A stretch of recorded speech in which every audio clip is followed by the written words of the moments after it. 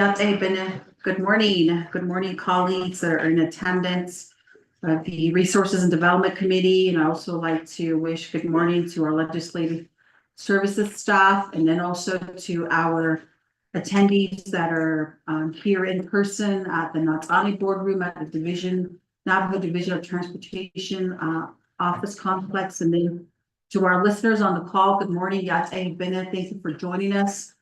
Today is a regular Resources and Development Committee meeting. Since we are still waiting for quorum, I'd like to go ahead and go straight to receiving reports, hearing from Division of Economic Development. Once we have one more colleague show up, we'll go ahead and call the meeting to order. So under receiving reports, we do have a report from, here comes Vice Chair. Okay, so we will, can you provide him some copies?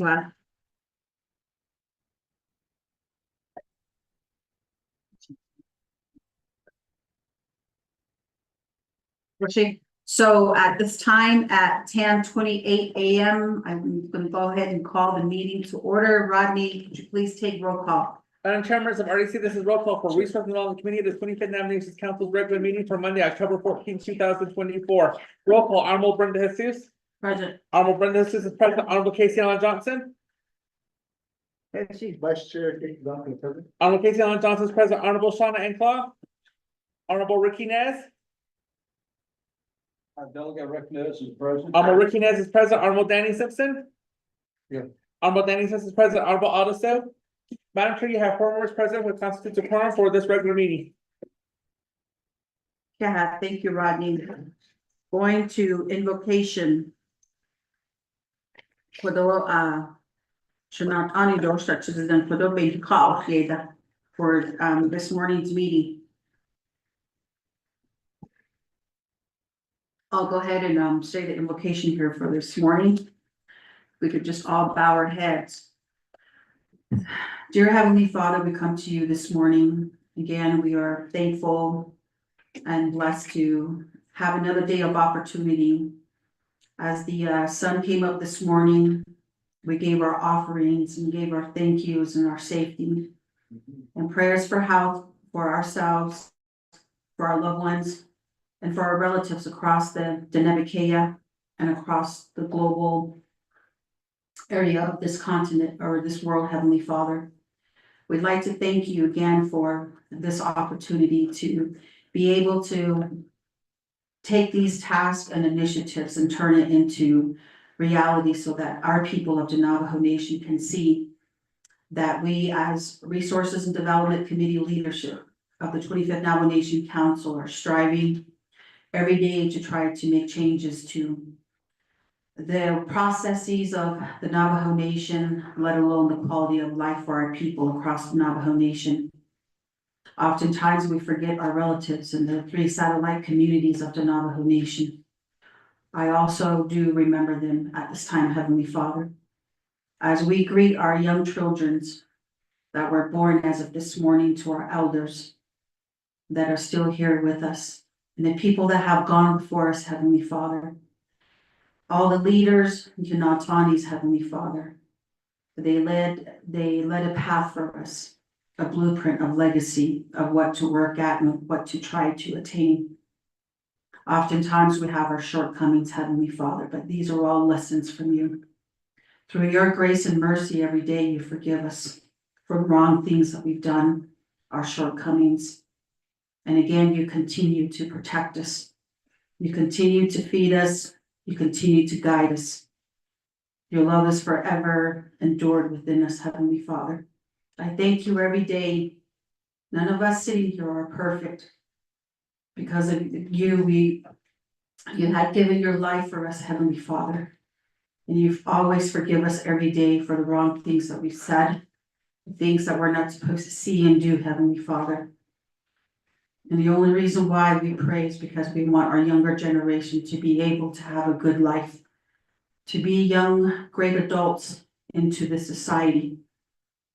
And again, as leaders, we try our best in every way possible to attain whatever needs of our peoples ask us across the Navajo Nation.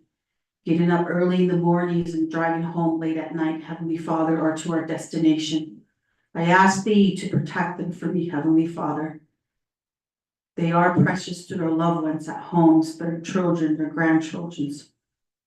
I ask that you continue to lead them on this path of what we call in the Navajo, White Corn Pollen Road, and have the rainbow Nazi-led protect every one of them. And to my relatives that are present here and also on the call, I ask the same for them, Heavenly Father. We're not looking to try to be the best at whatever we do, but we just try according to your delegation, Heavenly Father. Again, I ask that you protect us and have us move the Navajo Nation forward and have us as leaders of the three-branch government to Navajo Nation to continue to work together. Set our differences aside because we have the population of 400,000 plus that we need to try to come to where we can give them a better life, whether it's through economic development, community development, or even working with our enterprises of the Navajo Nation and trying to bring in more revenue stream to our people and remembering the basic fundamental human rights that our people are obligated and privileged to have, Heavenly Father. We also want our leaders up in Washington to remember this, Heavenly Father, that we as Indigenous people, as it is known today, we're here from time of memorial. Being in the fifth world, Heavenly Father, our ancestors had endured so much. Because of this, we want our non-native relatives to also understand and learn the path that we have taken. As we are resilient to be here today to say that we are Diné people and we continue to have this fight. The fight for our land, our water, and all the sacred beings that we are currently tied with through our culture and values.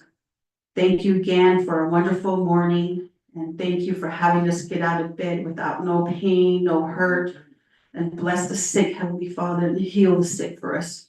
Feed the poor, and this I pray to you, as I am so thankful for my life, my loved ones, my relatives, and our relatives across the Navajo Nation.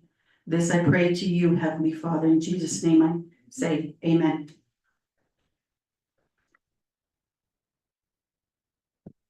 Going on to announcements. Do we have any announcements, colleagues?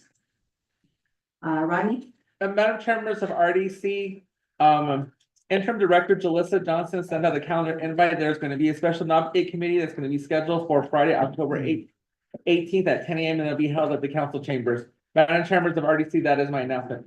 Thank you for that, Rodney. Going on to item 2, recognizing guests and visiting officials. And again, as per our agenda, we do have our workers from Division of Economic Development here that will be proposing the 5-year plan to Resources and Development Committee, hoping that this would be the final draft so that one of the members of the committee can drop the legislation.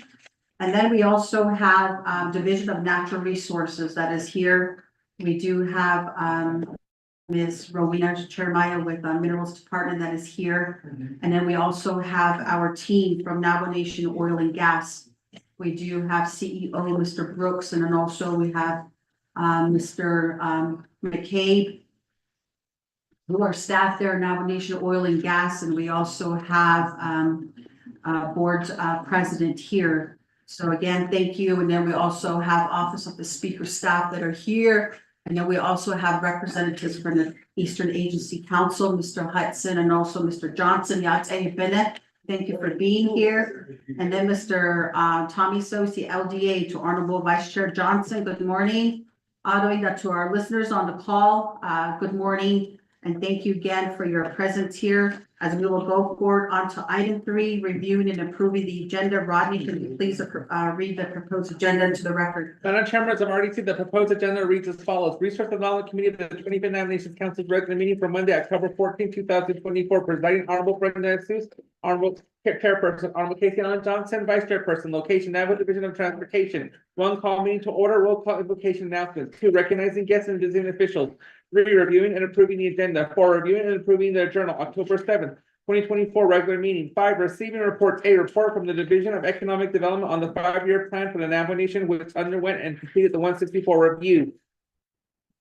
B, report from the Division of Natural Resources on the financial and revenues for the 2024 Navajo Nation Fairs and the memorandum dated January 22nd, 2024 on the transfer of the Navajo Nation Fair Office to the division itself, which includes all personnel, budget, operating equipment, and fairgrounds facilities. 6, old business, none. 7, new business.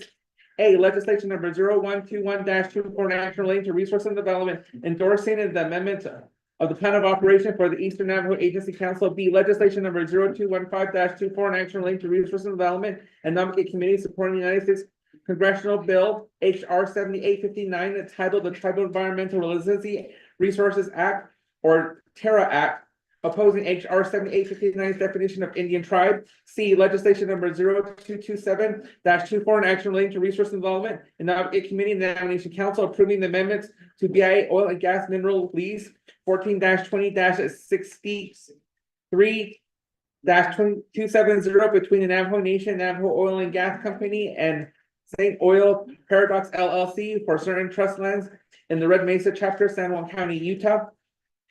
D, approving the change of location for the Resource and Development Committee's regular meeting on Monday, November 4th, 2024, from the Window Rock, Arizona area to the Navajo Agriculture Product Industry Headquarters near Farmington, New Mexico. 8, close the meeting, announcements and adjournment. Madam Chair, members of RDC, that is the proposed agenda running to the record. Thank you, Rodney. Members of the committee, may I get a motion? Motion. Honorable Chair Nez, may I get a second? Second. Honorable Simpson. Thank you, gentlemen. Members of the committee, do we have any questions or additions, amendments to the agenda here before you all? Honorable Simpson? Thank you, Madam Chair, and to RC. Yes, yeah. Also just online staff. Thank you. Good morning. I take a minute. Madam Chair, I'd like to offer a minute. Number one, we just change the order of the new business. And I'd like to see item C become A. Item A become B, and B become C. And now with along with my motion, I'd like to have to be considered first prior to the report. Reason being is we do have agents here. I think these are very simple legislations. And then I think that's the decision we could go to the reports. Pretty quickly. Question? That'll be my motion, Madam Chair. Yeah, thank you, Honorable Simpson. So, we do have amendment and we do have a motion on the floor, colleagues, where, under new business, item letter C is going to be the new letter A. Letter, A is going to be the new letter B. And the letter C is going to be the new letter B is going to be the new letter C. Okay. May I get a second, colleagues? Chair Ness. Do we have any questions on amendment number 1, colleagues? Oh, and then new business is going to go first, right? Yes, ma'am. Okay, so new business will now go on to number 5 of the agenda, and receiving reports will be the new number 7 on the agenda. So with that, colleagues, if no questions, going once, twice, we can go ahead and take roll call vote. Rodney? Madam Chair, members of RDC, this is roll call vote for amendment number 1, changing the orders under new business. Item C will be the item A, item B, A will be the item B will be the new item C, and moving legislation, new business up to item number 5. Honorable Sean Claude, how do you vote? Honorable Casey Allen Johnson, how do you vote? Vice Chair, Casey Allen Johnson, votes green. Honorable Casey Allen Johnson votes green. Honorable Ricky Nez, how do you vote? Votes green. Honorable Ricky Nez votes green. Honorable Danny Simpson, how do you vote? Green. Honorable Danny Simpson votes green. Honorable Otto, how do you vote? Madam Chair, that's 3 in favor, 0 opposed, and Madam Chair not voting. Okay, so motion carries for amendment number 1. Colleagues, do we have any additional comments or amendments at this time? Going once, going twice. With that, Rodney, I'd like to go ahead and take roll call vote on the main motion to accept the agenda. Madam Chair, members of RDC, this is roll call vote for reviewing and approving the agenda. Honorable Sean Claude, how do you vote? Honorable Casey Allen Johnson, how do you vote? Vice Chair Casey Ellen Johnson votes green. Honorable Casey Ellen Johnson votes green. Honorable Ricky Nez, how do you vote? Elder Rick Nez votes green. Honorable Ricky Nez votes green. Honorable Danny Simpson, how do you vote? Agree. Honorable Danny Simpson votes green. Honorable Odessa, how do you vote? Madam Chair, that's 3 in favor, 0 opposed, and Madam Chair not voting. Thank you for that, Rodney. So motion carries, and we do have an approved agenda here before us this morning. At our regular Resources Development Committee meeting for Monday, October the 14th, 2024. Going on to number 4, reviewing and approving journal. We do have October the 7th, 2024 regular RDC meeting. This was emailed out to us by legislative staff last week. So at this time, I'd like to call for a motion to accept the journal by Vice Chair Johnson. May I get a second? Honorable Simpson. Colleagues, do we have any question on the journal that was emailed out for October 7th meeting? Going once, going twice. Rodney, can we take roll call vote? Madam Chair, members of RDC, this is roll call vote for reviewing and approving the journal for October 7th, 2024. Honorable Shannon Cloud, vote. Honorable Casey Ellen Johnson, how do you vote? Vice Chair Casey Ellen Johnson votes green. Honorable Casey Ellen Johnson votes green. Honorable Ricky Nez, how do you vote? Elder Rick Nez votes green. Honorable Ricky Nez votes green. Honorable Danny Simpson, how do you vote? Green. Honorable Danny Simpson votes green. Honorable Odessa, how do you vote? Madam Chair, that's 3 in favor, 0 opposed, and Madam Chair not voting. Okay, and so with that, motion carries. Going on to item number 5, new business. We do have legislation 227-24. And we do have sponsor Honorable Chair Nez here.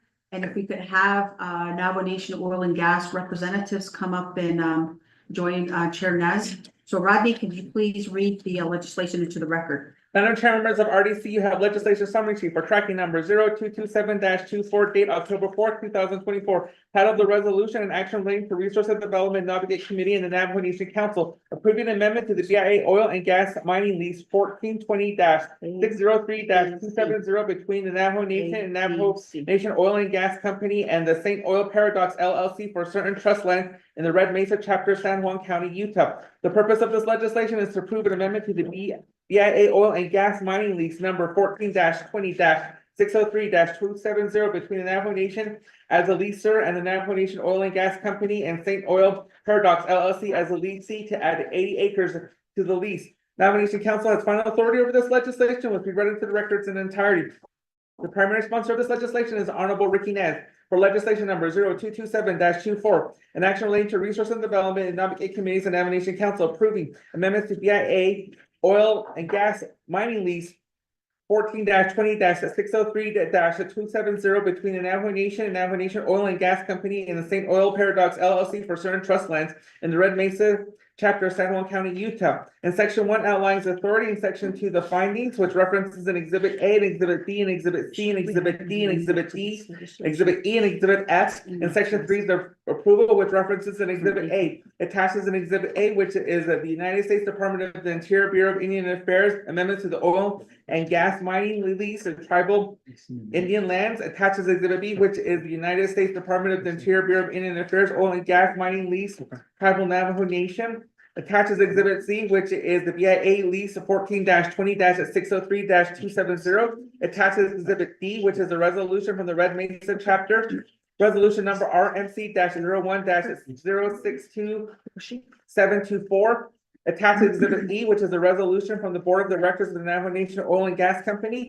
And attaches exhibit F, which is the executive official review document number 021798. Then you have the Internet Public Review Summary for legislation number 0227-24, sponsors Honorable Ricky Nez. This legislation was posted on October 7th, 2024 at 5:08 p.m. The comment period ended on October 12th, 2024. There was no comment supporting this legislation, no comments opposing this legislation, no comments or recommendation on this legislation. Madam Chair, members of RDC, that is legislation number 0227-24 read into the record. Thank you, Rodney. Colleagues, I would like to get a motion.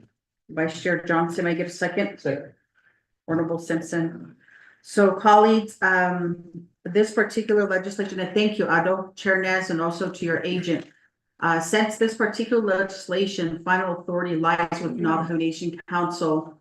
Since we just have an amendment that was also emailed to us, I'd like to go ahead and have one of my colleagues motion for an amendment to add the amendment to legislation 22724, and just give a little bit of time to Mr. Brooks and Chair Nez here. Would that be okay? Fukushi. Okay, so who would like to do motion, the amendment, Honorable Simpson? Madam Chair. I'd like to entertain a motion to add an amendment, and I believe, talking to the manager right now. Thank you. Fukushi? Thank you. So colleagues, we do have an motion by Honorable Simpson for amendment number 1 to legislation 22724. Rodney, can you read that amendment into the record?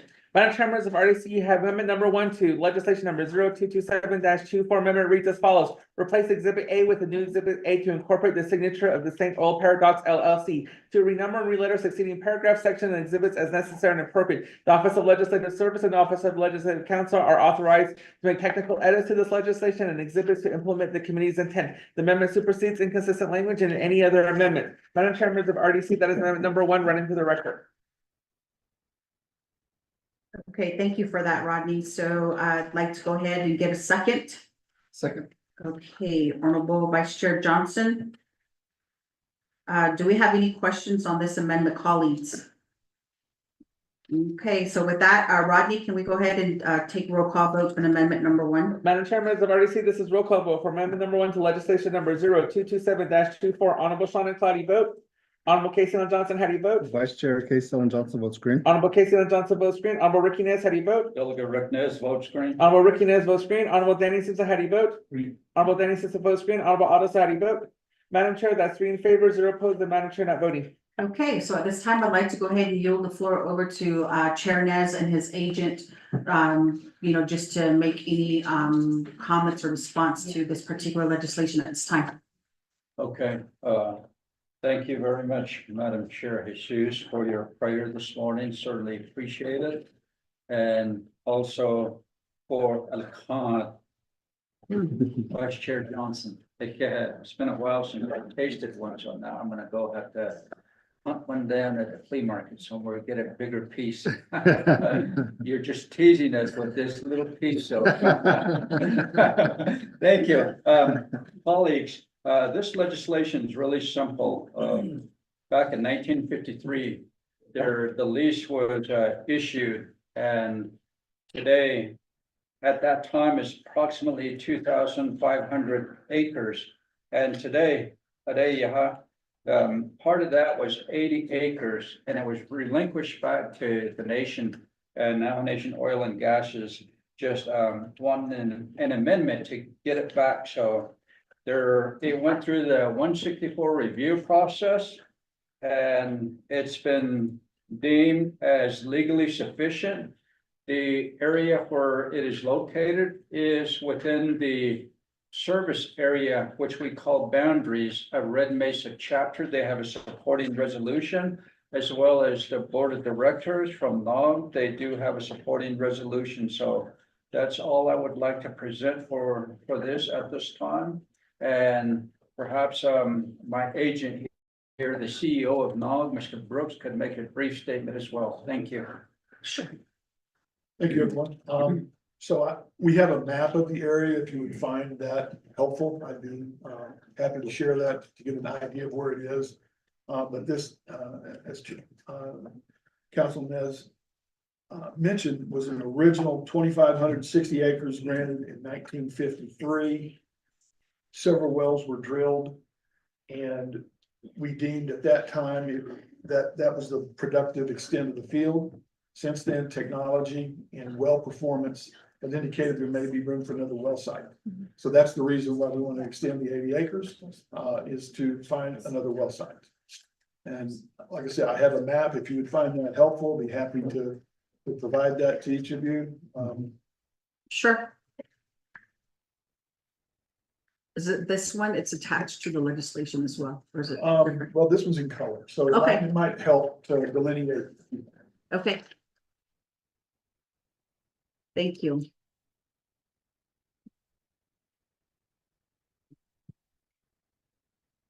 It's already in the packet, in the legislation. Fukushi, is that complete?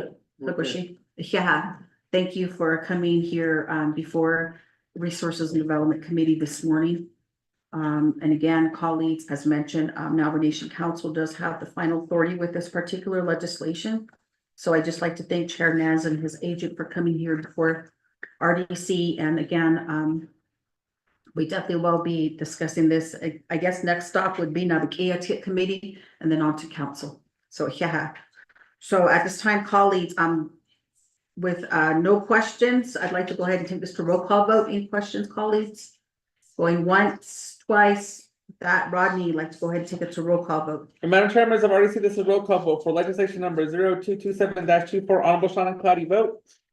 Honorable Casey Len Johnson, how do you vote? Vice Chair Casey Ellen Johnson votes green. Honorable Casey Len Johnson votes green. Honorable Ricky Nez, how do you vote? Dilga Ricknez, votes green. Honorable Ricky Nez votes green. Honorable Danny Sitz, how do you vote? Honorable Danny Sitz votes green. Honorable Otto, how do you vote? Madam Chair, that's 3 in favor, 0 opposed, and Madam Chair not voting. Hakoshi, so with that, motion carries. And again, next stop would be Nabakeya. So thank you, Mr. Brooks, for coming Thank you. here today, and then also Chair Nez. Yeah. Okay, going on to legislation, item B 021-24, Rodney, if we can please read the legislation into the record. We do have sponsor Honorable Danny Simpson. And I believe we have representatives from Eastern Agency Council here in attendance as well. So if you could please take a seat. Madam Chair, members of RDC, you have legislation summary sheet for tracking number 0121-24, date May 31st, 2024, titled the resolution proposed standing committee resolution and action relating to resource and development, endorsing the amendment to the plan of operation of the Eastern Navajo Agency Council. The purpose of this legislation is to endorse amendment to the Eastern Navajo Agency Council plan of operation. The endorsement of the amended Eastern Navajo Agency Council plan of operation plan does not waive the purposes, requirements, and authorities of the Local Governments Act 26 NC sections 1.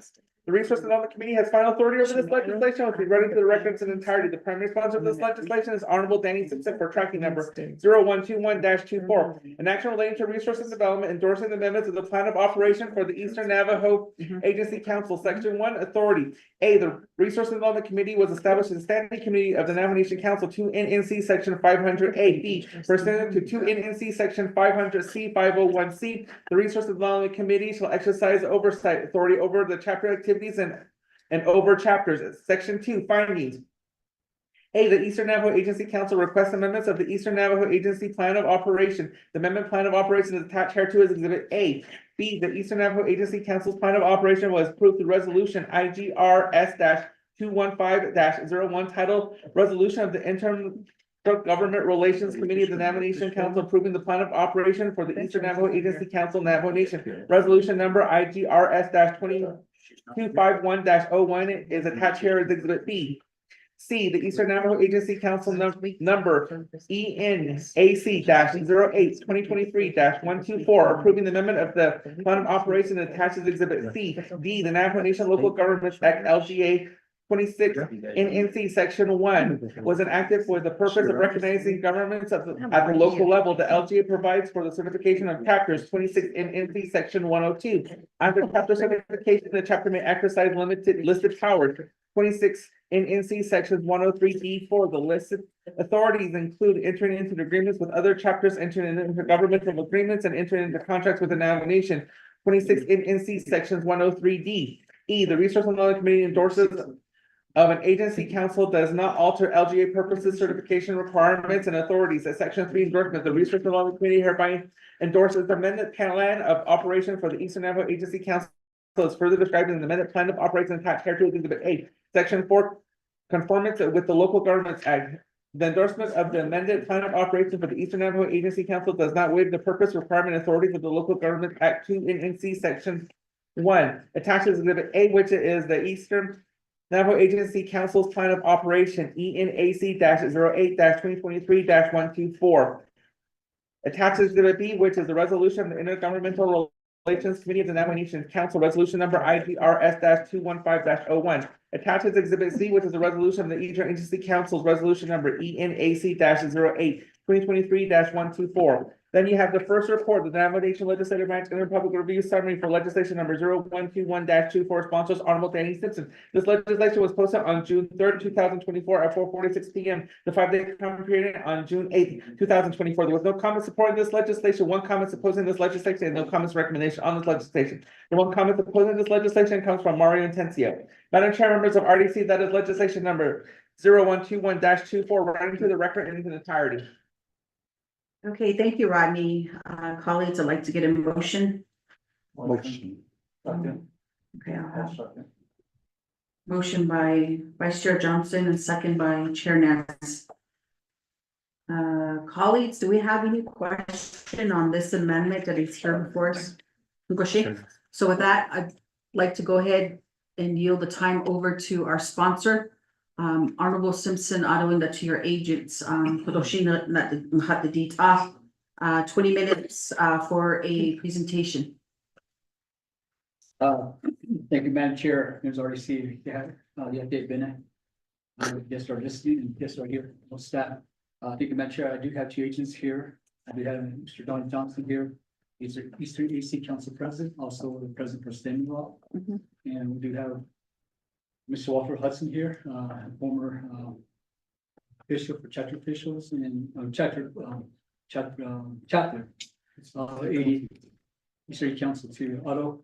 Yeah, not so Madam Chair, members of RDC, we have the East Basin Council officer that have been working on this along with Mr. Hudson here.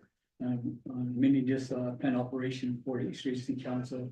And basically they have been at it for almost a year and a half. And Jeff just many proposed minutes to the East Basin plan operation. I did work with them to sponsor this legislation. Again, it's supposed to have gone before the RDC back in June or July. And there was concerns that were brought up by DOJ, Mr. Roger Brigade. And he brought some concerns that some of the amendments were needed some amendments.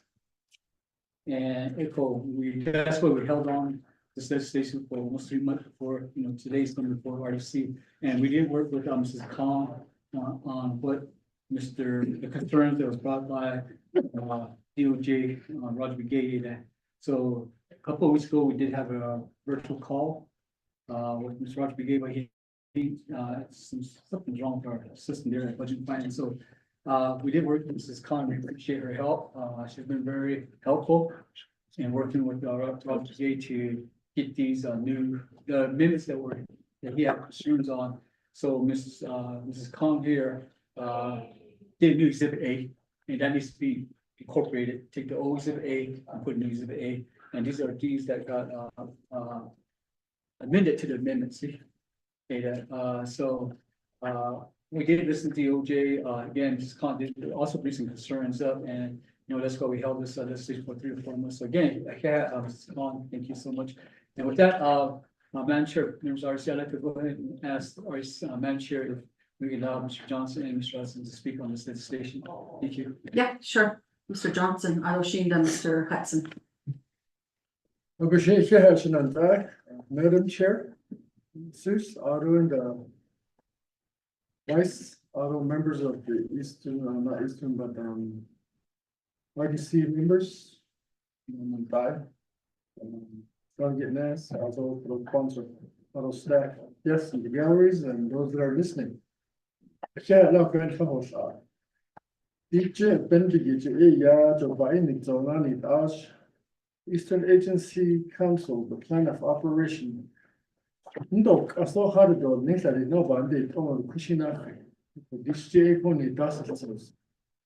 People had those next over and he cuts out over a yarn and eight of the heat. And yeah, over Niki, late 2000. One at ita TCDC though, yeah, RDC in the sphere. Ita in 100 is so though. The late Edward TBK in Haviji Kai like us speaking long. We updated with a lot of amendments to current leadership situations. Ado dati ben nasa, the other four agency, yeah, that itlago, do plan of operation banda do hamen. Ade yan hit update that it is that no idea. Eastern agencies comprise of 31 chapters and. And yeah, and yeah, title 26 piece. So I don't want to open it up and it's a lot of this. I'll be in it on this, though, I've been out of this. Check with others as across the nation, though. About 6 kids, everything, see them. Our common goal and interest is to benefit the Eastern Agency chapters and constituents. How we serve, how we work with all resources and all the stakeholders in order, every can. Dina khani dina tla la ben il tseldo shina ta tseldo dina tani il tseldo aro na ya het nakhan da hido het ya bet anda sti be mit indo pan sit do be na het ya bet ik niet sto de to da in hini kiri kon khabe la do ses Und unbekannt auf Asche, mit nein, Glieder, das eine Regel. Nach der Godo Naso. Hat aus, nicht.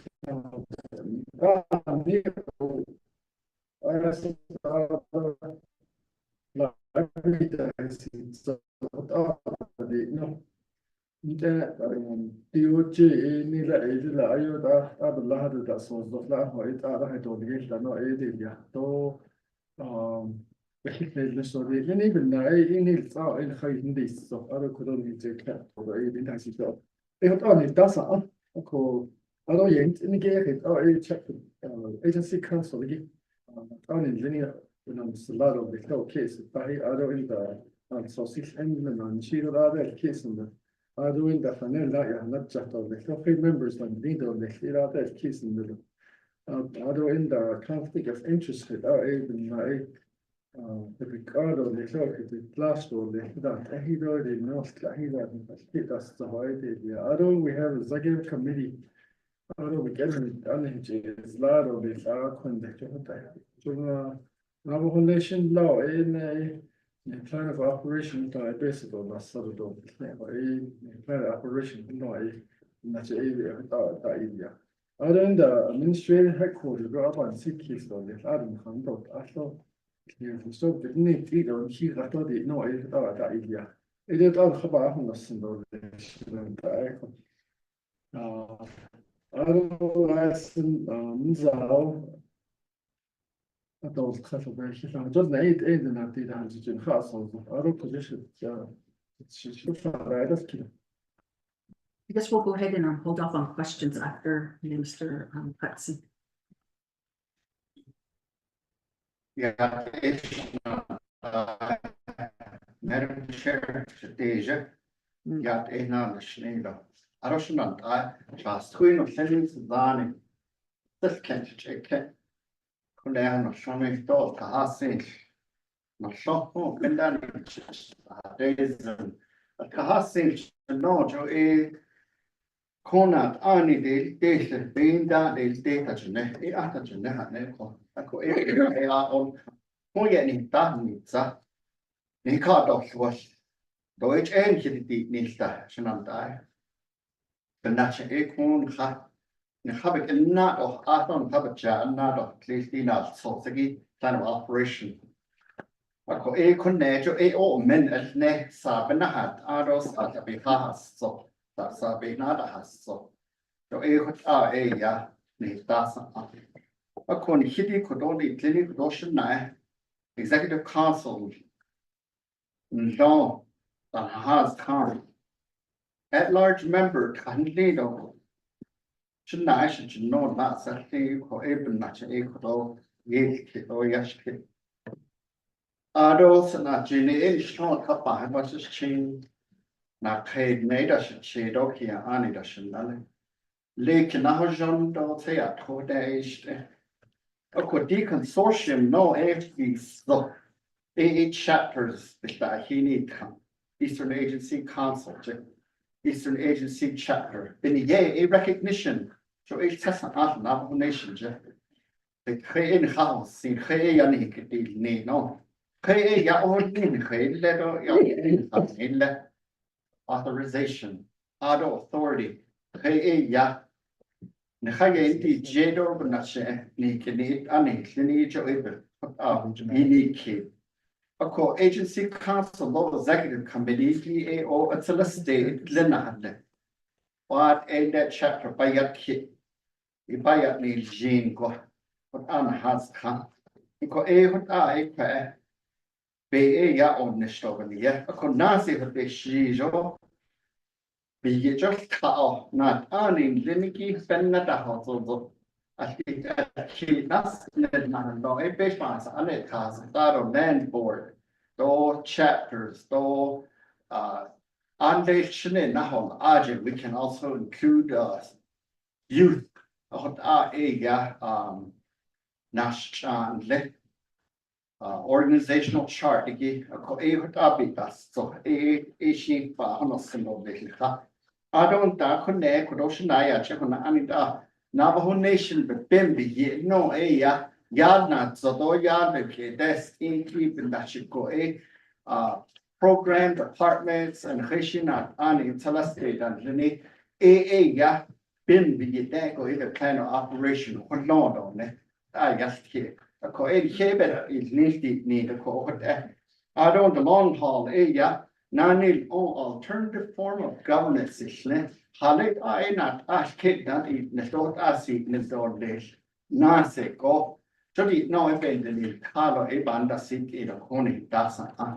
Ado Shanale Mrs. Khan. He kind of what by Hignitz and Doshland, I don't Ashkado, Mr. Simpson, Bishwas Anne. She based was under the respective community, though, yet is Jindan Hilla, Con or Lane has a lot here. I don't know, I saw here the dish, Con Tony's Colonis, only his stuff.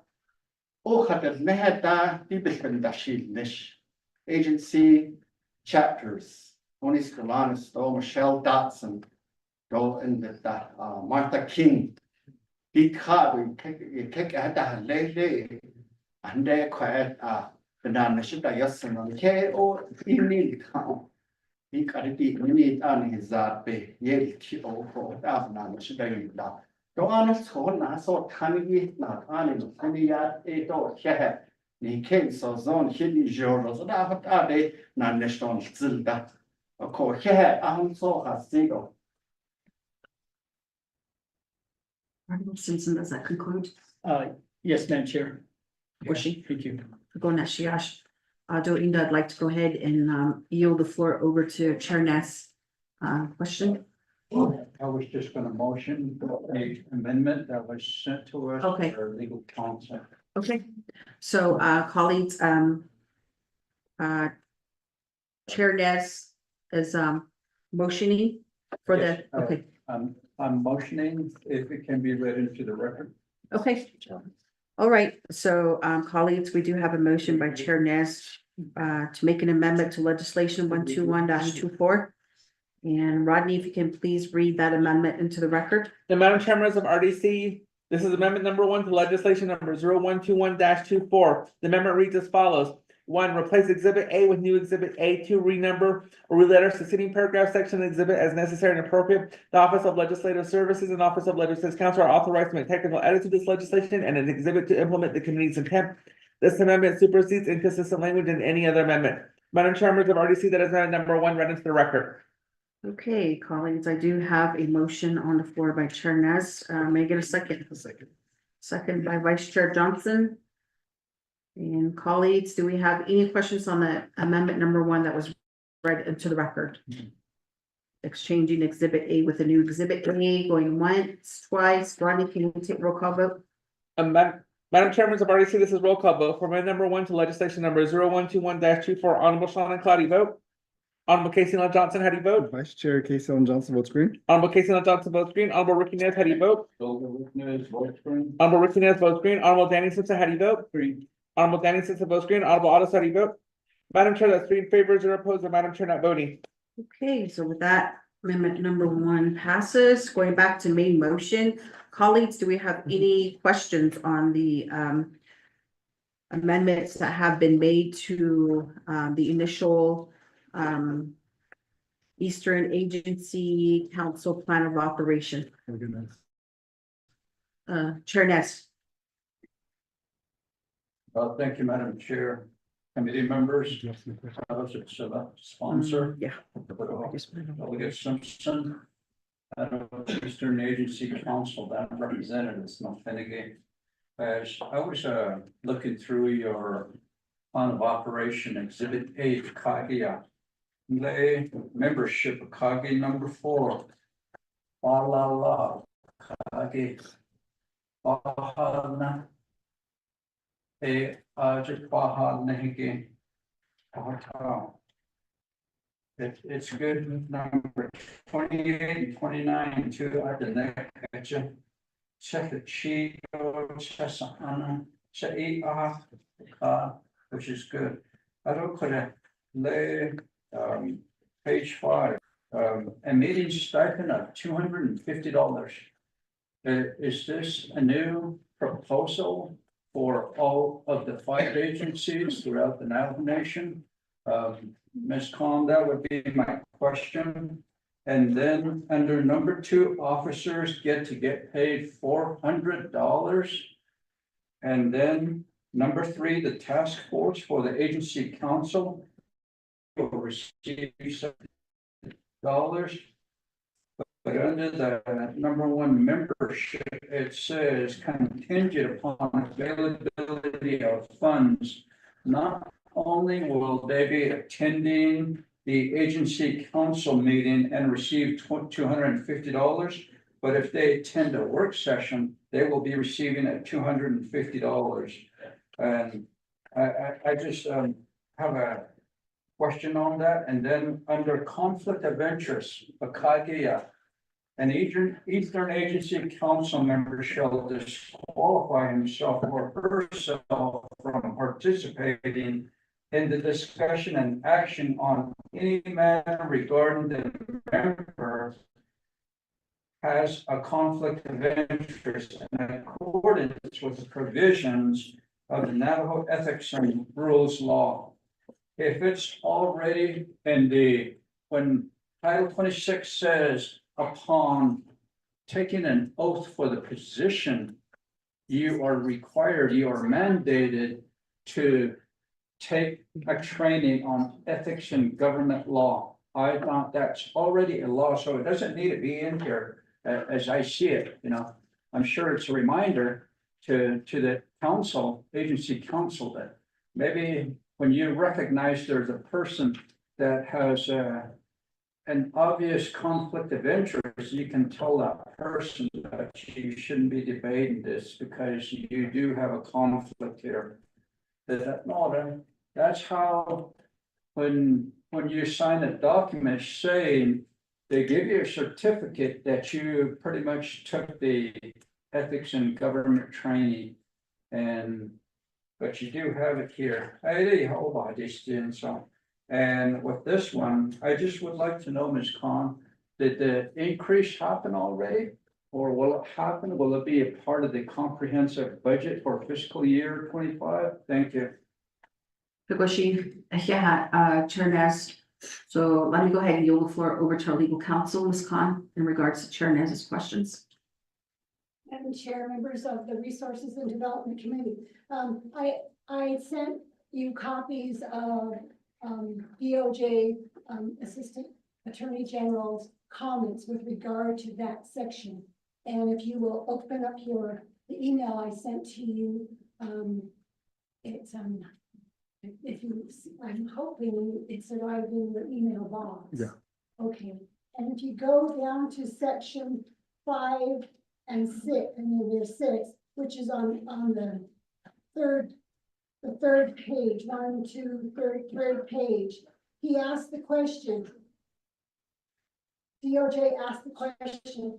Currently, the Navajo Nation Council appropriates $150 per chapter official for Eastern Navajo Agency Council meetings. There is no compensation for work sessions.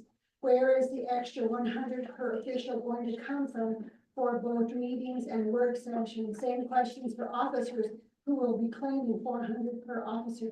Where is the budget for task force and special committee members? And so in answer to your question, the law hasn't been changed, and I would ask that question to Eastern Navajo Agency Council members, the question that is asked there. Because they're currently, as you know, there is no provision for that in the code. But in general, when you read Assistant Attorney General Roger Begay's analysis of this particular agency council kind of operation, you will see the same questions could apply to your own agency councils. In that he points out there is no statutory authority for agency councils. Yeah.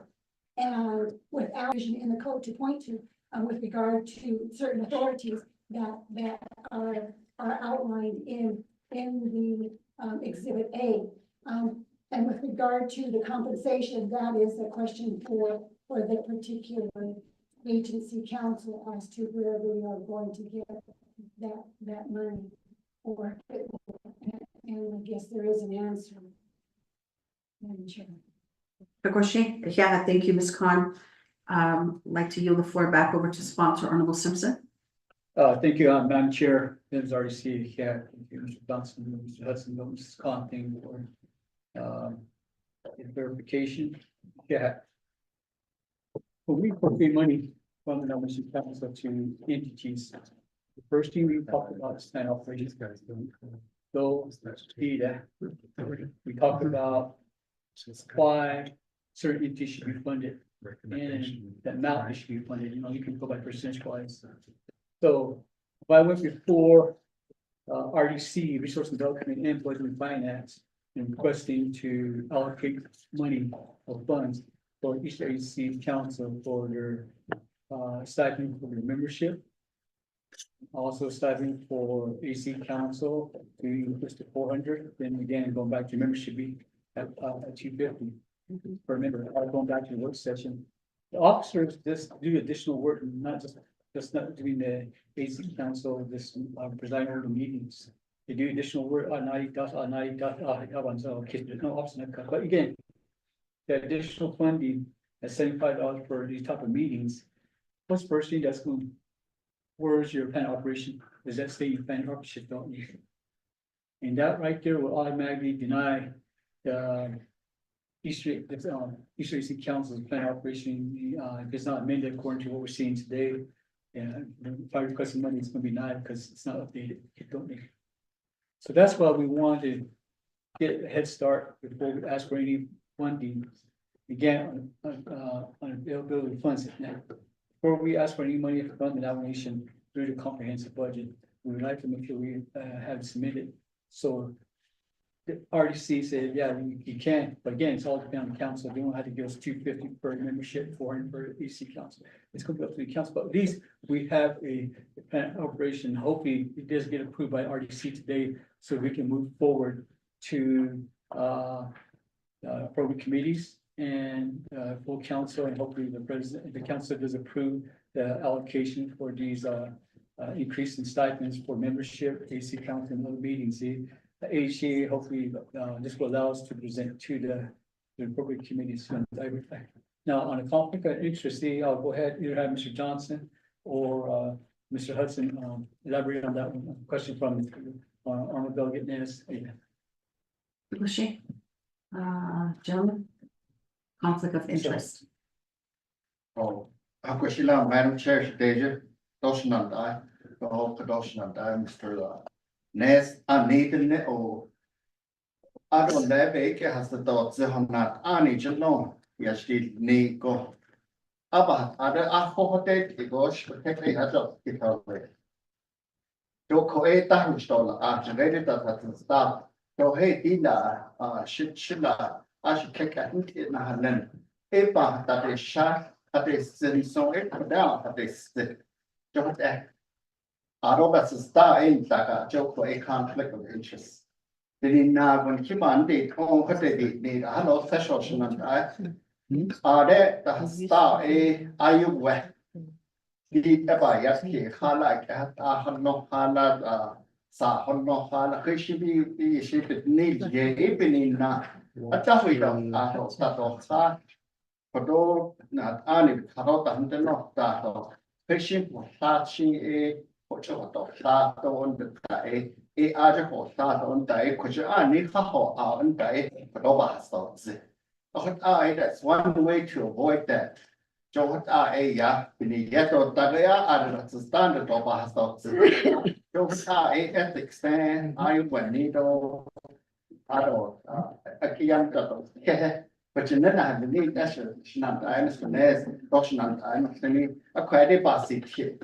Even yea, I stop. Oh. Ede what data? Agwashi, yeah, Ado San, which and none of Tanigi, Ado Ishto Nado Hida, Chairness. Thank you, Madam Chair, Delegate Simpson. I believe that, Eastern Agency Council is recommending some good things here that the other 4 agency could probably amend their plan of operations to increase due to the high cost of gas and, just their compensation. If, as a delegate, when I go to a chapter meeting or the agency council meeting, I get $300, but for the officers, they get $400, but the members of each of the chapter officials gets $250. I don't have a problem with it, but I think that it should be across the board, also with the other agencies, and how we can start working on that as a committee or as a council at some point would be great. So, thank you. I don't have any further questions. Agwashi. Okay, so at this time, I'd like to go ahead and yield the floor over, or the gavel over to Vice Chair Johnson, as I have some questions. Vice Chair? Thank you, Madam Chair, and this time I'll go ahead and give the floor to Madam Chair Seuss for questions. Agwashi, thank you, Vice Chair. Ado Inda Adoshanat Honorable Simpson. And also Kodon Mr. Johnson and Mr. Hudson Kodon Linigi. This is a real good intent, the purpose of this legislation here before us. And it does appear that Resources and Development Committee is the final authority. Akoko Kodo Eya, Kodo as Chair of Resources and Development Committee, the dynamics of issues that come before the committee is so diverse. And so reading here with the new Exhibit A that was attached, being your plan of operation. With Eastern Navajo Agency Council Administrative Headquarters, BACA, and we have to look back to our Blue Book Codes, Title 26. I'm just wondering, Ms. Khan, if this would have to require Title 26 amendments. The administrative service centers are bound to the executive branch operation. Division of Community Development. But here, under your administrative headquarters, it almost implies, or not most, but it implies that you are going to be the recommending entity to chapters now to work in accordance to any ordinance or laws that Eastern Navajo Agency Council where does that leave the administrative service center? And it's kind of to me, and then we have 4 other agencies. I know that when we initially first came in as 25th Resources and Development Committee, it was brought to our attention. Agency councils, the plan of operation, we need to develop one that would be ushering into, I'm assuming, under Title 26 amendments. It has to be an amendment under Title 26. Adonana, some of these agency, the chapters within the delegate region, I noticed they've been coming together, like the Gene region, and we got the Chiskai region through Delegate Vice Chair Slater. I know that then Delegate Honorable Speaker Damon, now Honorable Lester Yazzie, they got the District 6, they plan of operation, they let us sleep. I think this is still a very gray area for us right now. And so when it becomes the executive headquarters, since RDC is the final authority, should we approve this legislation today? Under Title 26, where I know you're gonna have a plan of operation, but where do you actually fit into that organizational chart under Title 26? I know you're elected official here. Quagga, that's where I'm trying to understand and how this is gonna work. Is this a time to kind of step back and say, let's have a discussion with all the other 4 agencies?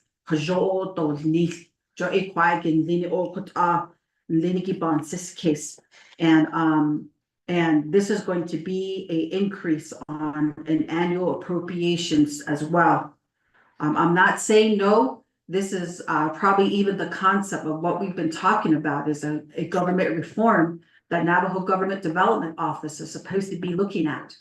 Because right now, I know RDC, Mr. Roderick Begay has emailed us, I believe 2 weeks ago or last week about Title 26 amendments. It's just very small just to fix the issue, but I think this is a government reform concept. I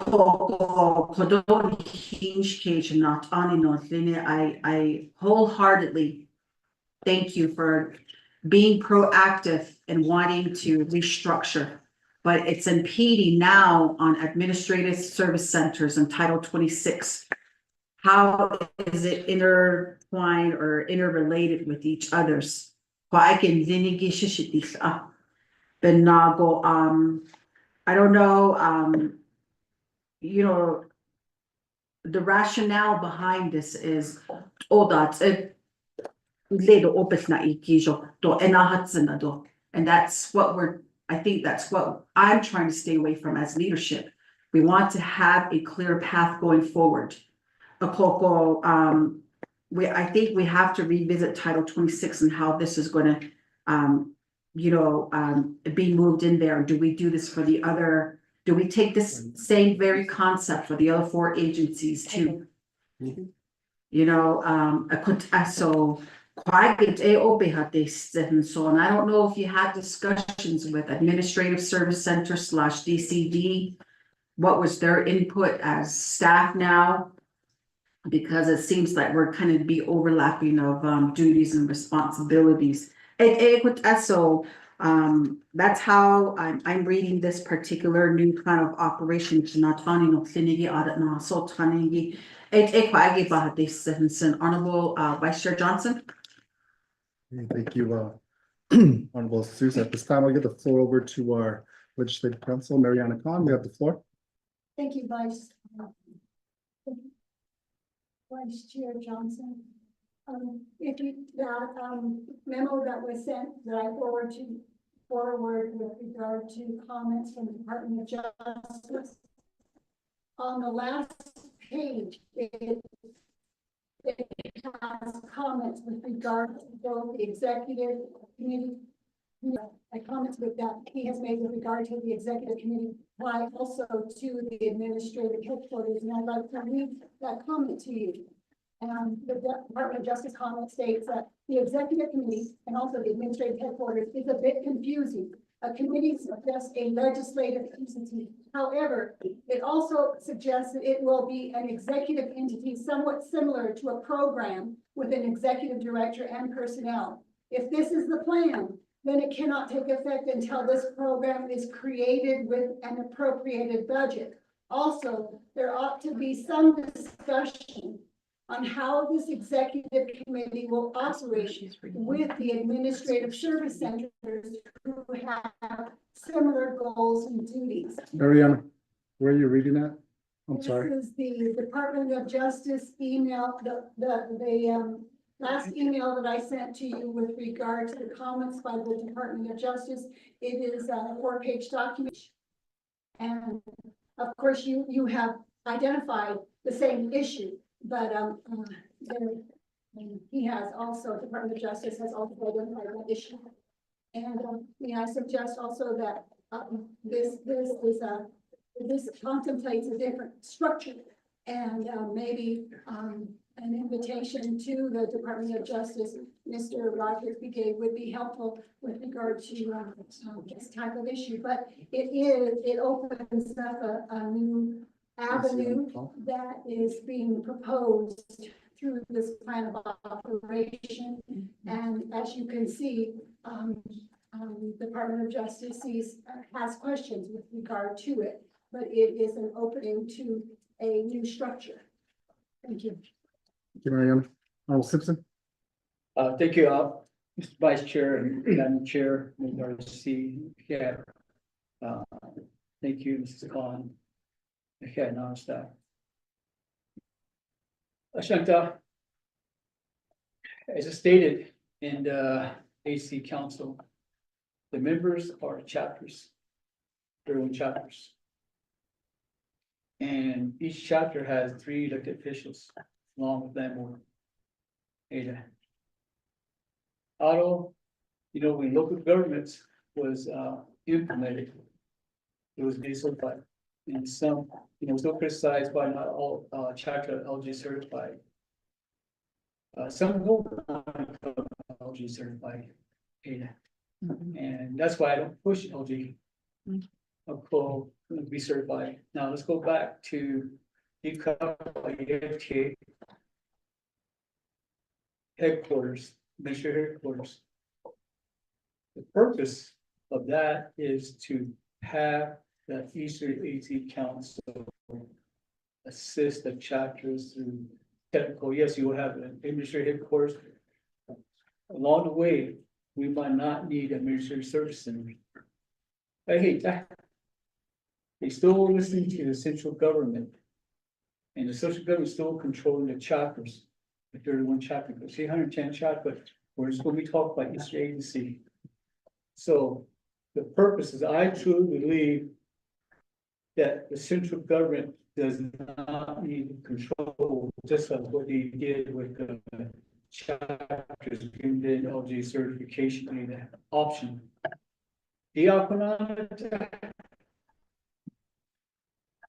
It seems like administrative service centers do not listen to the chapter official or the Eastern AC Council.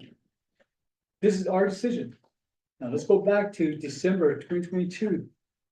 Division of Community Development amended the plan of operation 440 to administrative service center. They did the whole link cut.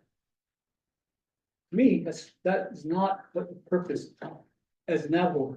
Navajo has been net with the whole link, and this is giving the authority back to the Eastern AC Council to assist the 31 chapters on certain technical issues. But at the same time, we don't have to go back to Eastern AC Council going through Administrative Service Center and saying, we're going to try to do this. Then they had to go back to their boss, Administrative Services. Then they go to the division director. But the decision can be made at this headquarters. Now, Roger Begay is saying this, where's our appropriate budget? We have to have an operation. Once it says it's okay to have this administrative headquarters, then we have to come up with a plan of operation for that again, Ada. So this is a small step. There's still a large step that needs to be done through this. So when this takes place, administrative headquarters, if he wants to get a plan of operation approved, it probably will be the RDC, will be the oversight, then we will ask for money once that plan of operation is in place. And is going to allow us to start working on it, It's not gonna start tomorrow. The administrative headquarters is not gonna start tomorrow. We still have a lot of work to do that's supposed to be implemented, but it allows us to start working if RDC approves it, hey, that. So we might say, okay, since we're gonna establish the administrative headquarters, now we don't want administrative service centers to do that. That might be okay with other 4 agencies. Hey, this is working for each agency. We like it. We want to go that route. But when it comes to making decisions to help them, I'll be next continent, yeah. The 31 chapters. That's why they elect the chapter president. That's what Eastern AC Council, 3 officers. But I've been on today. We have some very, very knowledgeable people like Mr. Hudson. He's a good writer. But what does he do? He does this on his own time to help out Eastern AC Council. To try to work things out to what administrative headquarters can do. I think we can move much faster, making no decision at the local level instead of going to the channel. Then talking about boss, then talking about, then it goes to the vision director, reading the data. So this is just a starting. There's still a lot of work to be done. Yes, Roger Gay, I had a lot of questions, but this is a small part. There's a lot of things that's still there. Administrative headquarters again, we will have to have a panel operation, how it's going to operate. And again, it's not, that's how we'll be asking for money. So we get the panel operation, but they are job of one of the panel operation, the amendment is the increase in staff is small now. So a the question, I hope that clarifies. I don't know if they want to elaborate on my response. Land status. Chair, yeah, man, I don't know, I don't. Ayana hotel Asia chapter, that's a star. Hana send by not a star. The very had the ne that okay go. And sunny lane, squee lane. Dear, should be Kihela Ashon, push it here, dog cars, shish it here, dog G. No, that's a star. Put out the star agents and say, push it and or later on. What we had to cut out, she had to gin the gas addition. Jinant I, on such case, le chapter the port Gothic area, the name shell ishni a young I don't know. Aquashi no in home. I should in home. A should is the never yet lead of it. Arian kid on that or Arden, I say card on it. I got here on Hata seed. Do I honest her? The Nen Hata is the little holden he came at Nastada. They Niheria Nijin on hit Ilya, Niheria kid on it. But I should take the sort of the get a cat, so than the hands should take. Ye in deep baby get it all chiefy. Deep a because we signing dot that, signing dot that in the yard. The sort of zenny a passit, a bite, a bunny, a budget by the art that has an at the Neheki. Hashet us at of Neneki. Bahamas Central. We hit chapter day, we hit chapter meeting day. Coordinator go us a chapter meeting day. He been not say Peter those legislation is luck. According to chapter meeting the Satada. AMS chapter meeting the Satada. Coordinator do AMS do agency council that on he can't not rada. According to half on this in the chapter that the Hanetia chapter that we can't on half of in Zunda under ASC, under local governments, under local government support center, yes. You don't on half of in Zunda. Okay, now he's Ziego. In fact, Cassie, like in Z. They saw it all quick, okay, then. CSC do AMS do did that. Set up policy and procedure, la it get out. I did check out. Now, the agency council need option. Need a ya partners nila api kiti sa dole. Api ya na kita chito show hey ni hot e dole. Pana hatte ki ni ayo sket sad pana hatte ki olye. Ye ki na nistore. He could CSC do AMS pana hatte ki no, ne. I don't know what he's talking about. Don't that we get tuned out. But partners nila api kiti sa option. Thirty nin kibane oh.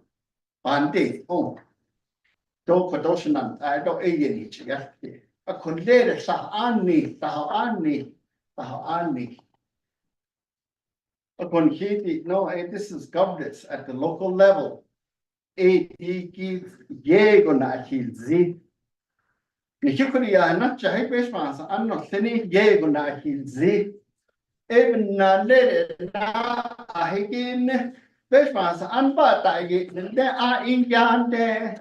See that miscommunication. Do kakudits in a dodo take it either. O if we see. Ne? Di kuja afat AMS to CSC ni hidon ka honzenda. Eben esnanda. Nan sa ani higi anke nana kerba hasi Local Governance Act 26.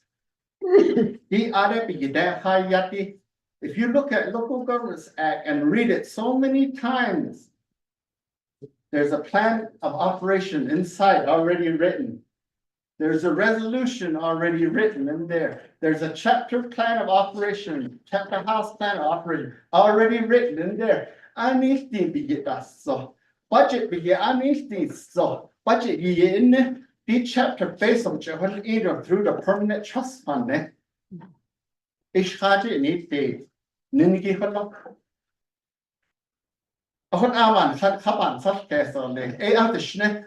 Bekadi Jadot on Hanan, Lagon Heart of Finchland, I can't. Yeah, Mr. Hudson, this time I'll ask my colleagues if there's any questions regarding this legislation. Honorable Seuss. Yeah, adanch natani sad nano planigi. Kodo ya di the Bakwinson there's a dichotomy right now. You know, between officials, chapter administration, ASC. I totally understand that, but it doesn't have to be. We produce that type of environment. It's very unfortunate. And the only reason why I say this is I worked at the chapter level for close to 12 years. Being a chapter coordinator of a non-certified chapter 1, we were supposed to get certified. And I totally understand Kodo, Honorable Simpson, my colleague. A lot of chapters don't want to get LGA certified because of the decentralization and how the Navajo Nation now is pushing them to be sustainable and viable on their own. And there has been a lot of concerns that have been shared by commissioners and chapter officials that are under certified chapter and they can't get decertified. We totally understand that, and I think that the discussion has been going to where how do we restructure to develop a very similar concept that is here before us through legislation 121-24. Oftentimes, you know, we sit here and just reviewing this information. I understand that it has been a collective effort for a couple of years to refine and delete and add new language provision in the Exhibit A document here before us. But as a leader, I caution you, Ashonda. We haven't heard from Administrative Service Center. I haven't heard, until now, the written concerns by Navajo Nation Department of Justice. And then Navajo Government Development. It's a Mr. Harrison Associates shop to say, okay, Resources and Development Committee and Office of the Speaker, let's come together and talk about a alternative form of government or government reform. I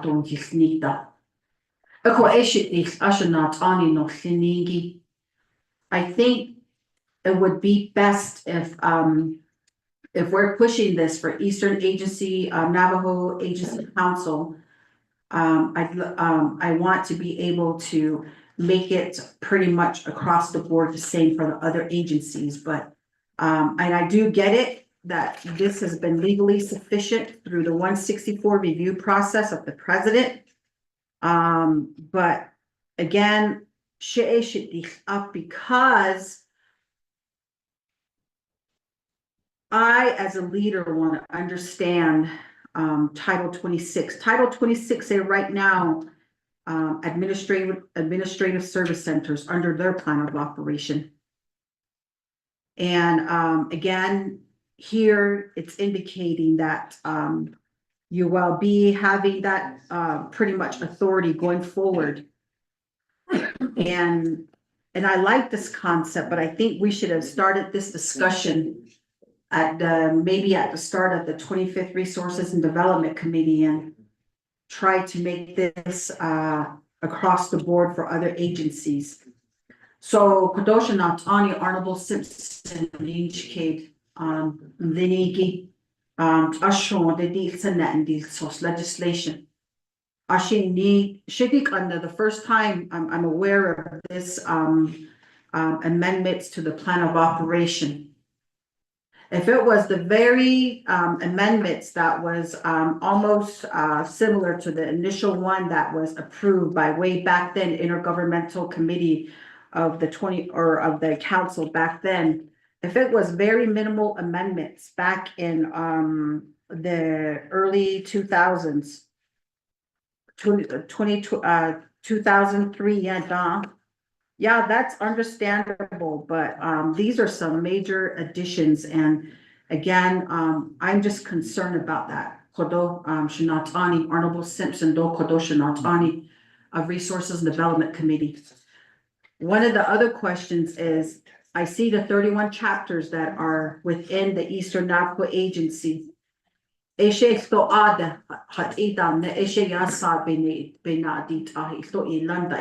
don't know.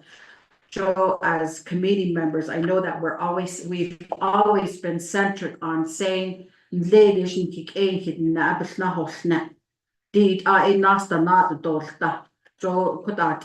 session this is going to be an amendment to Title 26, and that's what I'm concerned about.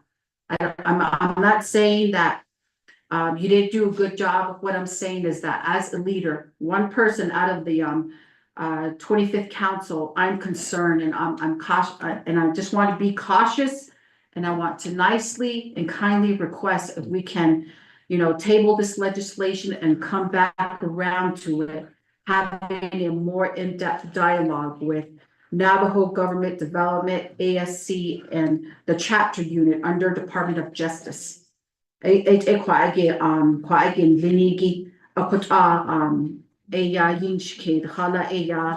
think we are going in a direction of uncertainty.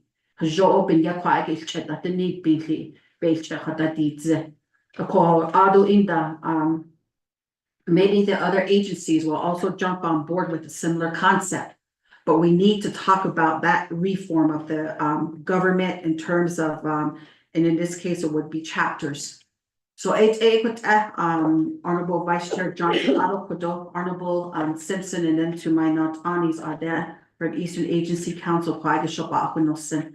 Kwaiga Shinnet, Shabi Ado, the Hojo Iliago, and later Ada, Hier wordt in not on in Austin nine give it up me. So it quite a shit this up. So I'd like to yield it back over to Kodo Honorable Simpson if you know, we could just reconsider Shanat Ani. Vice Chair Johnson. Thank you, Chair. So you were gonna make a motion to table this legislation? Well, I want to get a response from the Okay. triage, but the Honorable Simpson. Okay, give the floor back over to Honorable Simpson and his agents. Respond. Thank you, Madam, thank you, Vice Chair, Madam Chair, though, members of the seat, yeah. Stage.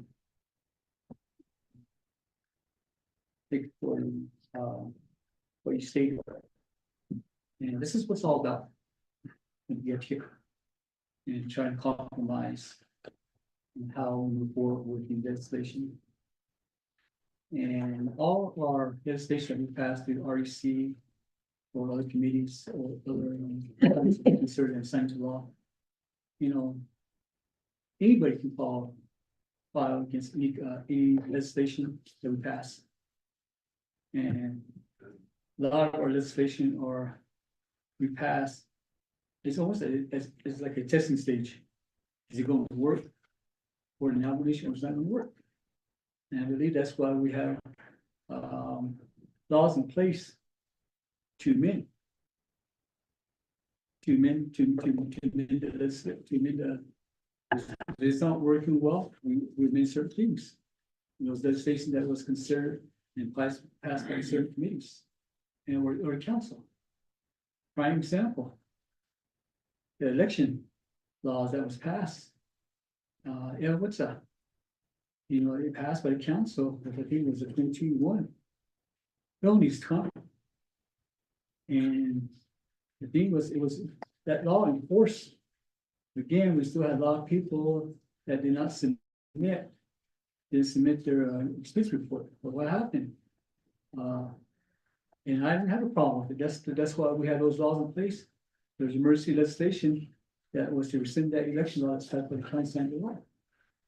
That's the thing that we have in place. And it would go South Florida. That's it. That's what the law allows for council delegate. If he or she think it doesn't work, they can sponsor the legislation to amend it or rescind it or something like that. So it was also Florida.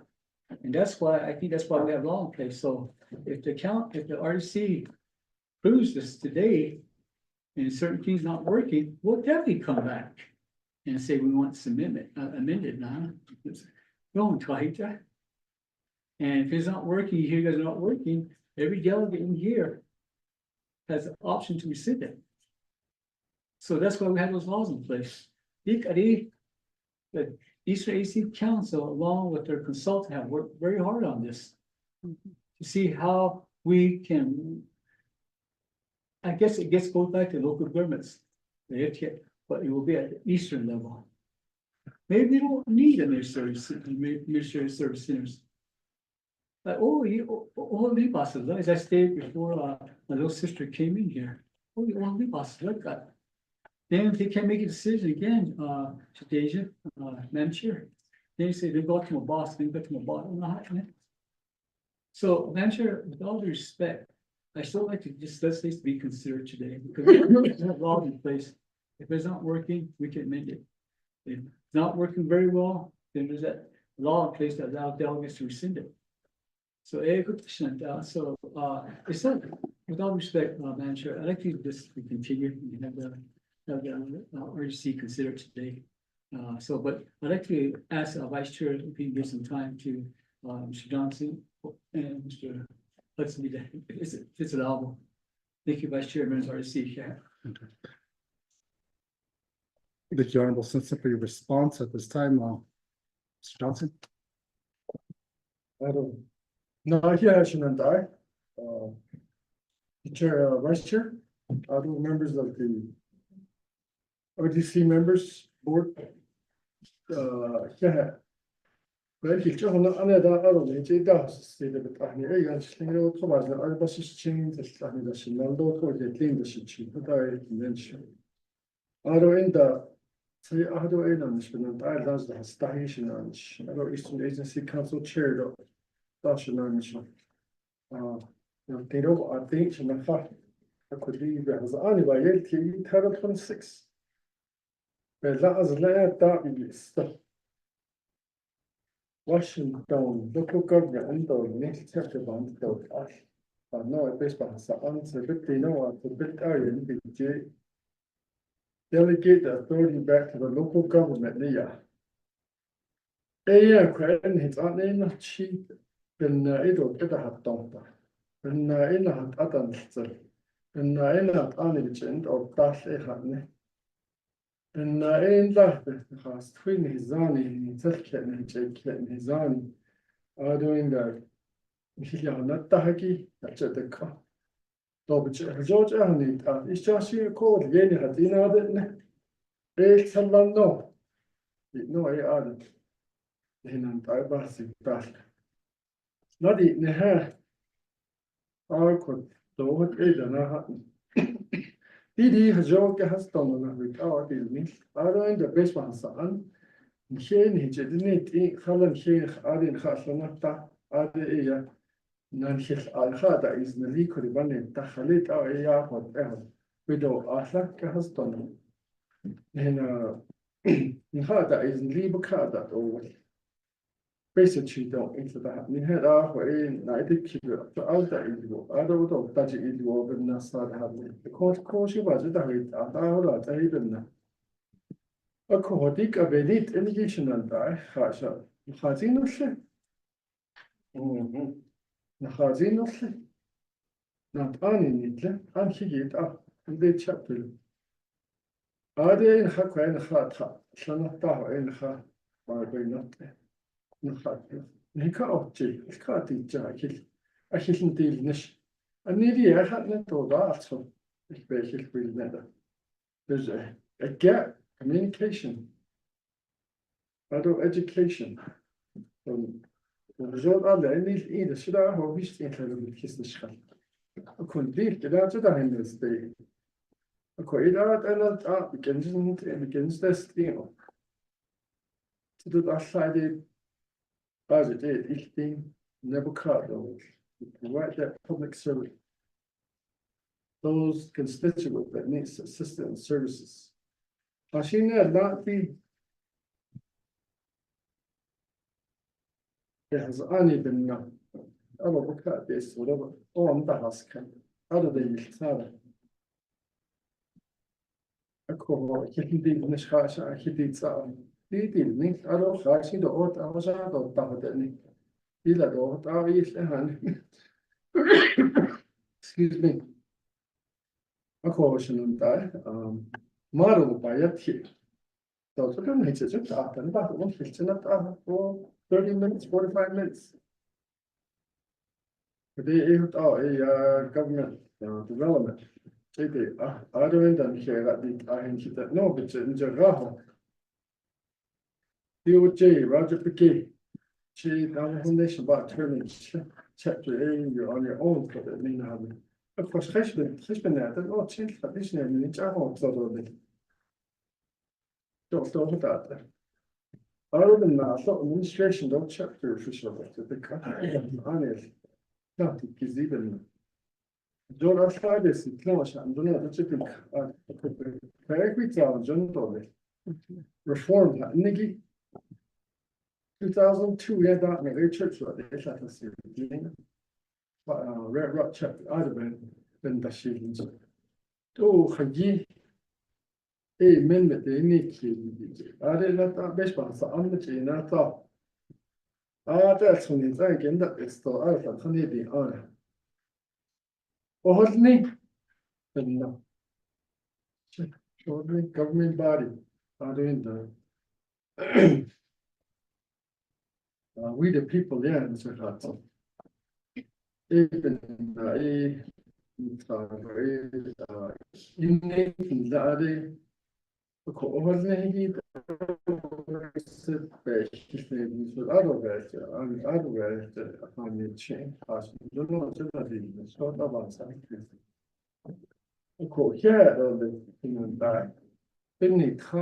model iliavo. Het edolis. No, wel af het George de ding. Een model was freedom in de jet. Ook dan ja. Een model jet het nog nog dat je zo keer het zo wat chender jet dat. Kijk het je die level. Dat moet echt ja. Het ouders is misschien dus misschien zonder hebben. Ook hoor. Ja, het wordt zelfs deden. En dan bijna had het gaan niet. Ik doe niet in. Op de kaart of je had kaart die je ik ga naar de schilder niet. Adop best op een night ik kiddy. Had in de dood gaan niet. Nee, best op een. Oh jeetje, verloren. Maar dat ga ik het uit. Dat zal je beetje goed. Ook hoor. 2004 ja dan TCC. When I did kiddy ben dat 250 agency council. Plus the board members, but yeah. I tried one physical in the little bit as I would had 150 in the years. You die based on the army and the jail. It is on there. I don't stay with it. 150 then he just like. The 100 is I don't need to. It's not they don't have that excellent type. Also, single. Even that area members behind. Although you're kid for that. Ik was een zin. Dan hier daar met je daar bekeken toch. Ja, als de voor je daar wat aan dat in die dans. Als het aan het long gaan ziekjes als kaartje. Let's have respect in regards to our leadership and support each other and wish each other the best for our constituents and doing our government services, and it's not cheap. We have to spend some dollars to do that, and I think we can achieve that if we're all in consistency with our concerns and as well as our recommendations, and move forward to better our Navajo Nation government at local level. Audit local government, and on the agency that run that area. Data. I'll tell you how the Canadian hospital. Sweden is running down his loft soil culture. Yeah, the left and the basically at the channel in the quite chapters are not the many not so. So she not die. Did that open city so she had all this Korea. He need to yes. Okay, thank you, Mr. Johnson, at this time, Honorable Simpson. Thank you, Mr. Vice Chair, Madam Chair, and Garcia, Cecil Khan, yes. And we talked about the 4 other agencies. And when we talk about 13 laws, they're all different. And it's something similar comes to RC, I'm going to support it because I always support, taking certain things from central government to the agency level where they can make decisions. I support that. I think it's just something that we cut the red tape with bureaucracy instead of come all the way to the central government data. So the 4 other agencies come with similar to the plan operation and taking certain authority from central to agency. I don't totally support it. Any kind of judicial data. Then DOJ out in last week, never yet hit that. And during the work session, certain address issue. Something about DOJ. And I said the same thing. That's where we're at with these ARPA funds. We're in that situation where how we spend the rest of the money. Because DOJ has been saying to us in 24th council, no, you can't do that, get it legal. And to this day, we're in mid-October 2024, and we have to go by November 1st. That's what I'm talking about when we go DOJ. But I still respect DOJ. That's why I held off on this legislation since June had done. And to work with Roger today, and again, thank you so much to also Ms. Quinn, and again, thank you to April, not April, Mrs. Khan, Ada. I say competition, so I listened to Mrs. Khan to say, let's work these things out, let's see what gets certain minutes done. And that's how we came up with Exhibit A, Nana. So the opening, I just say, no, I'm not that evening. And we work with DOJ as much as we can to get that new Exhibit A in place, what we amended today. to incorporate new amendments. So again, we just had to, we can do so much with Department of Justice, and sometimes I disagree with them, but I still like to work with them. So I get that from here to incorporate Exhibit 8 and what we've done this morning. So again, for the agency, if they want something similar, what we're proposing to REC, I'm gonna support it because it gives authority for the central government back to the agency. So thank you, Mr. Vice Chair, all members of REC. Yeah. Thank you, Honorable Simpson. At this time, I'd like to take it back over to the REC committee for any questions or comments. Honorable Chairman Ness. Thank you, Vice Chair Johnson, committee members. I really don't have a problem with it because, the Title 26 here, the establishment of this kind of operation, it pretty much, says that in this section 103D4, that the Eastern Navajo Agency Council is formally recognized. They were recognized, and back in 2000, they amended it. Back then also, 2001 in April, they amended it. And it doesn't seem like there was anyone that objected to it. It was amended back then. So they're amending it again to work with it better, to ameliorate, but what it is that they do, how they operate as an agency council. I used to be the agency president of Northern Agency as well, so I understand what it entails. And we're talking about adults here. You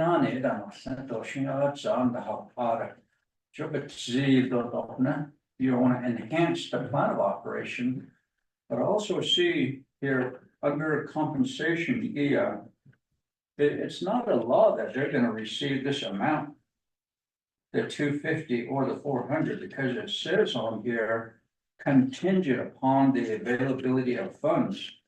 Both areas, number 1 and number 2, it says that contingent upon. Even though we approve it, that doesn't exactly mean that they're at the next agency meeting, that the officers are gonna get $400 or the membership $250. It's not gonna happen because the money's not there. It hasn't been a part of the comprehensive budget yet. So, to me, I feel, they let us know at Northern Agency Council that they also have their plan of operation ready to present. So I believe Eastern is also different because they have different land statuses over there.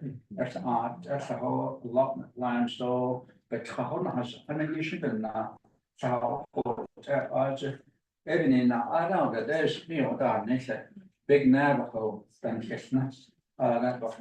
So to me, I feel like if this has been amended before in 2001, I don't see any other documents explaining or saying anything, whether there was what the votes were, but it was a very simple amendment.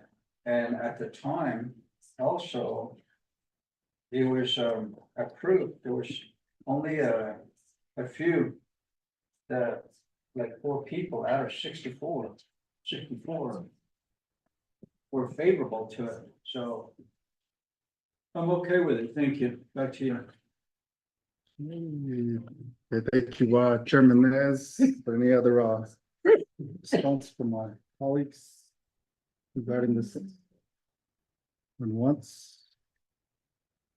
Madam Chair Seuss. The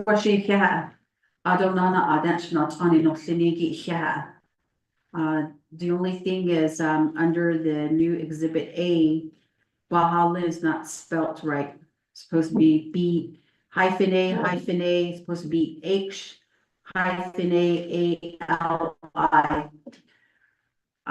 So just thinking about, the diversity, the complexity in general, I think it's been far too long that we talk about these changes. We never really sit down. Maybe this document will now get to that ship sailing in the right direction. I think, in terms of, really starting the dialogue between legal counsels from the executive and legislative side and finally having Office of Navajo Government Development to move along with ASC. I know it has been a big struggle with the Administrative Service Center. 24th Resources and Development Committee had made amendments and approved their plan of operation to where now the SPPS can act as the acting chapter coordinator, and that is creating a lot of issues. Ako linigi oban sis keso. Actually, ninde that you got you executive side. Put on linigi AI it put asar. The funds approved via comprehensive budget. But this is where I'm hoping, if Resources and Development Committee takes action, now that paradigm shift will happen. Now we will have the real discussions that we've been just waiting on for so long. And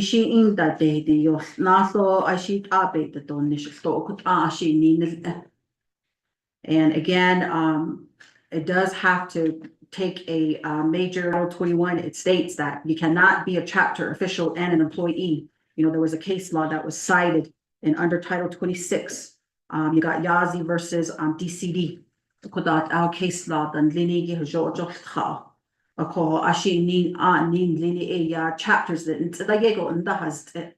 I'm going to use my chapter, St. Michael's chapter, as an example. They're always putting articles in the Navajo Times, and they've got over $1 million in their discretionary assistance, but ASC is saying no. I have to go visit these folks' homes, take pictures of them. They live in dilapidated, unsafe, unhealthy homes, and they got little kids living in their auto. I compile my evidence and take it back to ASC. Is this enough evidence to show that you can help with emergency housing discretionary assistance? This is the reality out there. So I totally understand it, Mr. Johnson and Mr. Hudson. And again, maybe now is the time that we'll start moving this, forward. It's gonna open eyes, where all this time it's kind of been just, we talk about it, but what have we done? So again, I am in support. I think it's for far too long that we've been talking about a government reform, and maybe this is the first step. So it has to be, you have to be bold and have a lot of courage to do something like this, Arnold Simpson. So that's just the comment that I wanted to make, Protect Chair. Yeah. Thank you, Madam Chair. Roll call. Thank you, Vice Chair, and then thank you, Shana, Honorable Senator. So after reviewing the plan of operation, I think that with the comments that are made from DOJ, and one of them is that according to Navajo Nation law, all councils, which is like Chinle Agency, Northern Agency, and then Eastern Agency, they are under no specific entity or branch of the Navajo Nation. So that poses as the first problem, which then brings up other issues like the statutory role. So that's another issue that will come up. And then also looking at this, it would almost be a duplicative process as the LGA process. However, the councils are not to bypass the LGA process.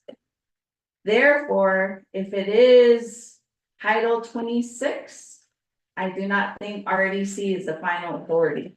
And so that's where I want to get a legal opinion from our attorney, Mrs. Khan. And I do think that, Council? this would have to go before all of council. Since we are saying that we want to put into compartments all of the councils, I am in favor of that. Because I think that all councils do need to have a place in the government. But right now, they're not being recognized under the Navajo Nation codes. So that's the first issue I see. And then we have to clearly define your role under Title II.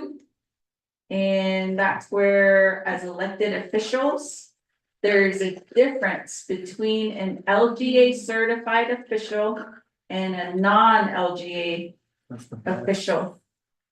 So within here, a non-LGA certified official cannot have the same weight as an LGA official. And I believe DOJ does clearly make that differentiation. So then the membership will also come into question as far as the agency councils, because not all chapters are LGA certified. So therefore, that will pose another legal issue. In addition to that, it's just the role of councils were to regionalize. Right now, RDC is looking at the 4 modules of the Navajo Nation government and change of government reform. So I could see where councils could fit into one of the models, and that's where these councils, you did regionalize. So out of your 36 chapters, the other thing that would come up is your quorum. If you're utilizing the 3 officials per chapter, then right now your quorum requirement is not based on your chapter ratio. So that's really, your current quorum is not a true representation of all of your chapters that you have listed. So that poses another question, in how to conduct meetings, regarding the quorum. And then that also affects your Navajo Nation, I guess your LGA, because in there's quorum requirements. So that's another issue that I see. In addition to that, there are also other things that need to be considered. And that would be, as we stated, the function of the organization. If it is to grant authority to enter into intergovernmental negotiations, then I think that would have to be outlined, and that's where it becomes statutory. But if you're not recognized under Navajo Nation laws as being an entity of the government, then you really have no authority to have statutory rights. So these are all of the issues that I see, and I do see a need for a work session. I do see a need for DOJ to be present. And I do need a legal opinion from Mrs. Khan to see if this requires at least a Nabik kit, since it does affect the child. And the reason why I bring this up is a few years ago, I sat as a vice president for my chapter before becoming a council delegate. And these were all of the issues that were presented to us at our agency council. And that the way that it was explained to us, whatever resolutions that were presented from the agency council, regardless if there was a vote, it was almost as if it were non-existent. It was just a recommendation, similar to just a, I guess, I don't wanna say like the chapters, but in that sense. And since it does affect 36 chapters, and this is almost government reform, it requires public forums to be held with public education in both Navajo and English. So that's and I don't know if that was done. And that has to be recorded and entered. So those are all the issues. I'm sorry to be the person to bring these issues up, but I just wanted that to be food for thought. Because I do want this to be done correctly, and I do want to follow the lead of Eastern Agency, because I do want Central Agency and all of the agency councils to follow and also to be a legitimate entity of the Navajo Nation. And that's the only reason I bring that up. So with that, Vice Chair, I will go ahead and turn it back over to you if you have. Thank you, Honorable Clark. At this time, are there any other questions regarding this legislation? There is none. Honorable Simpson? Thank you, Vice Chair, Madam Chair, Ms. RC. We're missing two things.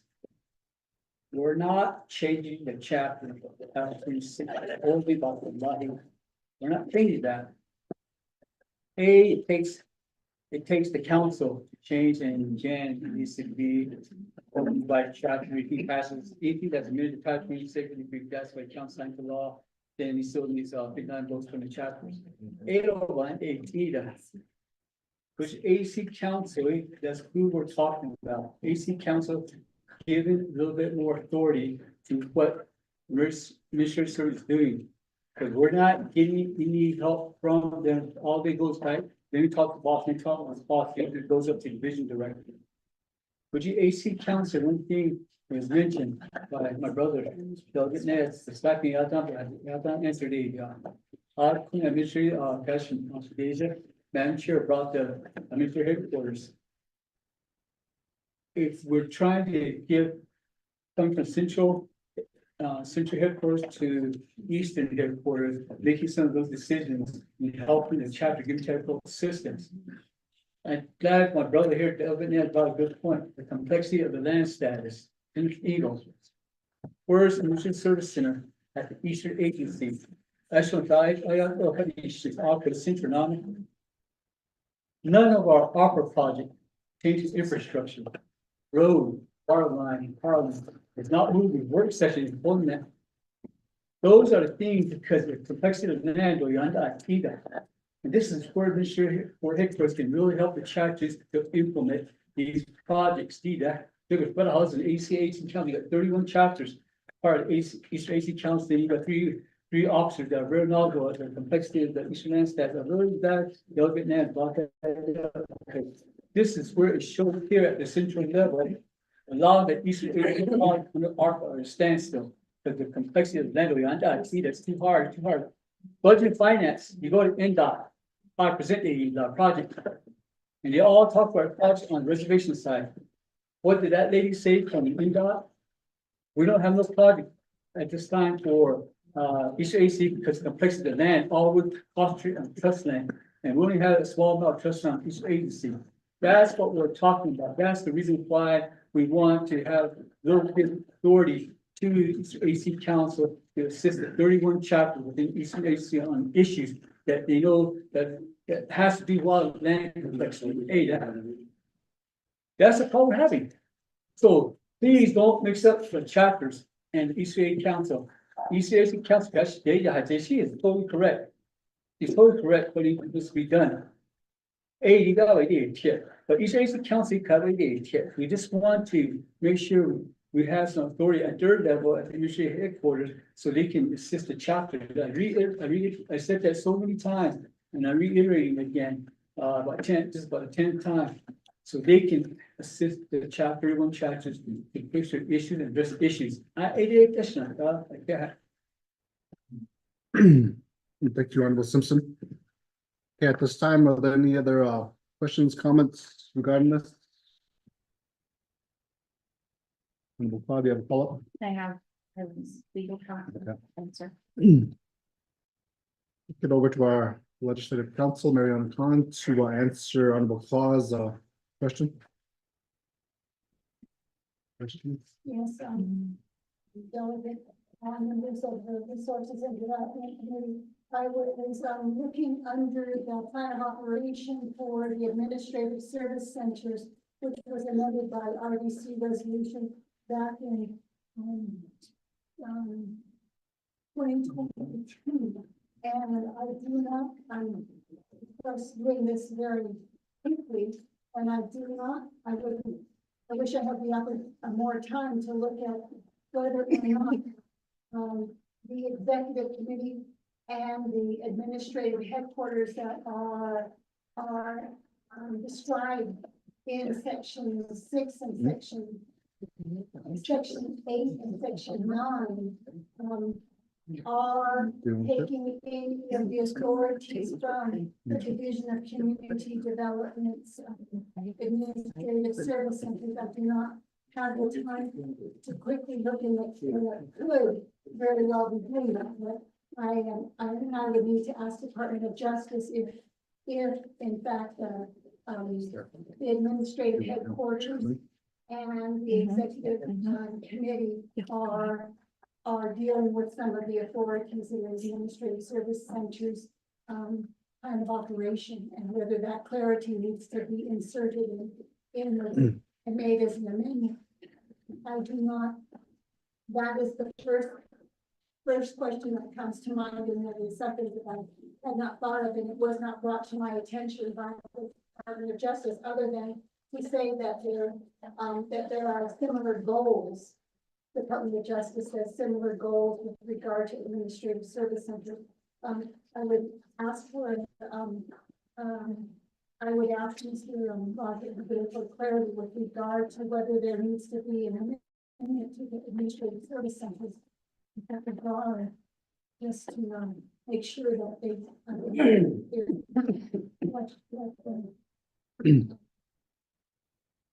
how they will both function if RDC approves this amendment to the sign of operation. I did not catch that earlier. Ask for that opportunity to ask Mr. Roger again if he thought that there needs to be an amendment to administrative service centers. To allow this administrative headquarters to function in the way it wants to function in the plan of operation. Thank you, Ariana, for your response. Honorable Claude, do you have a follow-up? I'll take her recommendation and have Mr. Begay speak. Okay. Thank you, Honorable Claude. Mr. Ty, do we have a DOJ chapter unit Roger Begay online? Yes, sir. Mr. Roger Begay, are you on the call? Yes, Mr. Chair, Pro-Tem Chair, can you hear me? Yes, we can hear you loud and clear. Thank you for joining us this afternoon. Thank you for inviting me. At this time, I'm going to give you the floor. Okay, Vice Chair, the members of the committee and all of the attendees.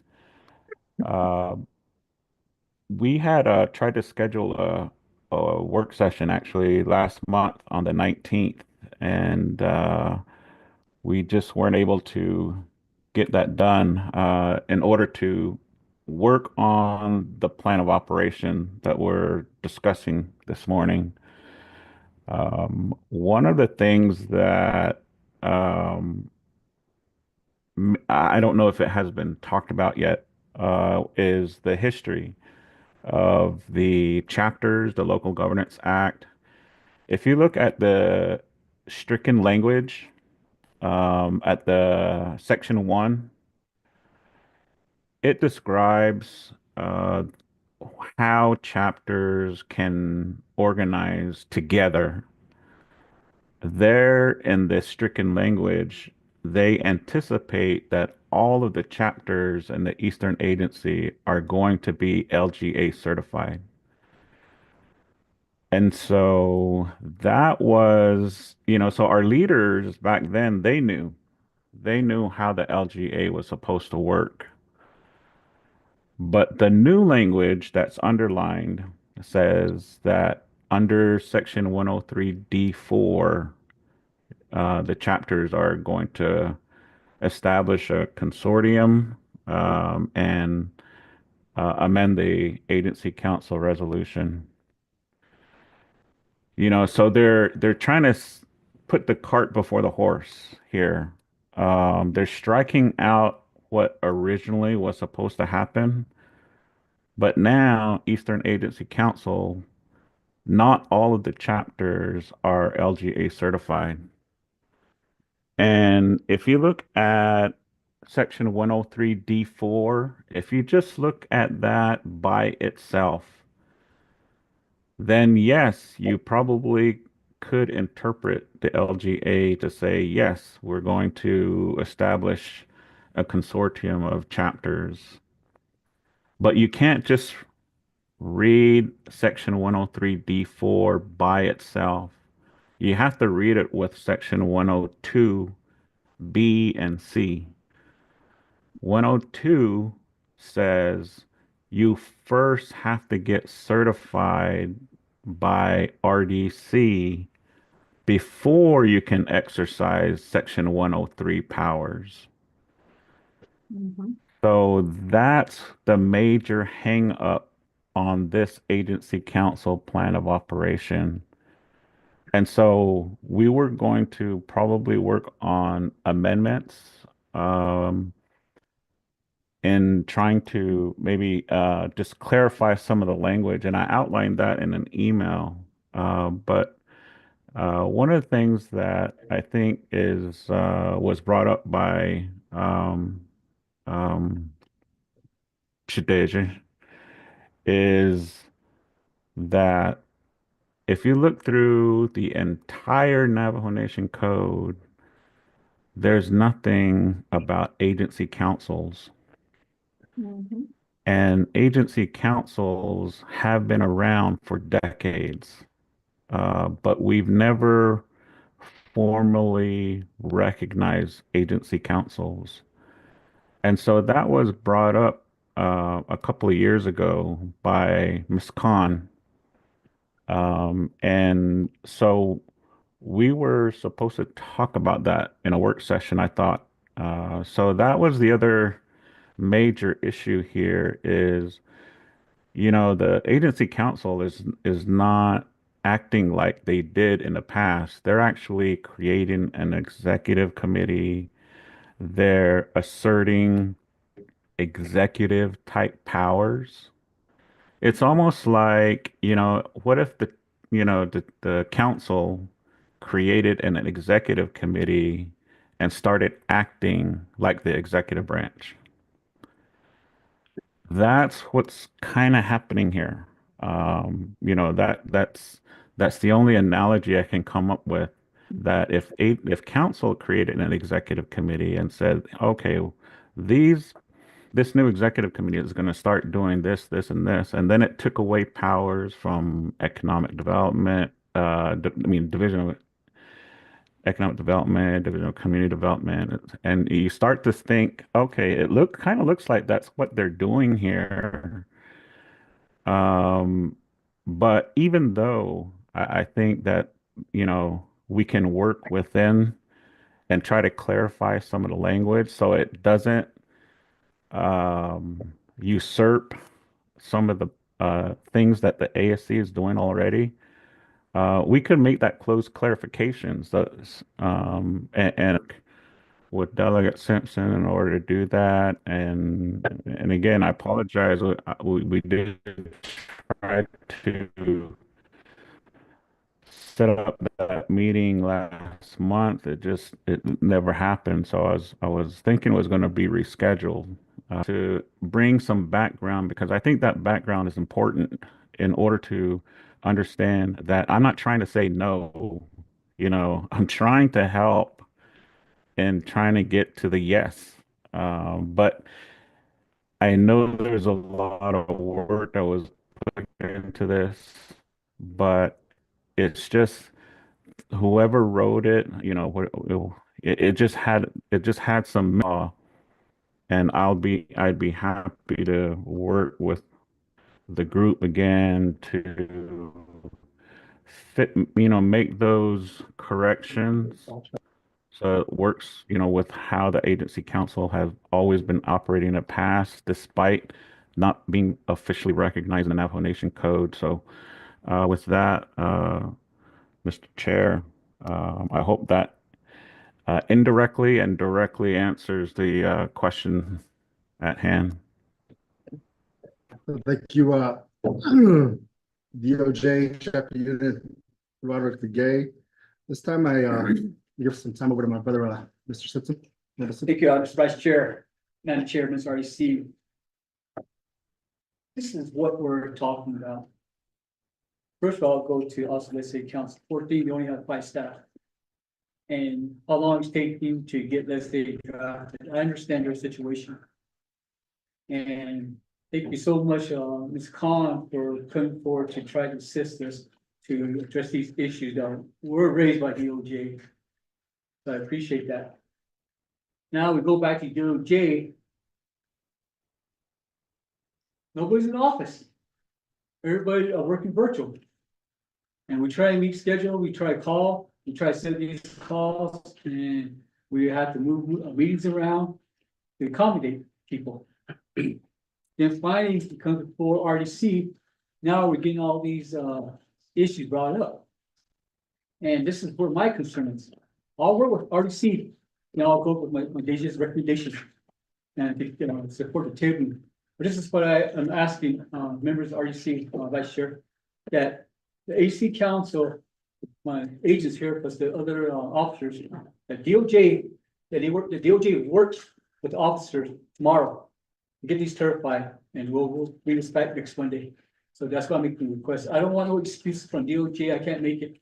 I want them to work with the AC Council tomorrow, straighten what needs to be done. Every day, you can make that recommend, not with the, if you can arm my request and tell DOJ to work with AC Council. So they're the ones that had to set the meeting. We did that numerous times.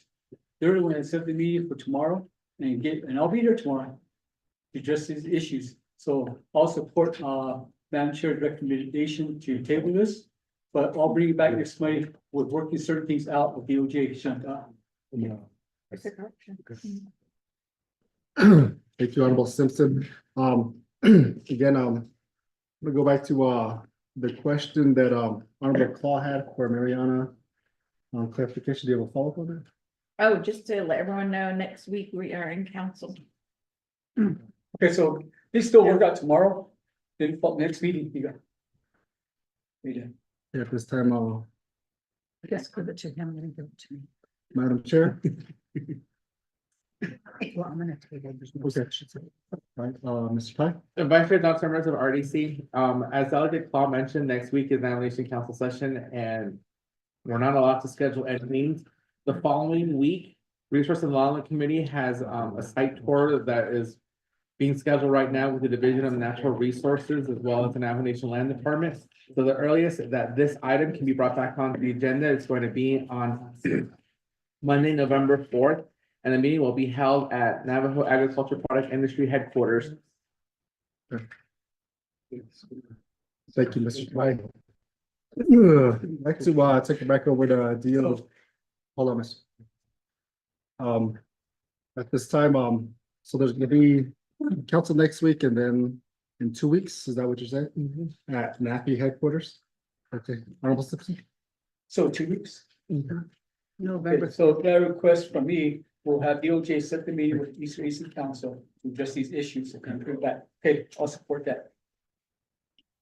Take it back over to DOJ Chapter Unit, Robert Brigay regarding this request. Yeah, Nana. I'm available virtually tomorrow morning from 8 to noon.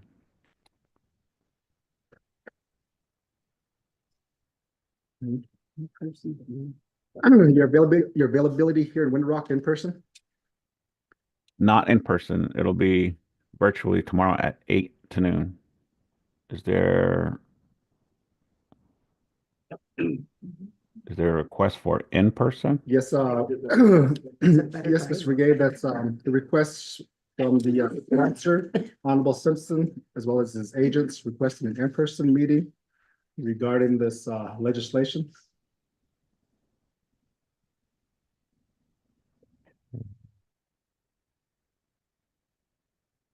And well, Yeah, thank you, Vice Chair. So with that, yeah, Kadosh, and again, for the recommendation is to have the Eastern Navajo Agency Council officers to meet in person with Navajo Nation Department of Justice, only because dialogue is more suitable and effective and efficient if it's in person rather than virtual, and that is theirs. So with that, colleagues, I will motion to table this legislation and have it be put back on Resources Development Committee agenda for Monday, November the 4th, provided that Eastern Navajo Agency Council officers and Navajo Nation Department of Justice address the concerns. The committee can approve it at that time when it comes back before the committee, Honorable Pro Tem Chair. thank you, Honorable Seuss. Do I got a second to this motion? Got a second by Honorable Claw to table this legislation. Are there any questions regarding this table of legislation? I am. Mariana? Resources and Development Committee, I just wanted to make sure that Mr. Roderick Gay had been also examined the issue of an amendment, need for possible amendment to the Administrative Service Center's plan of operation, if that is also something that we would recommend. Thank you. Yeah, he just no, I tabled it. Okay. Okay. Good. Thank you, Mariana. This time we'll go to, there's no other questions, comments regarding this tabling. I'm gonna go ahead to a vote. Honorable Ness? Vice Chair, does Counselor have 3 minutes or not? Okay. At this time, Mr. Ty, roll call vote, please.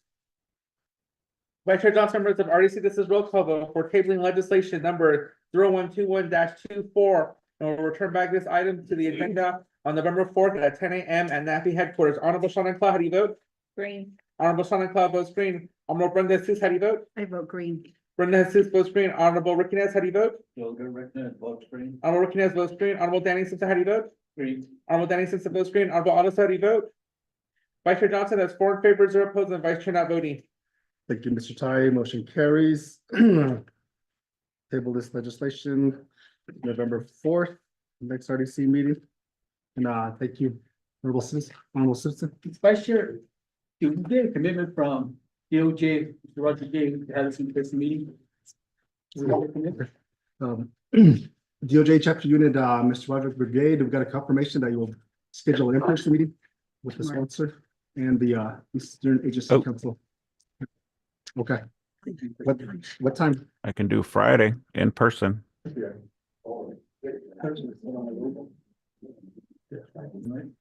Thursday will be this time, Thursday morning. Mr. Brigade, Thursday morning? Okay. Thank you.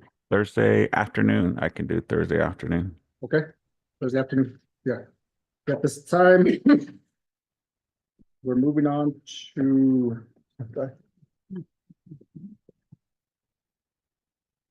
To the gavel, back over to Madam Chair Seuss. Yeah, thank you, Vice Chair, for assisting, and again, colleagues, thank you. And again, these are tough discussions. Going on forward to item letter C under new business legislation 215-24. Do we have the sponsor here? Honorable Speaker Curley is actually in Chinle this morning, colleagues, and since we've already deferred this legislation from last week's RDC meeting, is there any opposition in moving this forward to Navigatia as they have final authority? Does the sponsor have to be here, Ms. Khan? Yes. Okay, so sponsor does have to be here, so we're gonna go ahead and defer this on to next. There's no co-sponsor. Honorable Vice Chair Johnson is willing to co-sponsor. Does he have to get it signed before we start? There is a process, excuse me, Madam Chair. Ms. Khan? there is a process that the Office of Legislative Services uses for co-sponsoring. And I do believe we're still on signing of the paper. Maybe Rodney will knows the process that they use, but. Hello. 15 minutes. If, they could call and they could bring over the piece of paper. I'm Okay. sorry, we're still back in. No, it's okay. Suspend the rules. So, so they'll be coming down. Honorable Clock, I make a motion to suspend the floor rules and to move new business B to letter C and C to B. Thank you, Madam Chair. okay, Honorable, Clock, this one would be C to D and D to C. Yes. Hakushi. Honorable colleagues, we do have a motion here by Honorable Claw. Suspend floor rules, moving item letter C, legislation 215-24 on to item letter D, and then letter D will be the new letter C. May I get a second? Vice Chair Johnson? Colleagues, do we have any questions on suspension to floor rules here? Going once, going twice. With that, Rodney, I'd like to go ahead and take roll call vote on moving items per a suspension of floor rules, motion by Honorable Claw. Madam Chairman, I've already seen this is a roll call vote for suspending the floor rules on new business, moving item C to item D and item D to item C. Honorable Shannon Cloudy vote. Green. Honorable Shannon Cloud votes green. Honorable Casey Johnson, how do you vote? Vice Chair Casey Johnson votes green. Honorable Casey Johnson votes green. Honorable Ricky Nez, how do you vote? Bill Rick News, vote green. Honorable Ricky Nez votes green. Honorable Danny Simpson, how do you vote? Honorable Odessa, how do you vote? Excuse. Madam Chair, that's 3 in favor, 0 opposed, and Madam Chair not voting. Thank you, Rodney. So with that, we will go on to item letter C. Approving to change the location of the Resources and Development Committee's regular meeting on Monday, November the 4th, 2024, from the Window Rock, Arizona area to the Navajo Agriculture Product Industries headquarters near Farmington, New Mexico. Colleagues, I'd like to get a motion on this. Motion. Vice Chair Johnson, may I get a second? Second. Second. May I get a second on this?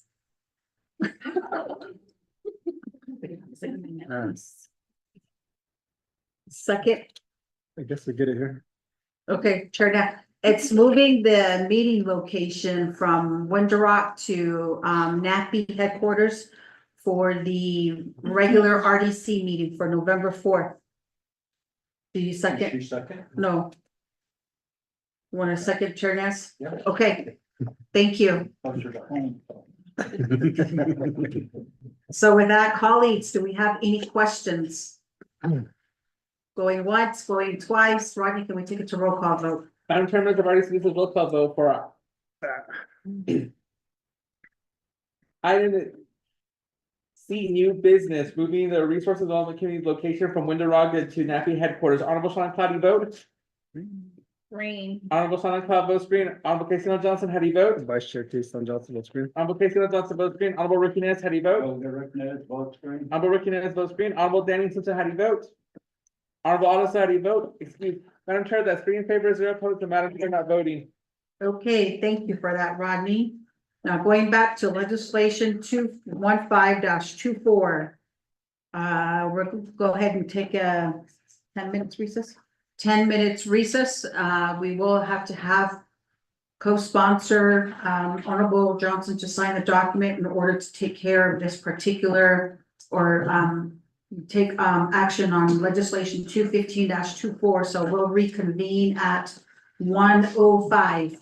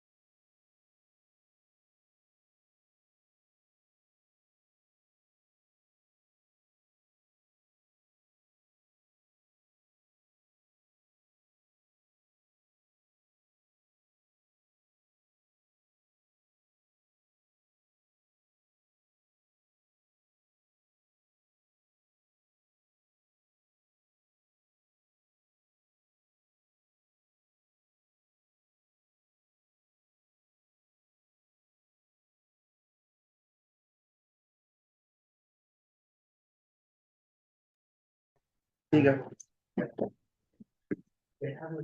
Okay, I would like to go ahead and continue with our meeting. At this time, we go back to new business item letter D, legislation 215-24. We do have co-sponsor Honorable Vice Chair present. So Rodney, could you please read the legislation into the record? Madam Chair, members of RDC, you have legislation summary for tracking number 0215-24 dated September 20, 2024. Head of the resolution and action relating to resource and development navigate committee supporting the United States Congressional Bill HR 7859 titled the Tribal Environmental Resiliency Resources Act, or TERRA, opposing HR 7859's definition of Indian tribe. The purpose of this legislation is to support the United States Congressional Bill HR 7859 to the Tribal Environmental Resiliency Resource Act, or TERRA Act, by opposing the definition of Indian tribe contained in Section 3, subsection 7 of the TERRA Act. The nomination urges the United States Congress to use the definition of Indian tribe found in 25 U.S.C. Section 5130. Navigate Committee has final authority over this legislation, which we read into the record in its entirety. Primary sponsor of this legislation is Honorable Crystal and Curling, co-sponsors Honorable Vice Chair K for Resources and Development. Navigate Committee supporting the United States Congressional Bill HR 7859 titled the Tribal Environmental Resiliency Act, Resource Act, or TERRA Act, opposing HR 7859's definition of Indian tribe. Legislation contains a whereas and it references an Exhibit A and an Exhibit B, and therefore resolve and references no exhibit. It attaches Exhibit A, which is the 110th Congress second session of HR 7859. And attaches Exhibit B, which is the memorandum dated April 15, 2024, the subject legislative analysis of HR 7859 Tribal Environmental Resiliency Resources Terrorist Act. Attaches Exhibit C, which is the tribal statement of support for the Terrorist Act introduction on April 2024. Then you have the first report, the nomination legislative branch and public review summary for legislation number 0215-24, sponsors Honorable Kristen Lynn Curley. This legislation was posted on September 20th, 2024 at 7:15 p.m. The 5-day comment period ended on September 25th, 2024. There was no comment supporting this legislation, no comments opposing this legislation, no comments recommendation on this legislation. Madam Chair, members of RDC, that is legislation number 0215-24 read into the record. Thank you for that, Rodney. Colleagues, may I get a motion? Second. Colleagues, do we have any question on legislation 215-24? And I believe that the GIT has final authority. Going once, going twice. Rodney, can we go ahead and take a roll call vote? Madam Chair, members of RDC, this is roll call vote for legislation number 0215-24. Honorable Sean Cloudy vote. Green. Honorable Sean Cloud votes green. Honorable Casey Allen Johnson, how do you vote? Vice Chair Casey Allen Johnson votes green. Honorable Casey Allen Johnson votes green. Honorable Ricky Nez, how do you vote? Honorable Ricky Nez votes green. Honorable Danny Simpson, how do you vote? Honorable Danny Simpson votes green. Honorable Otto, how do you vote? Excuse. Madam Chair, that is 4 in favor, 0 opposed. The Madam Chair not voting. Okay, motion carries. Now going back to item number 6, old business, we have none. And going on to item number 7, receiving reports, letter A, report from the Division of Economic Development on the 5-year plan for the Navajo Nation, which underwent and completed the 164 review. We do have presenters, Mr. Tony Sprulonis, Acting Division Director, Division of Economic Development. We also have the team from Project Development, Mr. Tony Perry, and also Miss Charlene Begay Platero. We also have the team from Small Business Development Department, Miss Elaine Young, and Development. So thank you, DED team, for being here this afternoon. So at this time, I'd like to go. So colleagues, they went and shared this particular document. It's the executive official review, and it's got the projects for the 5 years. And also they went and gave out their PowerPoint handouts in legal format, so legal size document format. So at this time, I'd like to go ahead and yield the time over to the team from Division of Economic Development for a 20 minutes presentation starting at 1:16. All right, good afternoon, members of the Resources Development Committee, Madam Chair, Vice Chair, delegates. So it's an honor to be here with you today. My name for the record is Tony Sprulonis. I come from a place called Big Mountain, Navajo land disputed area, Kurichin and Ishiko, Hachi, Dolda Tawani, Pashishin, Istanda Shiche. And you know, it was really heartening to hear the conversation before.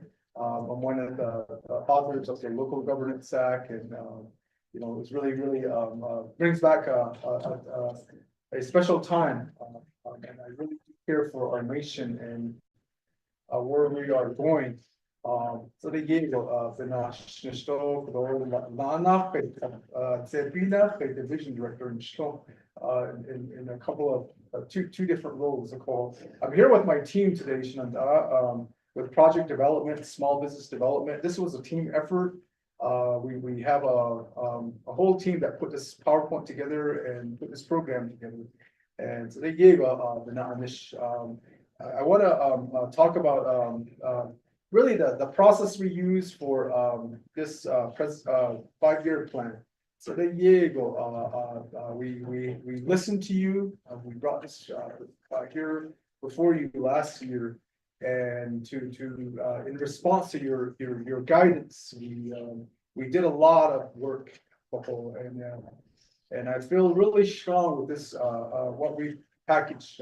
We are the Division of Economic Development. You know, there's our vision statement to create a thriving economy inspired by our culture, history, and resilient people that provides opportunities for future generations of the net. So the net actually, so yeah, the enough is the door is the chaos is it's so the zendo here on the, and we have a way of life. We have certain that that not Tindo, Kate didn't negate that all not Kada and they need yet. About case on the division, we really have we came up with this vision statement. This is part of our comprehensive economic development strategy. Where we are our land size, so these are things that we really considered our land base, 27,000 square miles. We're also the largest private landowner in the Southwest. Private land, ranches that taking that we've owned. I don't think we've sold anything in a long time. We have a large population.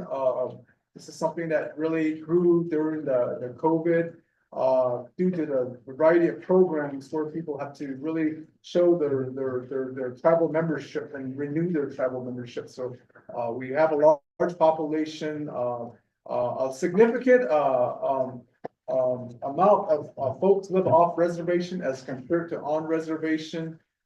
This is something that is an alarming trend. We were looking at about 140,000 that are living on Navajo land.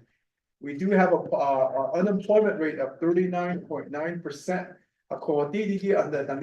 So we are really looking at, like, there's a whole sector of our economy that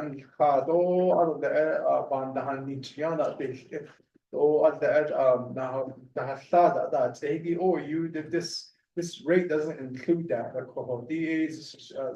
What folks are looking for an actual job. Let's go to, and then you guys are familiar with our division, so go back one. And we have our departments here. There's 12 departments programs with various functions. We have the RBDOs, which is really our lifeline to the community. It's the Diego community that understand. We have project development, small business development, support services. We have real estate services, auto, and then administration, business regulatory. So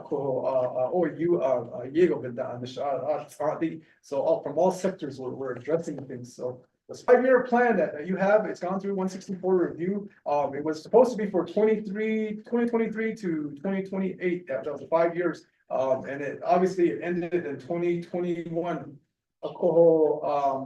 What we're asking right out is that we start with this year and we work with 5 years. Yeah, if we somehow backdated, we're going to be running out of time.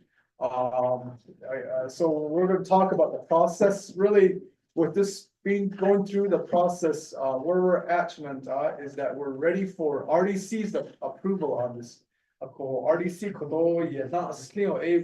we launch. Yeah, we're moving on it. So let's go to the next slide. The 5-year plan is a really, it's legislation. It's a tool used for planning development of economic development projects. We are we are the developer for the Navajo Nation, our division. alcohol. There's nobody else, you know, there's some small players, but we're the one that is put up, which are the kato. We work all in all various ways with the chapters, with the entrepreneurs, with the enterprises, even with outside developer, our own small business people. And we really are the developers, so we line up everything, we work with them to get their land, their infrastructure, their business plan, their feasibility studies. We help them manage the actual contracting of the work. And so we are the developer, we work to find all the resources too. We work with different resources from what is available on Navajo, what's available in the financial sector, off reservation. So what the main source of the 5-year plan is the sales tax. We have on the Navajo Nation, we have a 6% sales tax, and 8.3% sales tax is allocated to the Economic Development Tax Fund, which is accrues to about 5,500,000 annually. This is something that, again, though you heard the prior presentation, I was actually one of the drafters of this sales tax, and we crafted this. And our intent back then was it would be a incentive for chapters, yeah. And that was why we actually crafted the sales tax years ago. But today it's really an incentive for economic development. So these are our other sources. We go to federal sources. So we leverage the tax dollars, yeah. The leverage the dollars that we get, and we use federal sources, state sources, private equity, local funding sources, and other funding sources. Here's our forecast for the next 5 years. We asked the Office of the Tax Commission. It's like, so we have a balance now, and what's the growth rate? So we have it there. We're looking at like this coming year, 5.2, 2026, 5.3, all the way to 2030, up to $6 million. So there's a great growth rate of taxes. So that's really important to consider.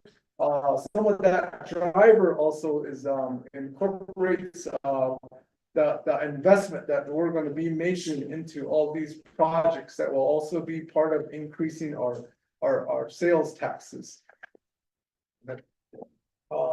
And here's again, this is really a chart. This is in your in the handout. This is really the tax revenue projections in different sectors. Yeah, you got the possessory, you got the business activity tax, oil and gas severance tax, tobacco tax, hotel occupancy tax. So you get a feel for, and again, what we're looking at is like, how do we leverage the dollars that are coming in? These are revenues that are coming in, and if we acted similar to how off-res, yeah, how municipalities and governments utilize this, so they take these sales taxes, they take the hot taxes that are taking, and they make it part of, they finance the growth with it.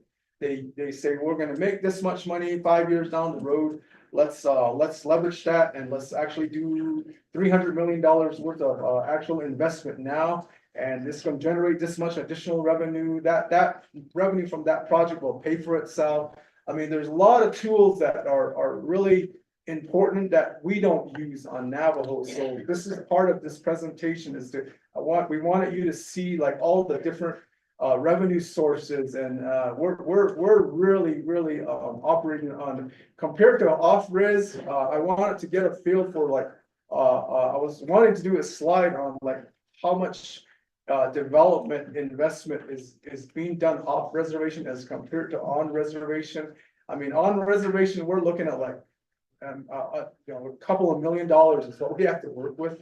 Off res, they have hundreds of millions of dollars to work with this kind of development. So this is our development team. So let's go ahead and move to the next slide. Project requirement. This is really important, Shananta, is that put out peso because there's when we're like as a developer, we're investing the Navajo Nation's money. We have to be really disciplined. You know, the whole project skis is the land properly withdrawn? Is there a feasibility study? Is there, a zone infrastructure, does the water, wastewater system support the development? Is there enough land? What's the access road that's, and then we look at the development team, yeah. So they're like, what's their makeup? Do they have experience? Who are their partners? There's a whole level of due diligence, you know? And so, in this case, when we do these projects, under the 5-year plan, we're the developer, so we don't just give money to the business owner and say, here, do your road, here, do your water line, you know? We are managing that, and because this is a Navajo Nation asset that we're building up, as your developer of the Navajo Nation. So we also, we look at is the market supportive of this? Is there, what's the demographics of the area? What's the traffic numbers? We make sure that the study is really well done. We look at again, the whole process of preliminary development, then we do planning. There's a whole development planning that takes place. These dollars are important for that too. It's everything from, in some cases, it's you're building the capital stack. Again, we are the developer. If we were working off nation, we would be structuring, you guys will, the term that you guys will be talking about a lot, is what's called capital stack. That means this much money from permanent trust fund, this much money from, the business owner, this much money from the tax increment financing, this much money from the, the financing from the bank, that's 80. So you start packaging that, we would be, that's exactly what we're doing here.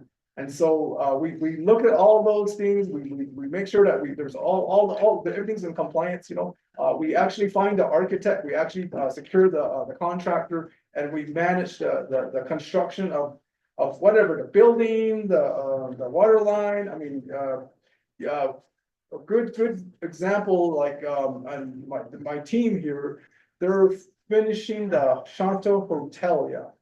And so they're working with the contractors, they're working with the operator that's gonna actually operate the hotel. So it's about everything, and everything's gotta be done smoothly, and so that's the whole thing that we manage, that whole development process. Our feasibility study is really critical for those, it's like, in the past, the Navajo Nation has made some decisions and done, there's a lot of pressure in this role that we have that, to do projects in places where there might be not enough traffic. There might be, no place for workers to live. There's like, there's probably not even, enough local workers in some cases. So we actually have projects that run into these kinds of issues from the past. So these are some of the things that we look at as part of the feasibility study. And then we also have to look at things like, what I brought up before, like what is the demographic? What is the spending, the discretionary income of the population? How much do they have to spend on this business venture? So, and then we look at the traffic numbers. Where are they coming from? There's surveys of the actual, you look at the shopping capacity, the shopping habits of your local population. You're looking at if there's tourist route, you analyze their desire, their spending potential, and so that's something that we look at. We look at all those things from top, and that's important as a feasibility study. We develop a criteria. The team in this, yeah, and again, this is based on your guidance too. The projects that are like year 1, year 2. These are shovel ready. What meets all these criteria? What is it that it has done all these analysis? They have the partners, they have the financing, it's leveraged the capital stack. It'll generate revenue for the nation. It'll generate employment for the community, business site lease rental and taxes for the nation.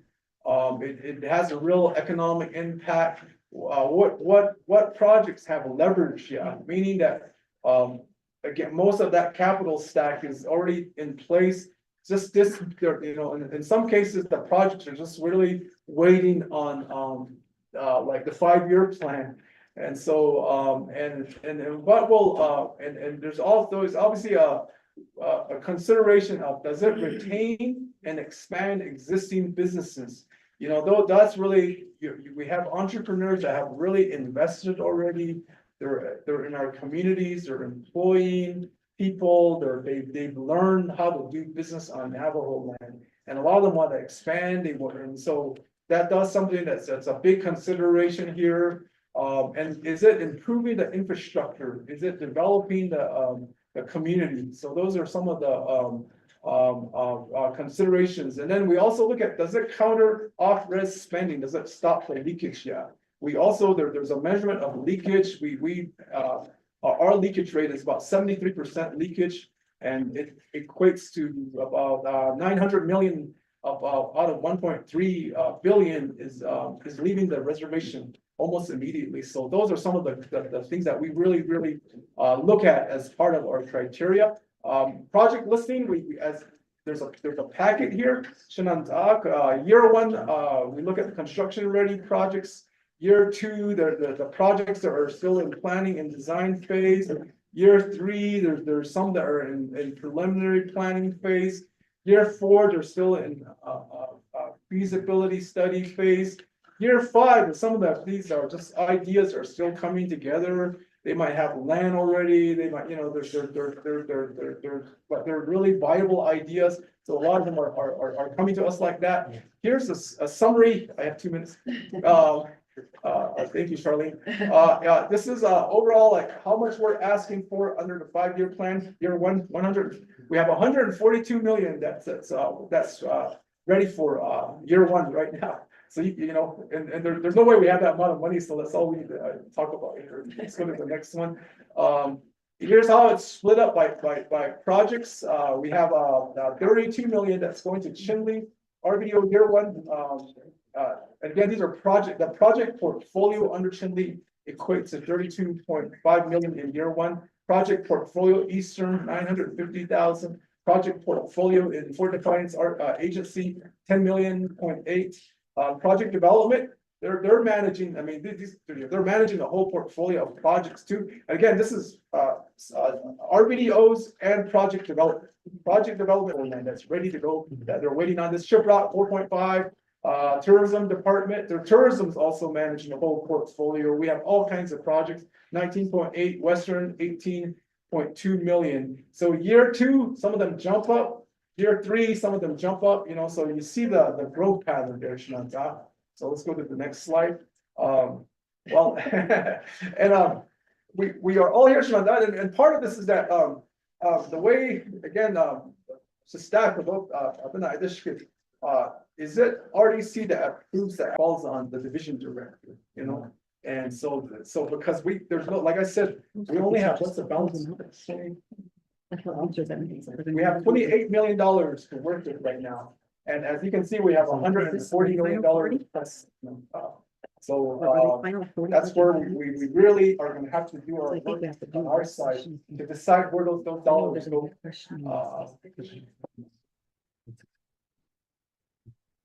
Thank you. Question. Thank you for that synopsis, Tony. Yeah. Oh, right. And then the handouts as well to your team that had given the handouts up. So at this time, colleagues, I'd like to get a motion to accept the report from Division of Economic Development. Colleagues, Chair Ness, motion by Chair Ness. May I get a second?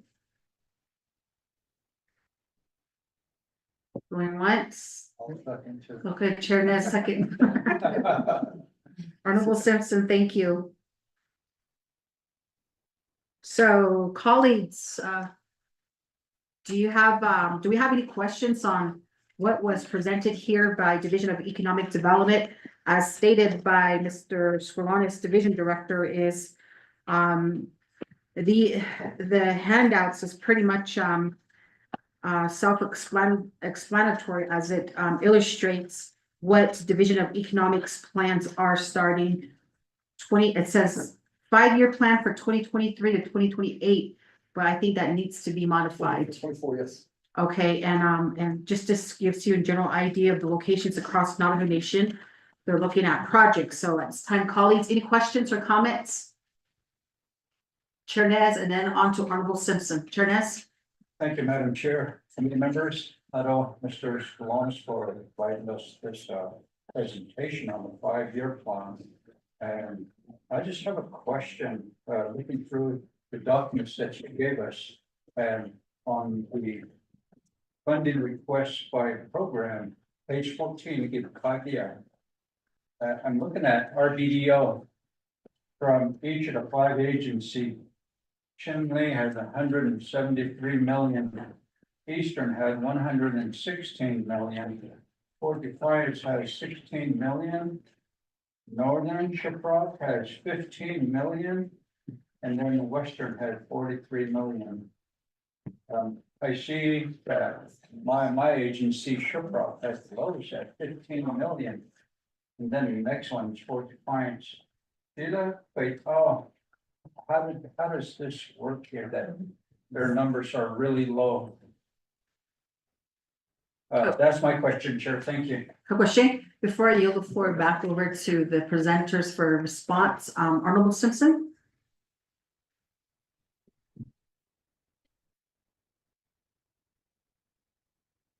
Thank you, Madam Chair. Sorry, Steve, Scalons. Thank you for your presentation, also staff. I guess I did look at these plans. And my brother told me that stated, from year 1, year 2, year 3, year 4, year 5, and it gives you guys the total funding requests by program, $530 million. I don't understand why you guys have not gone to where our economic development with similar to our preservation. You guys are the one looking for money for these individual entrepreneurs or business to start on a reservation. And I don't understand why they can go after their own finance as long as you guys get a business site lease. Then we won't be in this situation trying to look for 5 years, for the next 5 years, $530 million. And just like the hotel in Shiprock, it should be Navajo Hospital Enterprise to finance it themselves with the money. Instead of Navajo Nation gave them money to start the hotel. Then it goes back to entrepreneurs. We're looking money for them. And that's why we're not moving forward with this economic development. But we continue to, every 5 years, new council comes in, new RC comes in, and say, we're looking for this amount of money. Now, if you're an entrepreneur, if I was an entrepreneur, I just want land. A peaceful site to start a C-store, to start a hotel, start some type of business on the nation. But we still have that red tape in there. It's trying to go what the bank requires to get a loan. Because when they want to use that facility, and I use a hotel in Crown Point, for example. That individual cannot use that hotel as collateral. Because that building will belong to Navajo Nation once it's built. So that individual was not eligible to get a loan. Because of that purpose, because of that reason. But we haven't fixed anything to address that. And we over here said we need $530 million for 5 years to start these businesses. Yeah, we probably tax rate or something like that to bring these businesses on the nation. Now, I can understand that we can provide big companies with buildings, but we'll rent them out.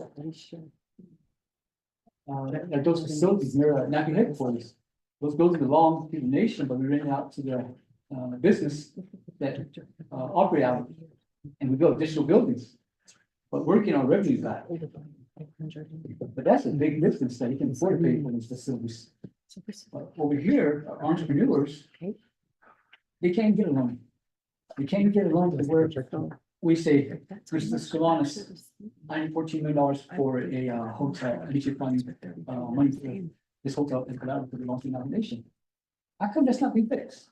Also, yeah, if I was an entrepreneur, I should just go to the office and business site and I should be allowed to, I know there's probably some federal stipulations that attach to his land. But those things we can ask Congress to start fixing for us. But now, that's why we can't get these development. That's why we can't even bring Walmart out here. That's why we can't bring these big businesses out here. I know Walmart is, it's okay, but it's something that when we say economic development, I'm serious, the first 2 years with your experience, I see these 3 or 4 business developed on the nation. And I keep saying this because we're the one that's looking for money for these entrepreneurs to start their businesses. And no laws has been amended to just what I'm talking about. No law has been proposed to Congress to allow that to happen, or maybe it doesn't need to, but if it needs to, that should be. So I think if we can change those laws, nomination, something within the Congress level, we can change the laws to do that. I think that hotel in Crumpton would benefit. But now, we're still at, I don't know, that year begin, we're still at, I don't know, I think it's backwards. Your years are backwards, year 5, construction rate, I mean, you said year 1 construction rate, at least it's year 5. But in year 5, I mean, poor guy's still waiting. Still trying to figure out how to get the money to build the hotel in Crown Point. And again, he was not, he was, I guess he was food for loan until they found out that he can't use hotel because that was long. That's the thing that we're having fun. I think we need change. We need change for these entrepreneurs to get money and start their business instead of waiting for $530 million. Make it happen. And to this day, I haven't seen we can start working towards that. Anybody, step, I have no question, Madam Chair, and then I'll see. Yeah, thank you. Thank you for your presentation. Thank you. Yeah, thank you, Honorable Simpson. Before I give it back to the presenters, I'm gonna go ahead and yield the gavel over to Vice Chair Honorable Johnson. Thank you, Madam Chair. It's time, thank you for your presentation, Economic Development Team. Let's give the floor over to Madam Chair Seuss for questions. Yeah, thank you, Honorable Vice Chair Johnson. Ado Hiashinat Anino Finigi, Division of Economic Development Team. Thank you for bringing this proposal before Resources and Development Committee. And I know that the 5-year plan had completed the executive review by executive branch, and it's ready for a legislation to be dropped. I have several questions here. The first initial presentation that you've made before Resources and Development Committee several months ago, we wanted a more realistic plan. Realistic plan would be this. So right now, and thank you for sharing this information in regards to slide 6 on your PowerPoint presentation, where through an economic development fund based off of the 3% growth in the sales tax set aside for calendar year 2026 through 2030, you've projected a total of $33 million. Out of that $33 million, now you go to slide 14 and funding requests by program. So for that 5-year period, total funding that you're requesting, and that is the document for legislation requests, is averaging an amount of $538 million. So with the $33 million set aside from the Economic Development Fund, you know, by 505 million, we are looking at when do we get these fundings. So with that question that my colleague Honorable Simpson had asked is, I have several questions for economic development. You know, this actually opens a broader questions in terms of what is Division of Economic Development doing. We cannot continue to rely on the internal trust funds with the Navajo Nation no more. We have to look at external funding. There are a lot of grants through grants.gov. We're talking about USDA for rural economic development fundings. I don't know, to this point, Mr. Skrulanis, being a division director, if these are the types of discussions you've been having with your team. Alternative funding other than what Permit Trust Fund has, other than what CHSN Fund has, other than what Sales Tax Fund has. But in order to get to this level of having that economic engine on Navajo, one of the biggest barriers here, and I don't know if you've even started this discussion from the executive side, is that dual taxation. Because of the dual taxation, no non-natives want to come here to Navajo Nation because they have to pay the Navajo Nation sales tax, and then they have to pay the state and the county if the county doesn't waive it for them. So that's 2 or 3 taxes that they have to pay, and unlike us Navajos, we only pay the Navajo Nation sales tax. Several months ago, the gaming enterprise had reached out to Resources Development Committee to see what we can work out with Navajo Nation Office of Tax Commission, in hopes that we could waive the Navajo Nation sales tax side, so that our non-natives entrepreneurs that have the equity, the capital to come on Navajo Nation can only pay just the state and county, but that wasn't really favorable because it's going to decrease the sales tax, and also how the fund management structure is set up currently right now. So this will have to take a congressional act. How do we exercise, this dual taxation barrier that we currently have? Because of it, I know that a lot of the non-natives are very reluctant to come on to Navajo Nation to run these businesses. And that would be, we're talking Walmart or some of these other businesses. Until such time that we make these amendments to the dual taxation at the congressional level, I think that a lot of the tribal communities in Indian country will be able to thrive. Right now, the only way Navajo Nation can thrive is if we are purchasing private properties off of Navajo Nation. But that's going to be a big competitive advantage because we've got competition, right down the road. So again, these are the discussions that we're having, and so that's one of the main concerns and questions that I have with Oceanotani. The next one is in regards to your 5-year plan, how you have your project structured. You have it identified by regional RBDOs. One of the questions that I have is, let me just give you an example. Chinle RBDO Blue Gap Store. You have it under Chinle RBDO asking for an amount of $3 million. And then you again have it under project development for Blue Gap Store, and they're requesting $2.1 million. So I'm just wondering, what is project management's, title, or what is their duties versus the RBDOs? I mean, I would think that you would try to consolidate this as to one project and who's really taking the lead. And then the other one is under Chinle RBDO again for Chinle, Arizona. You got the Jiffy Lube, Baskin Robbins, and Dunkin' Donuts.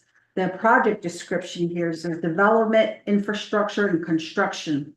Now, having a construction or a project management background, I would think that you would phase this out, meaning that the development would be phased in year 1. Year 2, you would finally go to your infrastructure. I don't know if this is like actual construction of putting in infrastructure into the ground.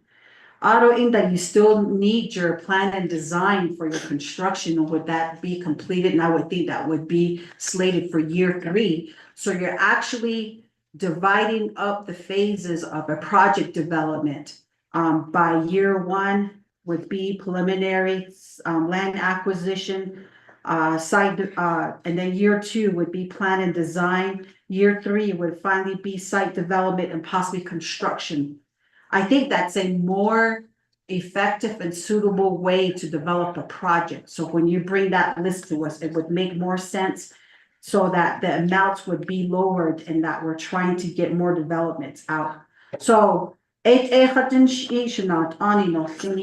regards to this 5-year plan, you know, I know that we have a lot of dilapidated business site buildings that are scattered across the Navajo Nation. And I think that would be the first place to start, is to do your analyses for asbestos, if there needs to be an abatement and a proper demolition. And then from there, you restart your site development. So again, these are just some of the concerns that I have, colleagues. But these are some good projects you're bringing up, but I just wanted to know if that's really the discussion of what the team is looking at. So back to you, Pro Temp Chair. Thank you. Thank you, Chair Seuss, for your comments and questions at this time. I'll take it back over to our presenters in your response. Thank you. Thank you for your question, and I'm gonna have my team help me answer, because especially project development, I look to them to help me put a lot of this together. In terms of the process for how we work with the RVDOs, and I think Delegate Ness, I'm gonna turn the question over to Elaine Young, who actually oversees the work with all the RVDO, and she's the one that's been working with the RVDOs, and then we turn some of the time over to Tony and his team also. Elaine. Thank you, Mr. Escalanas, and then, thank you, Chair, and then also the rest of the RDC members. In response to Honorable Nez, your questions and your question in regard to the Shiprock RVDO and the amount that you had questioned was less than the development costs for the Shiprock RVDO was a lot lower than any of the other programs. When you look at the total amount for the project development, and then as well as for tourism, I guess what we should have done was that for project development and tourism, it's all lumped together. It's not by what region it's in. A lot of they have projects in there, like for example, project development has Sheep Swing in there. And then also for the Shiprock area under tourism, the tourism, it should include a hotel in there. It's not under the RVDO. So the cost for some of that tourism dollar is going to the Shiprock RVDO. So it is a lot more than what's actual listed there. So Shiprock does have more. When you look at the project development projects, they're not by region, and then as well as the tourism department.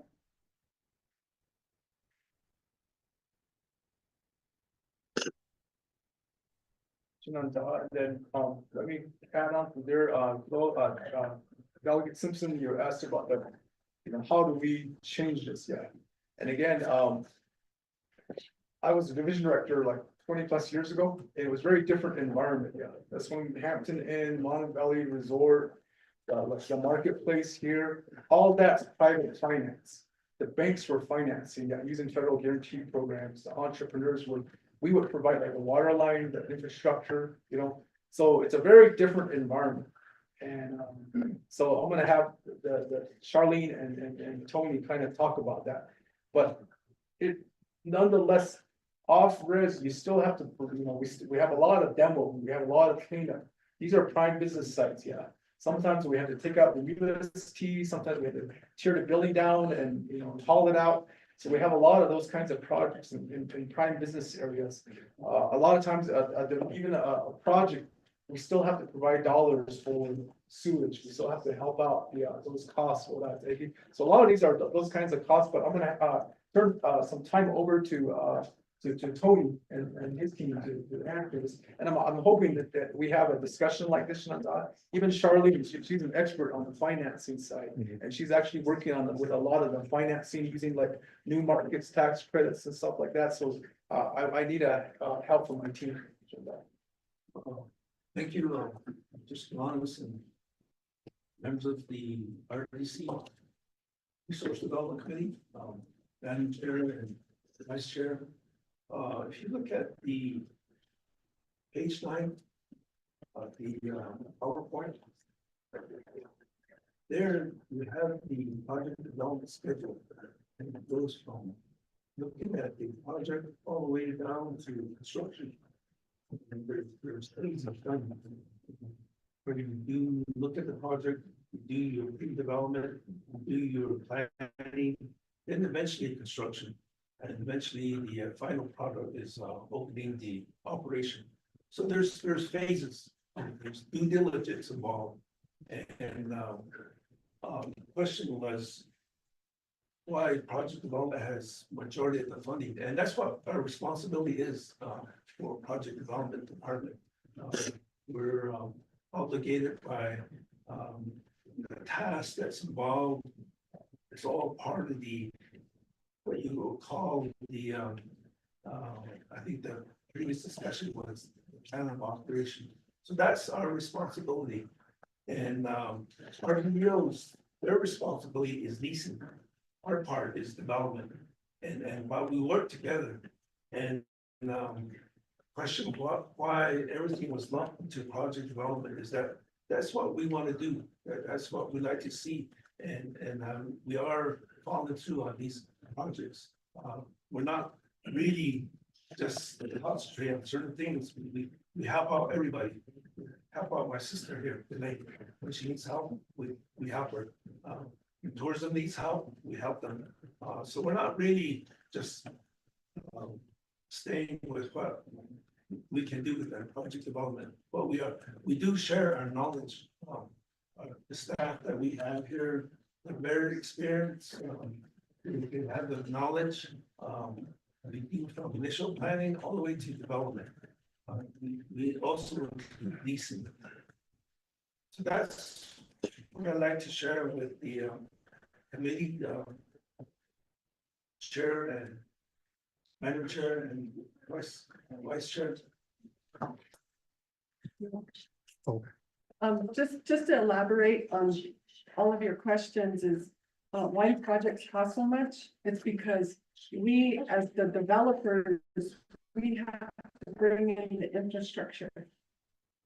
In a town, in a city, the infrastructure is already there with community development. But community development has their own mission. And so we have to bring the infrastructure as well as building the building for the client and doing the business site leasing. So all those things that we do, we try to guide the project in that route. Even buying the ribbon for ribbon cutting, that's what we do. That's how involved we are. And part of the problem with entrepreneurs, Navajo entrepreneurs, is we're poor people. We don't have the history and we don't have parents, we don't have grandparents who have the backing that the other part of the world has, that are across the border, that they could do their parents' business, they could get that financing, they could have that friend at the bank that could give them that money. Plus the land is trust land. And it's hard for non-Navajos and Navajos to get financing and loans on land that they do not own. So that's why we're so involved in development. We're the developers, as Mr. Skarlanis alluded to earlier. So part of it is not having the financial capacity, which in a lot of situations that happens. They have the dream, they have the desire, but having the financial capacity is very hard to do in trying to find the funding to do what they want to do. Your example about how come you're not going after federal funds, we do try to go after federal funds.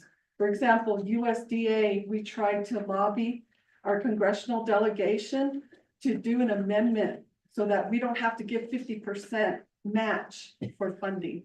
So any of those rural development, the water projects, the rural planning, the business interests fund, you have to have a 50% match. So we have, in our budget, we don't have a match in our operating budget for federal funds. That's how you could help us. Get us $1 million so we can use part of that money for matching. We can divide it up by the departments.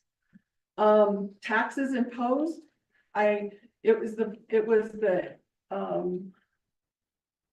orientation before you were chair, Ms. Jesus, is that the RDC needs to do a state compact with the states.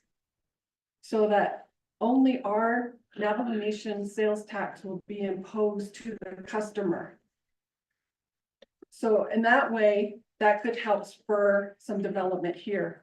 But until that happens, for example, at that time when Chairman Nez was the chair, I gave the example about McDonald's in Shiprock.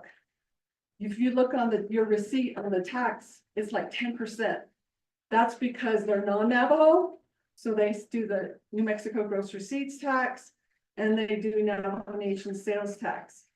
So your Whopper, or I mean, your Big Mac costs a lot more, maybe $2 more than it does down the street in Kirtland if there was a McDonald's there. So that's what needs to happen, is a state compact with the 3 states and be strong as a nation, saying we just want to impose our own taxes, no matter if they're Navajo or non-Navajo. That would be helpful to us to help the outside world understand it. And we tried our best, probably 3 times, to try to get Walmart to the nation as our past history in our department. They wanted to be in Chinle because it's right in the middle, right? They wanted to be in downtown Chinle, but nobody would give up their property, their grazing area, so that they could be there. And that's what we're having a problem with now. We have a grocer who's been on the nation forever, since Tony started his work here, wants to move, but it's hard to find a property. So that's the constraint we also have, is we don't have the land where businesses want to be. And they want to be in a place where it's location, location, location. So those are some of my comments, and what I'm trying to do with a couple of my projects is new market tax credits. There's been 4 new market tax credit development used for NTUA's expansions of their sewer facilities. We're working on one Indian new market said manufacturing is something they're looking at, because they have done childcare centers, they've done senior centers, they've done housing, healthcare. Now they want to do manufacturing. So I'm doing 2 projects, trying to build a case for that to go after funding we're working on our package so that we can be ready to do that. And we most likely would have to go to budget and finance for that. But that's one way that you can help out with that, is we develop a package for all the different commercial, small business, industrial, and new markets. But since the trend is for manufacturing, that's why I hired somebody to help me to do that.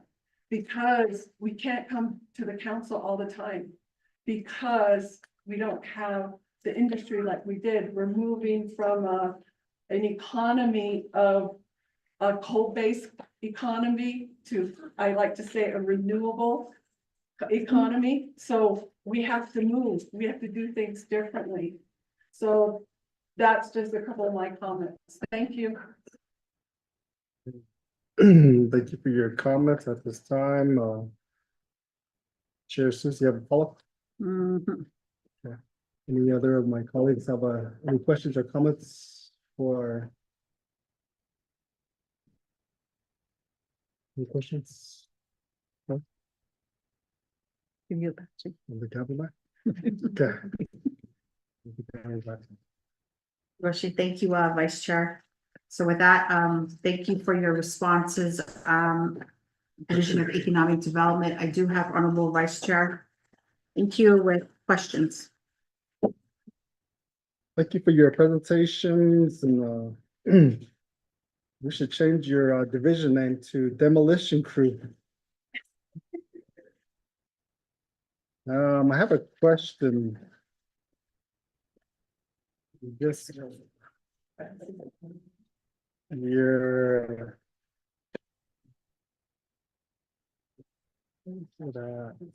this question is for the project development.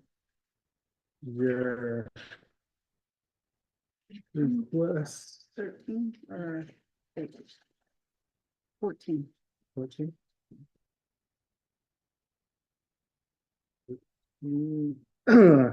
So I'm looking at your total funding program, 110,090,000. What exactly do you do? That's a question. That's This is Okay. follow. Okay, going back to the presenters, Honorable Vice Chair Johnson. Referencing slide 14, I guess the matrix, and what exactly do you do as project development department? Thank you. Madam Chair. Mr. And if you look at slide 9. We start from the initial stage. In this case, for example, we'll go with most recent project that we've done. There was interest by the local communities, surrounding communities that they needed a C-store. A C-store to provide goods and service, like buying gasoline, milk, propane and all. So what we did is we spent some time with the community. We've done the market studies. Validation to make sure it's viable. From there, we began looking for money. In this case, the money came from the permanent trust fund. That was a decision made by the previous council. They had several projects lined up, and the Shubra Hotel is one of them. We had other projects that were funded by the permanent trust fund, and also the citizen. So all those were combined to and leverage with one another to finance these projects. And from there, we take care of all the infrastructure needs. I think that was discussed. Market feasibility studies, all the groundwork to make the project happen. The market studies was discussed about the traffic and all. Their projections are made, and then we determined that the project's viable to pursue. So we serve that role as a construction management, project management. If they secure an architect, designs are made, then we advertise the project for construction. So that's what we do from the first step, first pass, all the way to construction management. So we serve that role, and if you go to the outside, our costs, again, is a little higher, but we're taking the lead. We're taking the lead because nobody wants to take the lead, and that's what we do. So hopefully that answers your question. Vice Chair? Vice Chair? Yeah. Follow-up? Just for your response. So I was looking through all this 5-year economic development plan. A few months ago, we had a meeting out in Eastern. I drove through is that 371? 371. And saw so much traffic on that highway, but I didn't see one gas station until I got past Naizi. I think it's past Naizi. I think, yeah. But yeah, and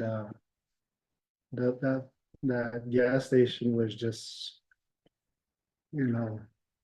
the traffic there, I was surprised about the traffic. I'm surprised we don't have a lot more, truck stops and, you know, a cafe or something going through there. And also, I believe Chaco is also on that same entry. And I didn't see anything on here other than Crown Point. The vicinity of Crown Point. But up in that area, you know, I'm pretty sure they get, you know, traffic study, I'm pretty sure it could speak for itself. And very disappointed, Cameron, Arizona is not on here. We already have a 7-acre land withdrawal right there at that roundabout for commercial development. Already done. So Mr. Project Development and Economic Development, you know, we're over here talking about, and you're guaranteed a minimum of 4 million visitors a year. That's the minimum. Who's doing your feasibility study? Who's doing your traffic study? Who is, you know, if you're gonna question who determines these projects, who determines your, you know, putting these projects on this listing? You know, you look at, I mean, no disrespect to other areas, you know, I seen Chivito, C-Store, you know, Curly Valley. You know, I mean, those are good, noble projects, but you talk about taxes, you talk about, you know, we have our own Navajo Nation Oil and Gas, you know, that would be a very prime spot, but I was told before, you know, it's going to take about $25 million just to develop that area. And but I don't think that's realistic. But I don't think those are realistic. I don't know where you guys got those numbers at. Site improvement plan design, paved roads, you know, I mean, there's a lot of, you know, I don't agree with the majority of a lot of these sites in Western. And there is a place in Cameron that needs to be demolished and repurpose. The logging manufacturing company that was there, they haven't been there in a long time, Mr. Skoulinas. The community wants to repurpose that land. And, you know, there is also those that are looking at that warehouse as a possible manufacturing home site. The facility's still there. I don't know what the condition in it, you know, it is, but I'm pretty sure we could repurpose that, you know, that site, or we can turn it into a recreation center. So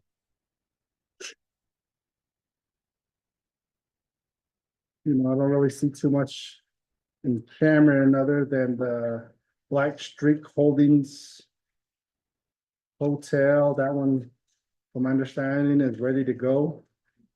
I mean, it should be, you know, instead of, you know, I know we got other smaller projects, but, you know, to help this company, you know, really get, you know, they already have their site, they already have their land withdrawals. I'm pretty sure everything is done, and they just need help, you know, getting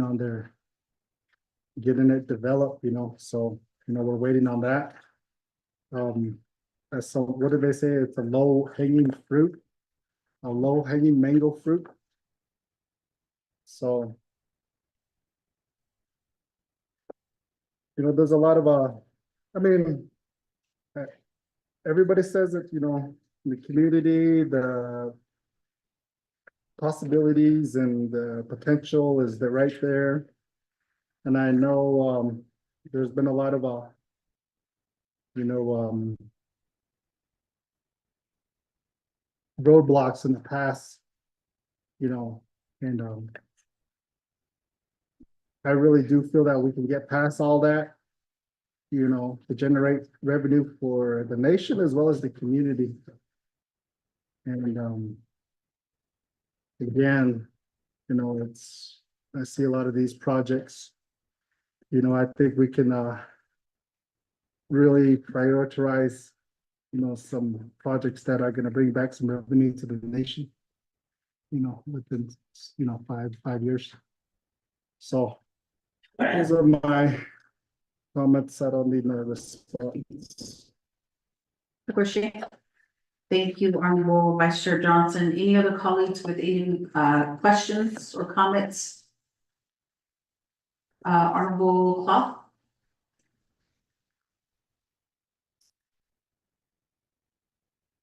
Thank you, Madam Chair, and then to our division here sitting before us. I do have a few questions regarding the presentation that was made to us. We did hear dollar amount of what is in the coffers. I believe it was a little over $20 million. So, and that would relate to projects and their feasibility determination. So the question is, who will make that determination? And also, this was a question that I had posed regarding the committee. We did have certain work sessions that were presented to RDC. And during those work sessions, I did ask for those committee members to be replaced with direct services staff. So if I could get a update on that as well, to see if that transition was made. And so the reason why is that we're hearing today all of these updates. And we came into council and now we're ending almost year 2 here. And so now we're asking for this 5-year plan to go into 2024 to 2029, when in all reality, 2024 is almost done again. So it may be 2025 to 2030. And there was a question from it states that these projects will be, it says shall be financed and leveraged through Navajo Nation sales tax. So if we could get that projection, not from the team of DED, but from the actual of what our Navajo Nation sales tax is also bringing into the Navajo Nation. And then keep in mind that the Navajo Nation sales tax becomes a part of the overall comprehensive budget for the Navajo Nation. So out of that, what percentage of the sales tax and what will remain in the general funds? So those are questions that I have, and I know DED will not have the answer to that. In addition to that, it states here, possible permanent trust fund. And I think that with all of the legislations that have come before council, we're talking about the permanent trust fund, and then in here it says earn income or interest, CHSN fund, private investment, and other resources. So today I was hoping to see a percentage breakdown here to talk about what the possibilities are as far as some of these things that are outlined in the project requirements. So what I'm fearful of is that RDC, although this has gone through the 164 process, it says here on number 2, projects listed in a 5-year plan do not guarantee full funding or complete development. And this was why I think we needed the Office of the Controller to be here as well. This will also probably need a discussion with Budget and Finance. And then also it says the availability to leverage funds. And I do not see anyone here in the audience that would be able to address what it takes to leverage funds. I know that I sat in the investment committee meetings, and even that is a lengthy process, which requires legislation. So due to that, very hesitant on what is being presented here today. And then also just the questionability about funding from the Navajo Nation shall be administered by the Division of Economic Development. And right now, I do know that in Chinle, we recently celebrated the groundbreaking of Church's Chicken. And a lot of that investment came from the business owners.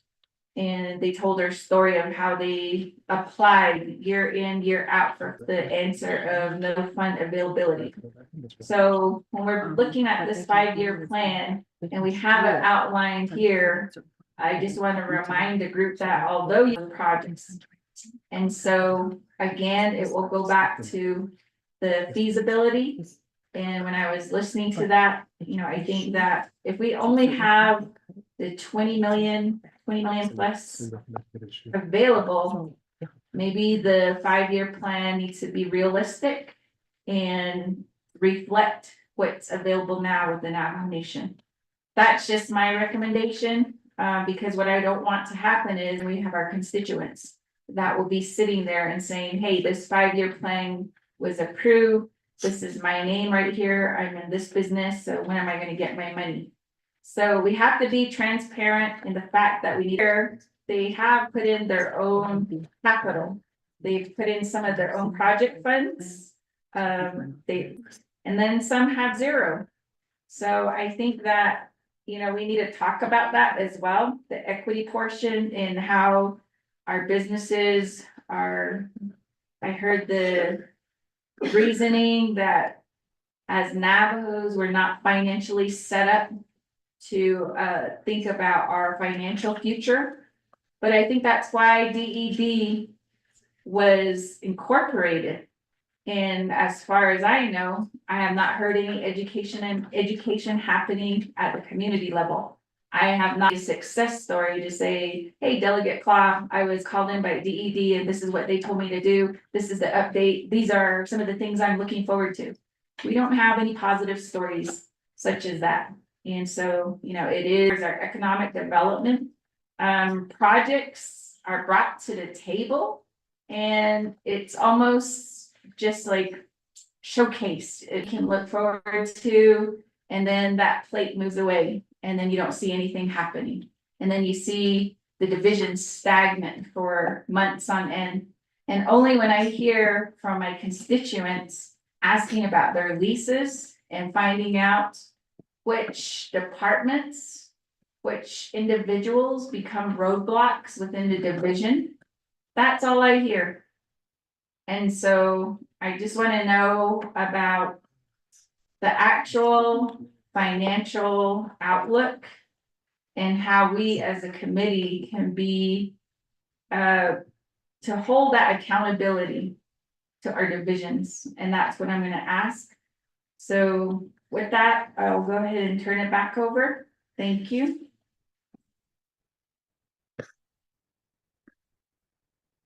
Thank you, Honorable Claw. At this time, I'd like to go ahead and yield the floor back over to the presenters.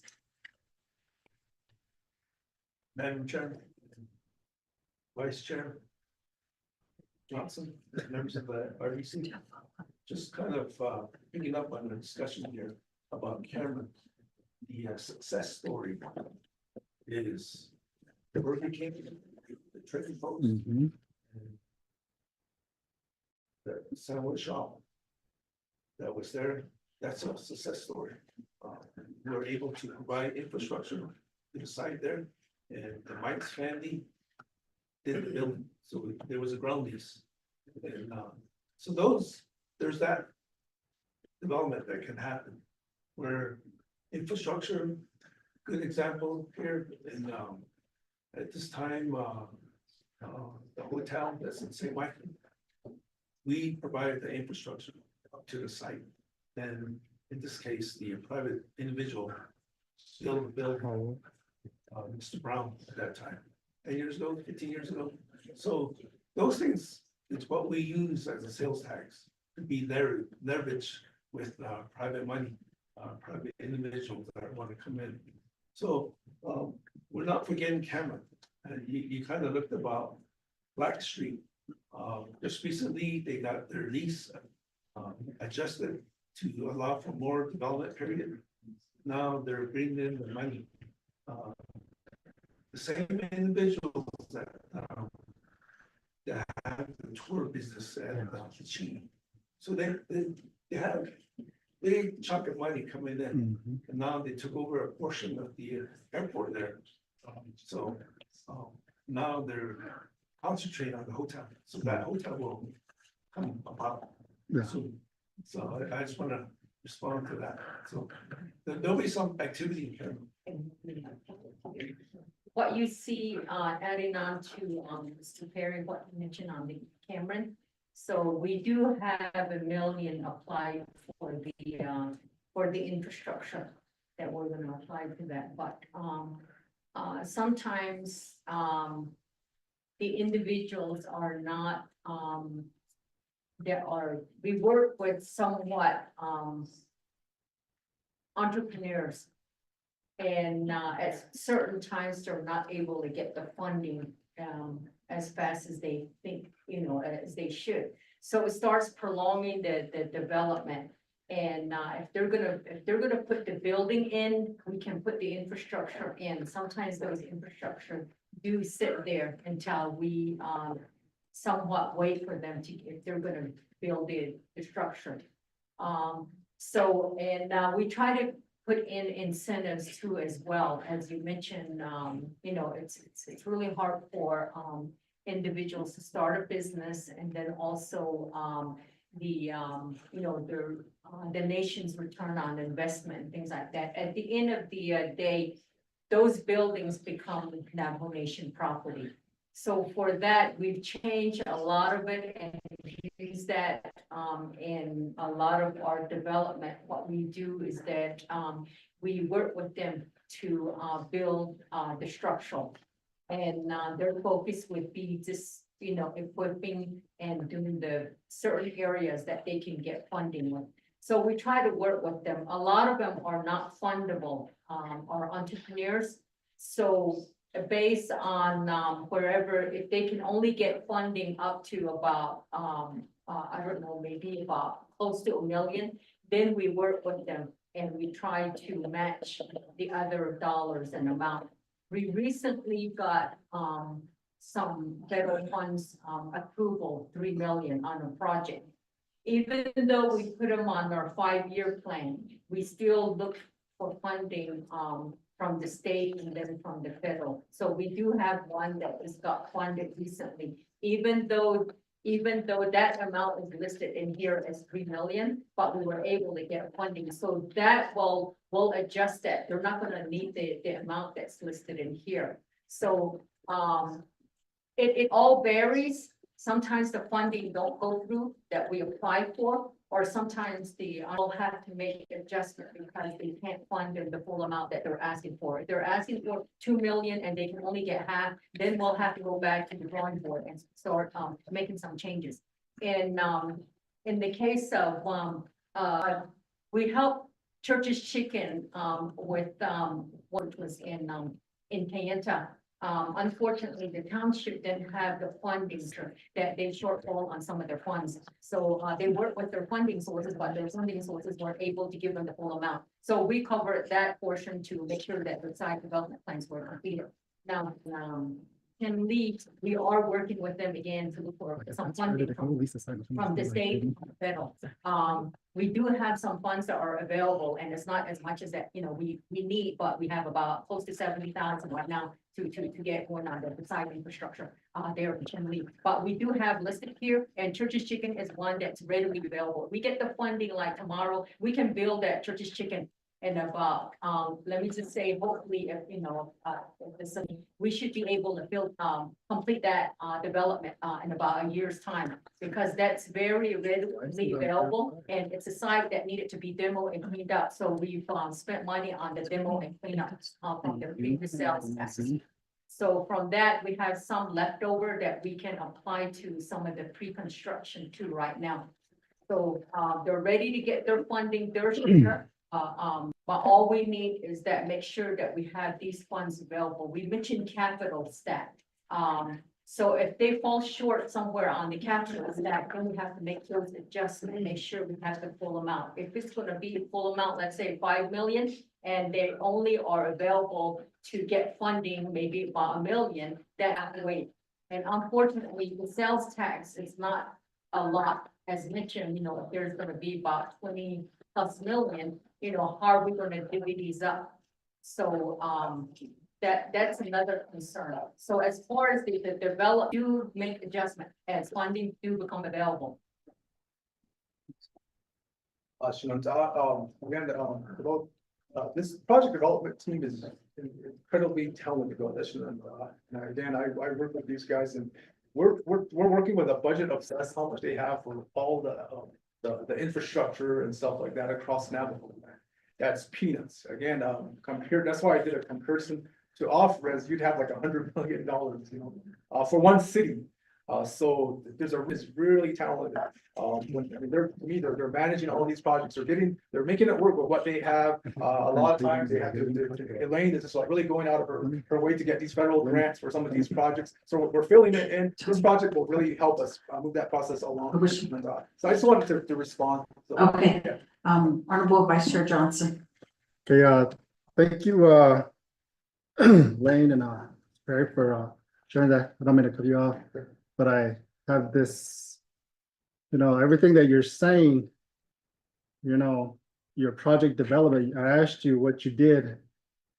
And you just mentioned Cameron, the hotel. It's not even in your year one.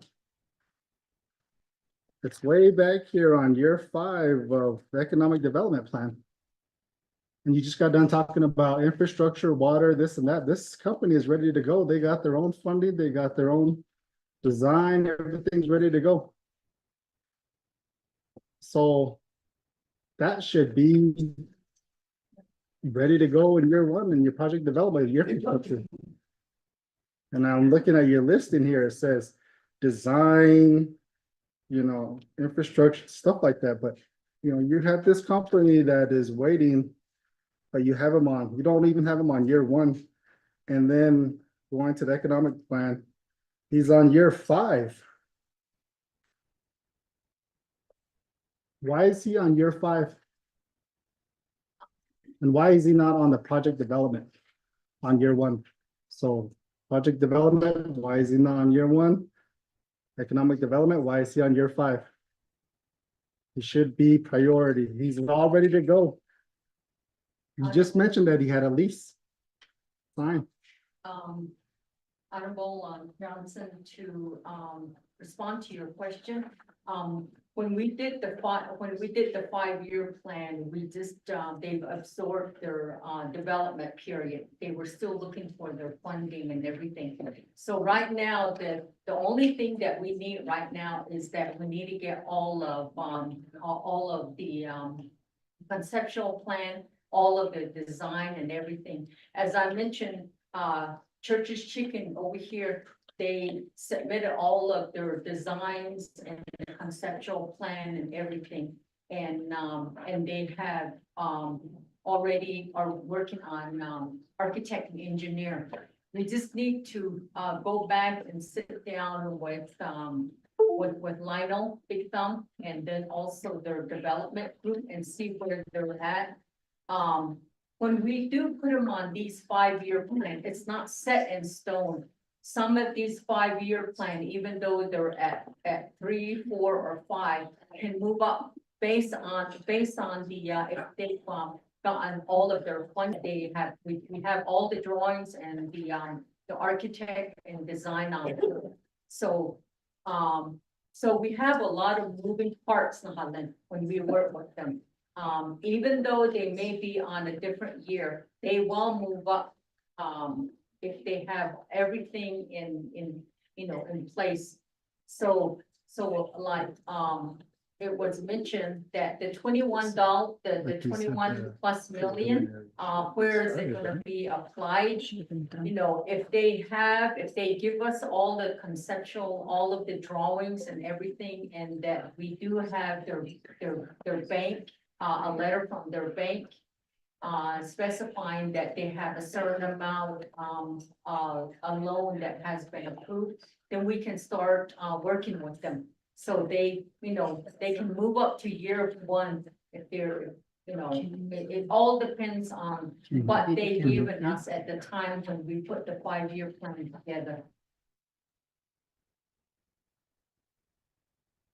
Thank you. Yeah, thank you, Ms. Young for that. Vice Chair, do you have follow-up? No, I want to know why, Okay. why our economic development got them on year 5. Is that, So, Beatrice, Yeah. Hi, my name is Beatrice. I'm with Project Development. Thank you, Madam Chair, Vice President, and members of the committee. I just want to allude to Elaine. It is in the plan. This is the plan. I don't know if you guys got this copy. And the listing of the attachment to this plan. So in this plan on page 3, section 5, number 9, like the update, especially to the progress of the development process, project will proceed earlier or later than the years of the state or the city. So that's pretty much to the description of this plan, that's move up when it's ready. And projects that are not ready, they could be kind of later. And I just want to add that, you know, we as the division of economic development department. This is like Mr. Perry said, and Mr. Lawrence, this is all the roads that 5-year sales tax is just a part of one of our funding sources, and we do have other funding sources that we try to apply for, including the ARPA monies. And we were so close to getting at least maybe 5 projects funded from that, but in our line item and plan as well too. And those are the projects that were project rated, they had funding from the PTF legislation, the PTF 5-year plan. So those projects are pretty much at the top of the list, and we were hoping that those ones would be funded by ARPA, because that's just one fund that's coming through the meeting.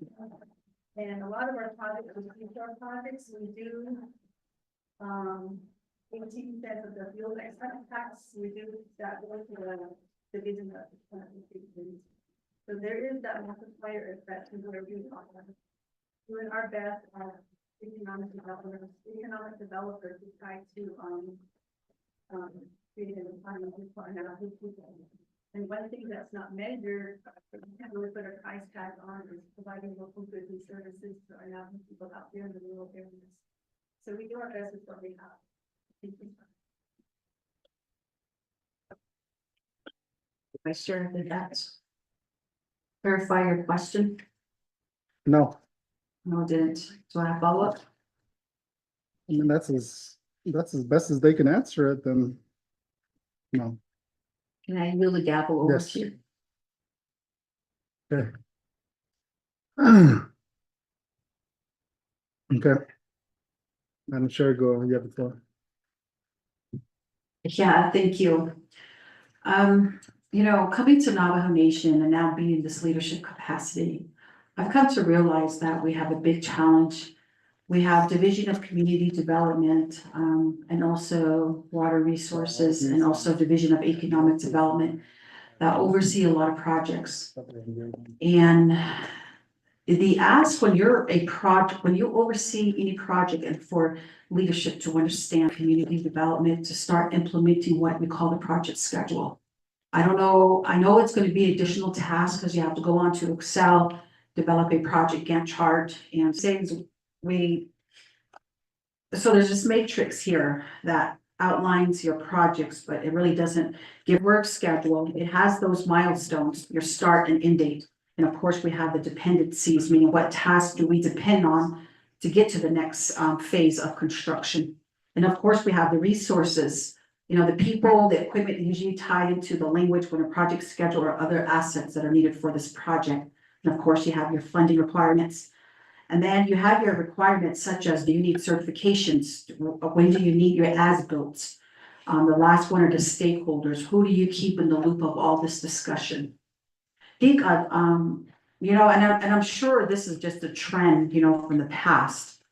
But we want to be able to change it in hopes that maybe now, the RBDOs along with project development will hopefully start developing some project, work schedules or projects, schedules via utilizing, Excel or even, you know, project management, software out there. This will give a really clear understanding of exactly where we at in the phase of these projects. And one clarity I just need to understand, so you have an ask worth $538 million in projects with this 5-year plan. But technically, with the projections that was made off of the sales tax and what economic development fund gets annually on a 5-year increment is only $33 million. So in actuality, we're only looking at playing with the $33 million. Is that my understanding? So that's just a clarification I need, and I don't know if they can speak to the project schedule that would be very suitable to use. I believe, you know, the outside world is using that for any and every project. So even in event planning, they use that as well. And I just think it's easier to understand. So, Pro Temp Chair, thank you. Thank you, Madam Chair. Give the floor back over to our presenters. Mr. Salinas. Thank you, Madam Chair and Vice Chair and delegates. Couple of things. We have a committee that we're putting in place, that's RBDO division, that will really oversee they'll help me make these decisions on what's project ready, what's not, and again, with regard to Cameron, Shananta, again, you have a 5-year plan, but a project can move up to the front if it's fully ready, if it's, and so that's the decision making factor, Shananta, is that, and there might be, and I've talked to my team that there's projects that can come along that just hit all the key criteria, they have major financing, we all know projects like that, they come up and they belong right up front, you know. So we have those kinds of projects, so that's really the flexibility that we need. We really, so this is really laying out what's out there, what do we know of, what are the things that we have entrepreneurs looking at, what are the places where there are like high traffic areas, a lot of USTs are in high traffic areas, so that's how we look at this stuff.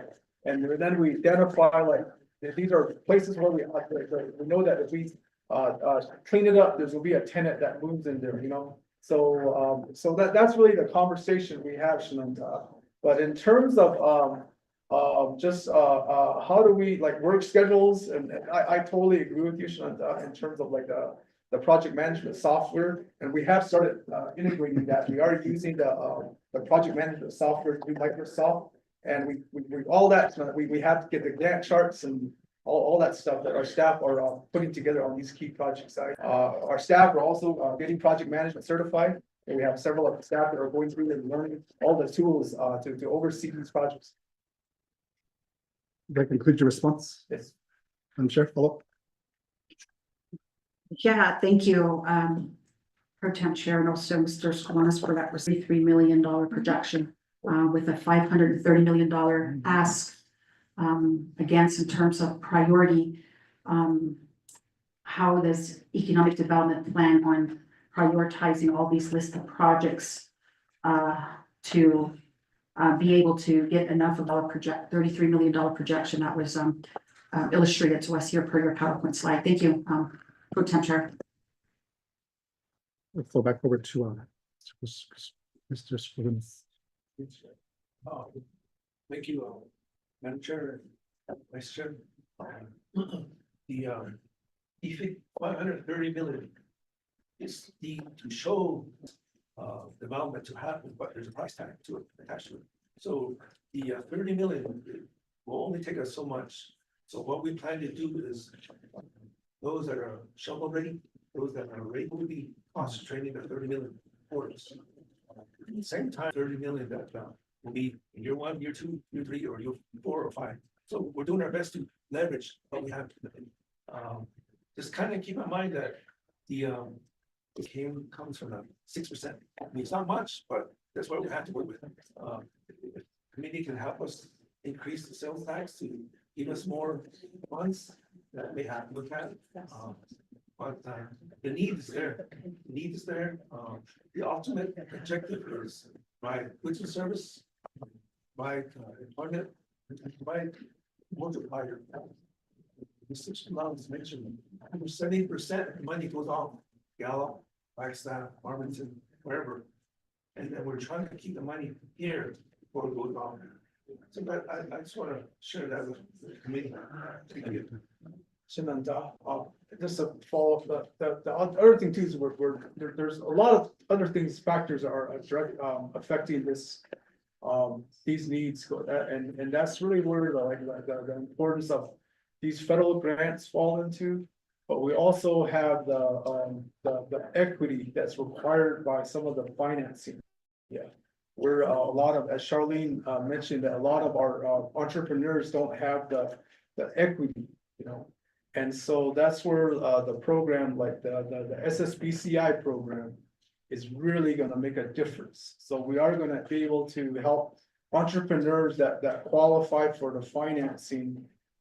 That, you know, not be stuck on the massive equity requirement, so, and then we are looking at other tools. I mean, there's also the hot tax.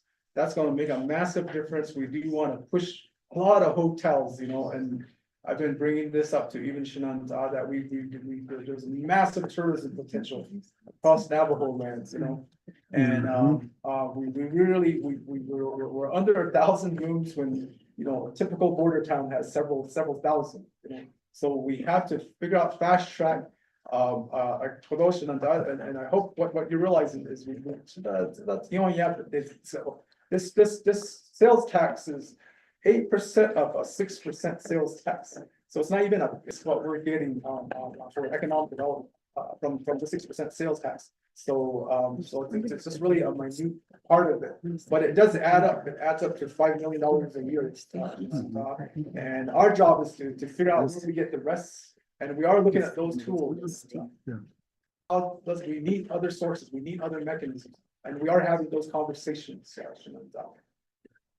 The floor back over to Madam Chair, just for follow-up. Question here, could only get no anigi. Then not so sorry now that I Hananas can show again. The best pass on but on the figure but data and on the schedule. There's a basic that days the budget and finance committee. She could know like the dog kids because I know that they've been wanting. And one last question I have, and if you just can respond to this, is your historical trend on expenditure on your prior 5-year plans. What was the success on that? Were they fully built out, or what was the percentage that got completed on the prior 5-year plans? Back to you, Pro Tem Chair. Thank you, Madam Chair. So this time I get the floor over to representatives.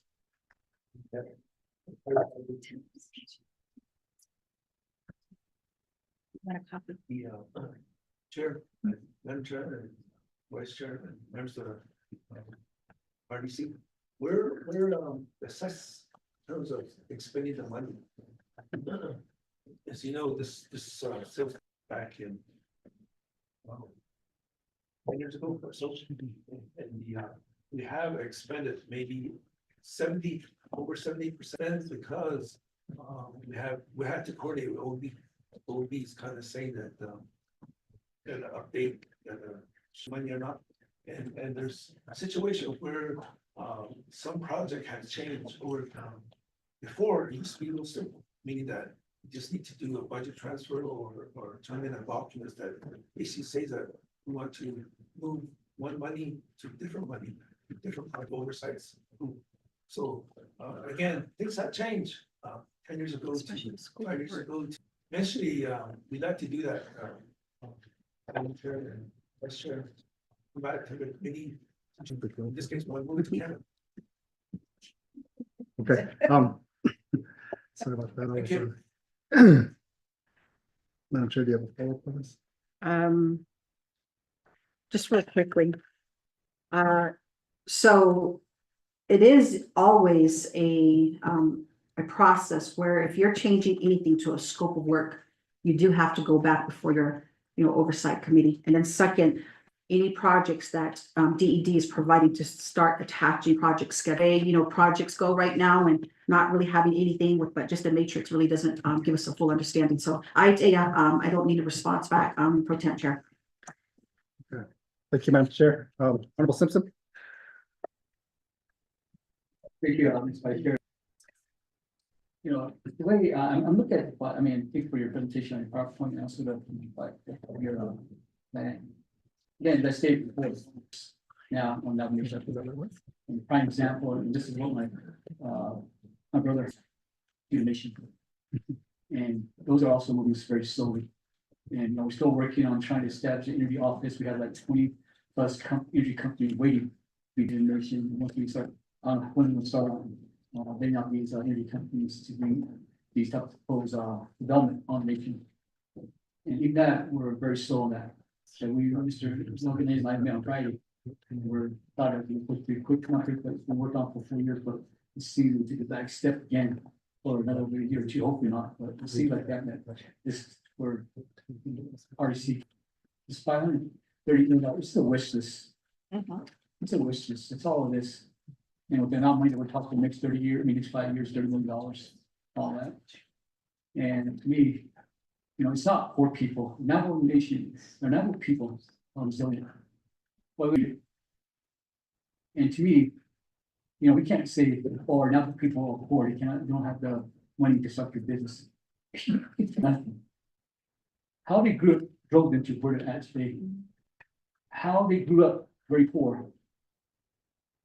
But the finance people were there for them to help them start their business, all the business that was started by very, very poor people.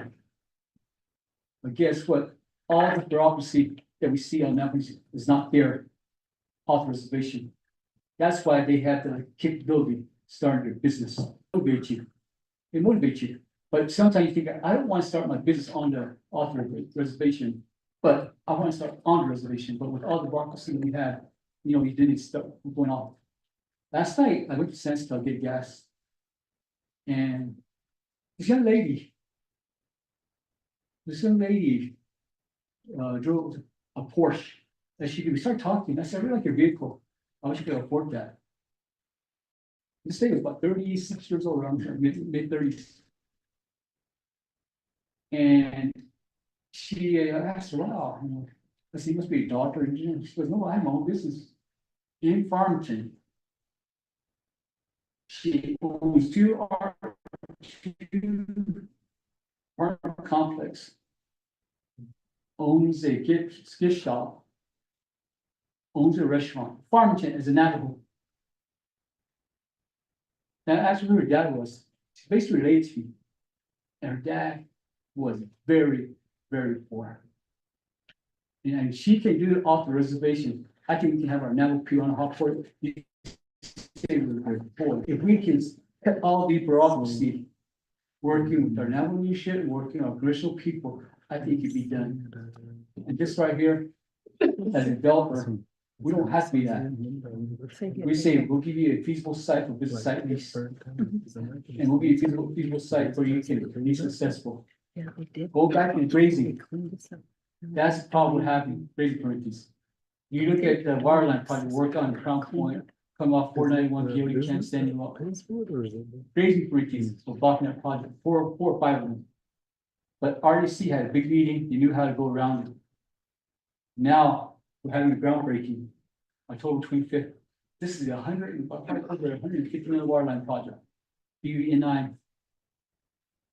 Even though 5 grazing communities did not consent and found ways to go, there's no why, I don't trust them. The grazing community just leased that land, now the land belongs to Navajo Nation, Navajo Nation government. So we gotta find ways to start looking at having all these, even when we talk about these, I know this passed a long time ago how this was given out. People just abandon the building. The building belongs to the nation. And it sits there. I see here, you're wrong. nice building that we could, actually probably on to utilize. But there's abandoned, we're sitting there, it's old, it's old. And we start seeing it probably infested with mice. Now nobody wants it. But we don't take the action to have these business when they leave the nation, say, okay, we're gonna do a business somewhere else, and those buildings become vacant. We don't take action to get that to another person to lease. We don't sit there and just, and for years now, we're trying to find money to demolish the buildings. So with this we're talking about. Now nation is trying to look for additional revenues to operate their national, to operate their government. And to me, I think REC is really pushing for these interviews. And again, with those pushing one that will bring a good amount of money to the money back to the nation. You know, like we got revenue loss through some certain mine closures, certain power pump closures. So we're trying to find money, and we said, the nomination, we want you to give some money. What does that tell you? It tells you that things had to change with the nomination, how business people, non-navals or naval entrepreneurs. Let's go back to Crown Point Hotel. How long does it take, even a business site lease with this COVID period? We had a lot of entities that were not paying their lease payment during this COVID period. They got their lease, they come back and we're still working to negotiate new leases for these individuals. And I saw that hotel, Travel Hotel, working on new lease. Is it still happening? How long does it take? It cannot take. Business site lease should take maybe 60 days, not 5 or 10 years. I thought we amended laws where we can, approve all business site leases to cut all the red tape and see that we're still in the same situation. They're still waiting. And that's another reason why people do not want to do business on a reservation, trying to make for business site leases for approval. And we're talking about a 5-year plan. And we're talking about $30 million for the next 5 years that we can, but we need additional money. My biggest thing is that we need to amend laws, have congressional amend laws to people where these companies can come in. Just again, where's the legislation? Where do you guys have to start talking about working with the state to address these tax issues? We never sat down and talked with them. Where's there's a lot of things that were mentioned today, business site leases, people, we don't have to have redevelopers to get these buildings up for these, our entrepreneurs. We should start addressing those. And I guarantee we'll start making computers start coming in, and we can not just say, oh, this is what our law says, it's what our CFR says, we can do it. We gotta start making these changes. If Mr. Stone wants to start a business, you should get his business site. He said, feasible site. He said, this is a feasible site here. You should be approved 60 days and say that I can get money, I can borrow money. But these laws has to change. So I really request that if you really want these business to be reality in the next 5 years, these laws, these policies, internally and congressional, has to change. We have to start working on congressional people, first in economic development. And today, we're 2 years into the council, 2 years into the administration. What have we seen? We should have these 20 or 30 businesses put up. But again, it's our laws, it's our federal laws that makes everything, with your intelligent staff there. I want to start working on these, many of these laws. Our people are not, our poor people, that's what motivates them to say, I do not want to be in such things on nomination. Same thing, people, just like you, Mr. Columbus, you're a highly educated person, but you probably can make a lot of money somewhere else. What you're making right now, you can probably 5 times, but guess what? You come back, you want to help the people. That's what they want to start a business. They want to, have their, they want to reside on nomination, but also they want you to work or start a business. But I guarantee they had to strive because they do not want to live, and you see that on the reservation when you hear stories. And this morning, I guess coming in June too, listening to some of these stories, how they became very successful.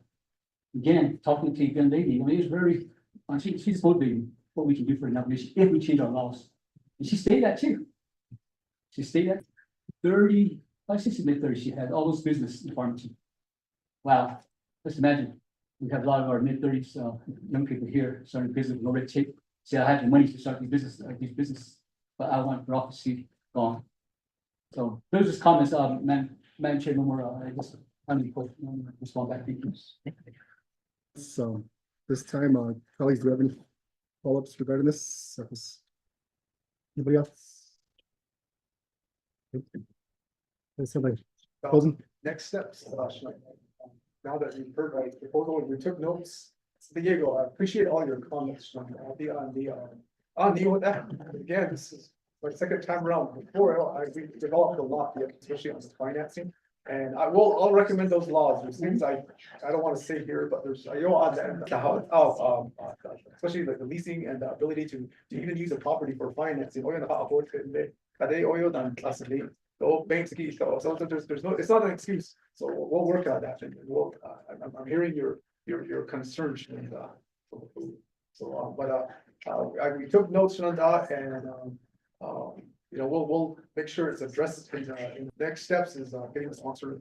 We're going to do that process also. So does that conclude your closing statement? Yeah. Mr. Schoens? Okay, there's no other questions for my colleagues at this time. Again, thank you for your presentation. We look forward to your next steps, and continuing to work together on this and moving forward. And I believe we do have a sponsor to cut all that red tape in the business world. So Navajo business world. So I've already seen this roll call vote for receiving reports. Item 8, Honorable Santa Clara, how do you vote? Red. Honorable Santa Clara votes red. Honorable Brenda Sus, how do you vote? I vote red. Honorable Brenda Sus votes red. Honorable Ricky Nez, how do you vote? Ricky Nez votes green. Honorable Danny Simpson, how do you vote? Red. Honorable Danny Simpson votes red. Honorable Otto, how do you vote? Excuse me. Vice Chair Johnson, that's 1 in favor, 3 opposed, and Vice Chair not voting. all right, thank you, Mr. Ty, for pass at this time. So we're now moving on to the next item on the agenda. Yeah, thank you, Vice Chair. Went on to receiving reports, letter B, report for the Division of 2024 Navajo Nation Fair and memorandum dated January 22nd to the division itself, which includes all personnel, budget, and operating equipment, and the Fairground Division Director for DNR. I believe we do have other representatives from DNR as well. So at this time, if you could just make your way up at this time by Building Nations LLC. So if you could please come up and give us say 10 minutes, please. Let us know. Thank you.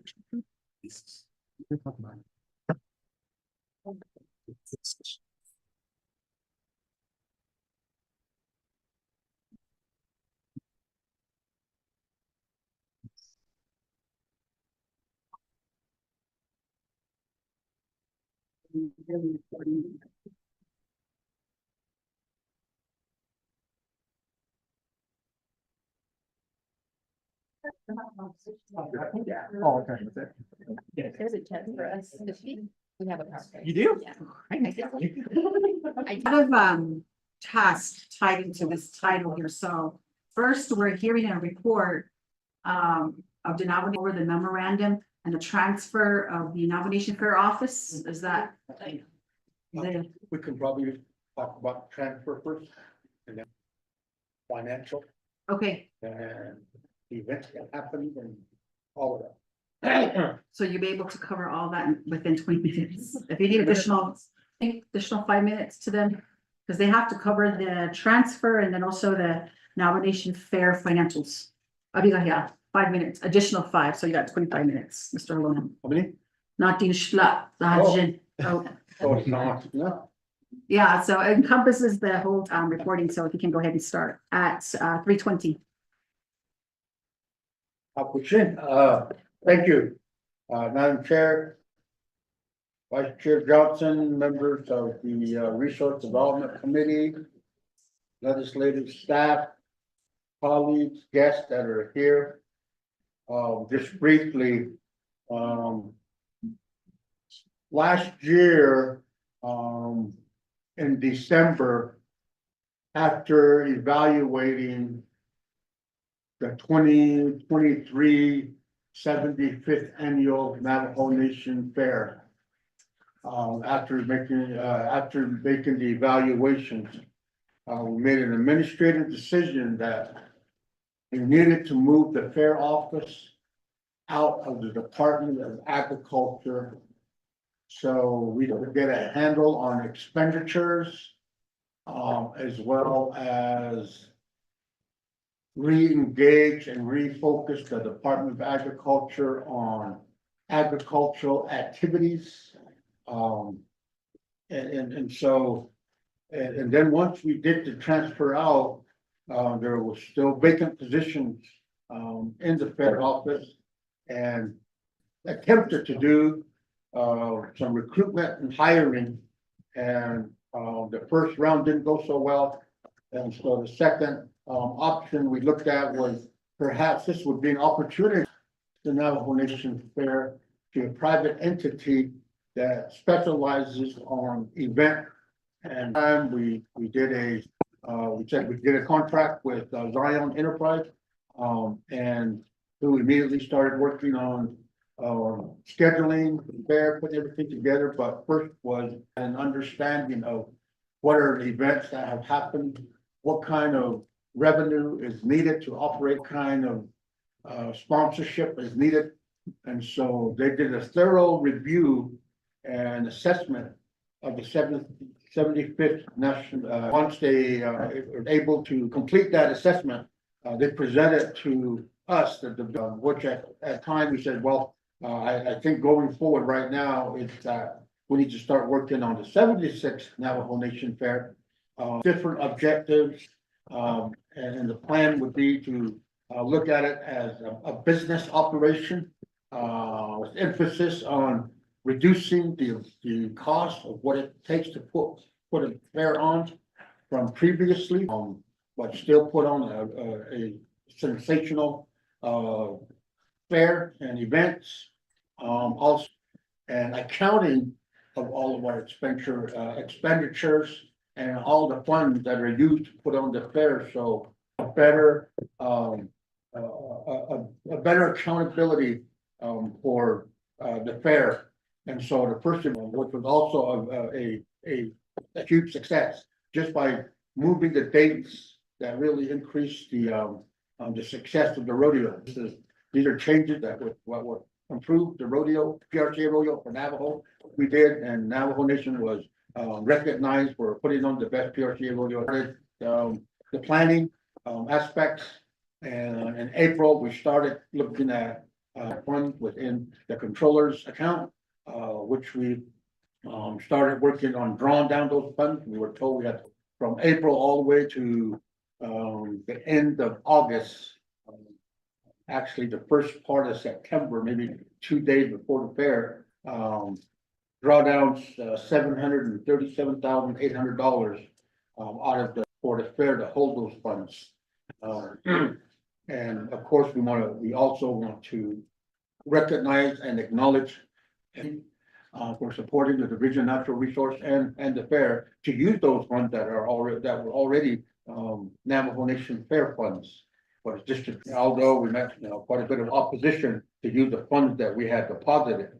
And we were glad that they were all able to, and it was successful. Everything from the baby contest to rodeo, the parade, the concerts, the carnival, the barbecue. We served 4,000 people.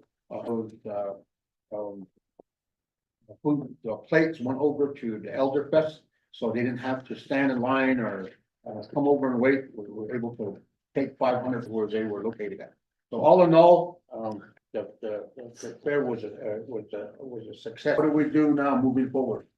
We have new leadership at the Department of Agriculture now. And they've put together their plans and their expectations moving forward.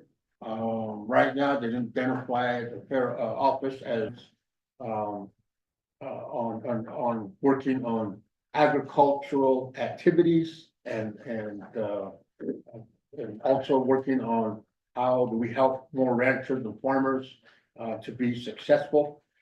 Is the focus and bringing everything back into perspective within that department.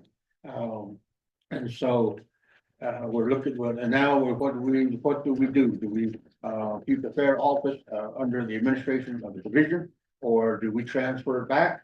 And I think if we were going to transfer it back, I'd recommend to the fair office that they consider doing a contract again, because from what I saw, that you got more work done, you had additional planners and assisting.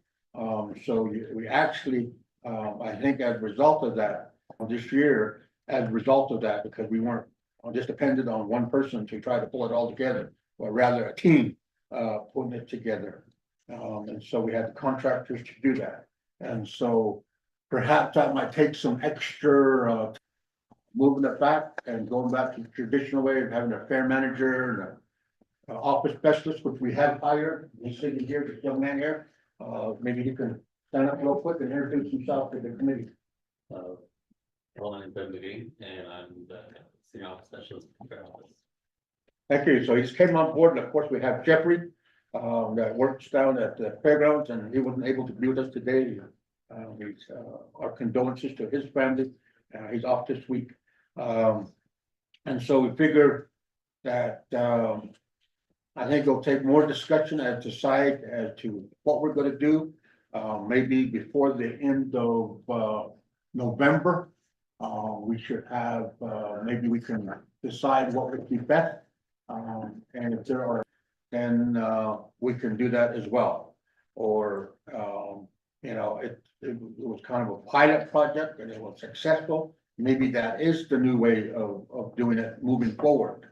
Rather than going back, natural resource making a call, a collaborative effort, from the committee and the division and others, that have interest in participating, as well as our contractors, that what they'd like to see. And I know they brought a presentation as well. We also had Peaceful Agent of Building Nations who helped handle all the finances, and this is just a preliminary report. They're due to have the final one completed by November. And so just some of the highlights, and perhaps they can come up and join me and cover those highlights of the preliminary brought in, as well as the total expenditures, you can see listed. And what they saw differently this year than previous years, because they have been the physical agent for the Navajo Nation Fair, I believe 9 years. So if I could have either Mr. or Mrs. White come up and do that portion of the side of the fair this year. Okay. Good afternoon, everybody. I'm Frederick H. White. I'm here with my wife, Clean Nations LLC. Mentioned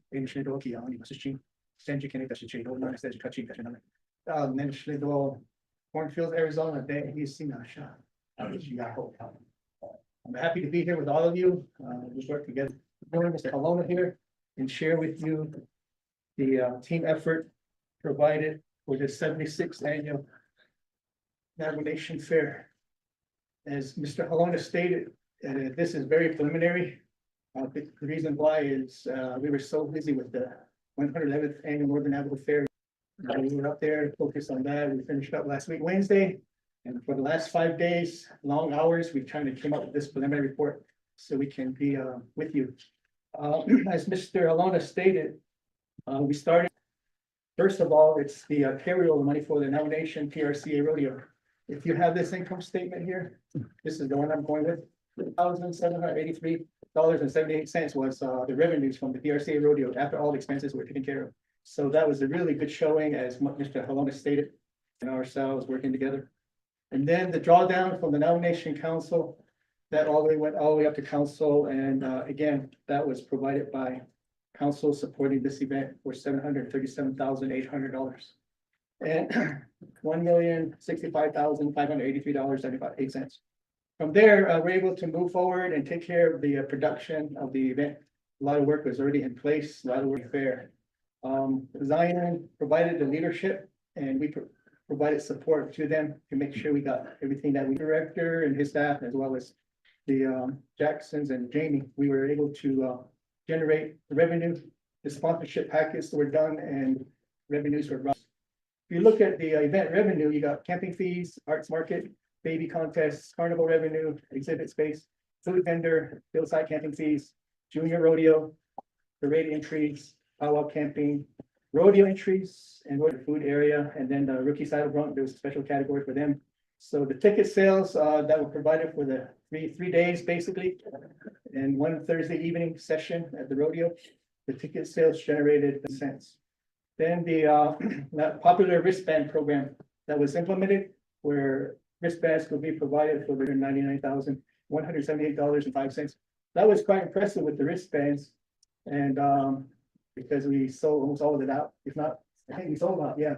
So we had a lot of activity there, and the other is that's really important to highlight there, I think, the rodeo entries. So a lot of income was made through the platforms, and entries were paid in, and then payouts were also made.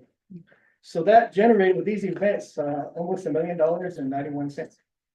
Then you go to the next category, sponsorship. Sponsorships came in at 741,066. Then the money paid back on Bone Thugs and Harmony. And the reason why that occurred is because one of their key band members didn't show up, so we got it just happened, but we had a big crowd that night.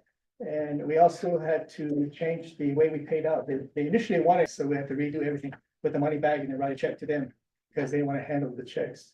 So that generated total revenues with the sponsorships and the available beginning. We had 2.837879 million that was in the accounts and provided for the event. How it's itemized, starting with the junior livestock, the administration, advertising, promotion, down the barbecue. Second page, look at the concerts, the amount of money paid out for the concerts, the consultant with the Building Nations LLC, and courtesy service. We had golf carts there, DVD golf carts, dog shows, elder fest, entertainment. It's interesting how the dog show is very, very of interest in that area by our people, but it's very popular. We also have the throughout the event, finance and payouts, horseshoe, horticulture. So if you look through all these, you can see the different types of $393.49. And there could have been more if there was more time and more and money was more available because of the planning that Zion had implemented. They were hoping to get a lot beyond what they did at the 4th of July event. Then you have 142. Song and dance is up there at 49,190. Then you have the tent rent and other tents for entertainment. And trash bins, vendor services. So there's a lot of costs in here that's gonna help the environment for the people that come to the fair. And so the total expenses is 1.854 million, and the balance net income that we have in the $382.13. Under our contract, we're returning our bank statements, our ledgers, and all those things we will be supplying when our final report's complete. And then as far as work condition, whatever that amount is on the bottom, we're still going through the different kinds of there's costs coming in that we need to pay. A good example is the pavilion down at 4-H Center there. We're trying to finish the 4-H facility where they house all the animals, and that's still in progress with the support of the Department of Agriculture. That's still moving forward. And then there's other costs that we're trying to take care of. But once this is all put together, everything's ready. It's a real nice report according to the contract that we are under. So that's quickly a highlight of our time. We could probably go through them one by one. I'm sure you have questions. That will be. Okay. So I'd like to go ahead and yield the time over to Zion for your PowerPoint presentation. So can we give the Zion teams an additional 5 minutes? You have a total of 9 minutes to present with the 5 minutes we've added, so. Mr. Bowman. So good afternoon. My name is Jamie Arvizo. I'm on behalf of Land Enterprises, and thank you for giving us this time today. Really quickly, I'll go as fast as I can through my report there with this event. And are the components that Zion was responsible for: advertisement, graphic design, the website, creation of documentation and forms, public relations. So we started this project in March. We did look at last year as well. We helped host the PRCA rodeo. From there, all the renovation of those, and we continued all that into the Navajo Nation Fair. A lot of these components, the facility, the funder, all impacted each other. The events, the facilities impacted the events, what was the history of the Navajo Nation Fair, as well as the budget. Last year's Navajo Nation Fair was $3.8 million. We knew we didn't have that much money, So we knew that we had to scale back, so we had to bring back events. We were, phase one was the planning and renovations of the facility. We all know that the conditions of the fairgrounds in order to have a safe event.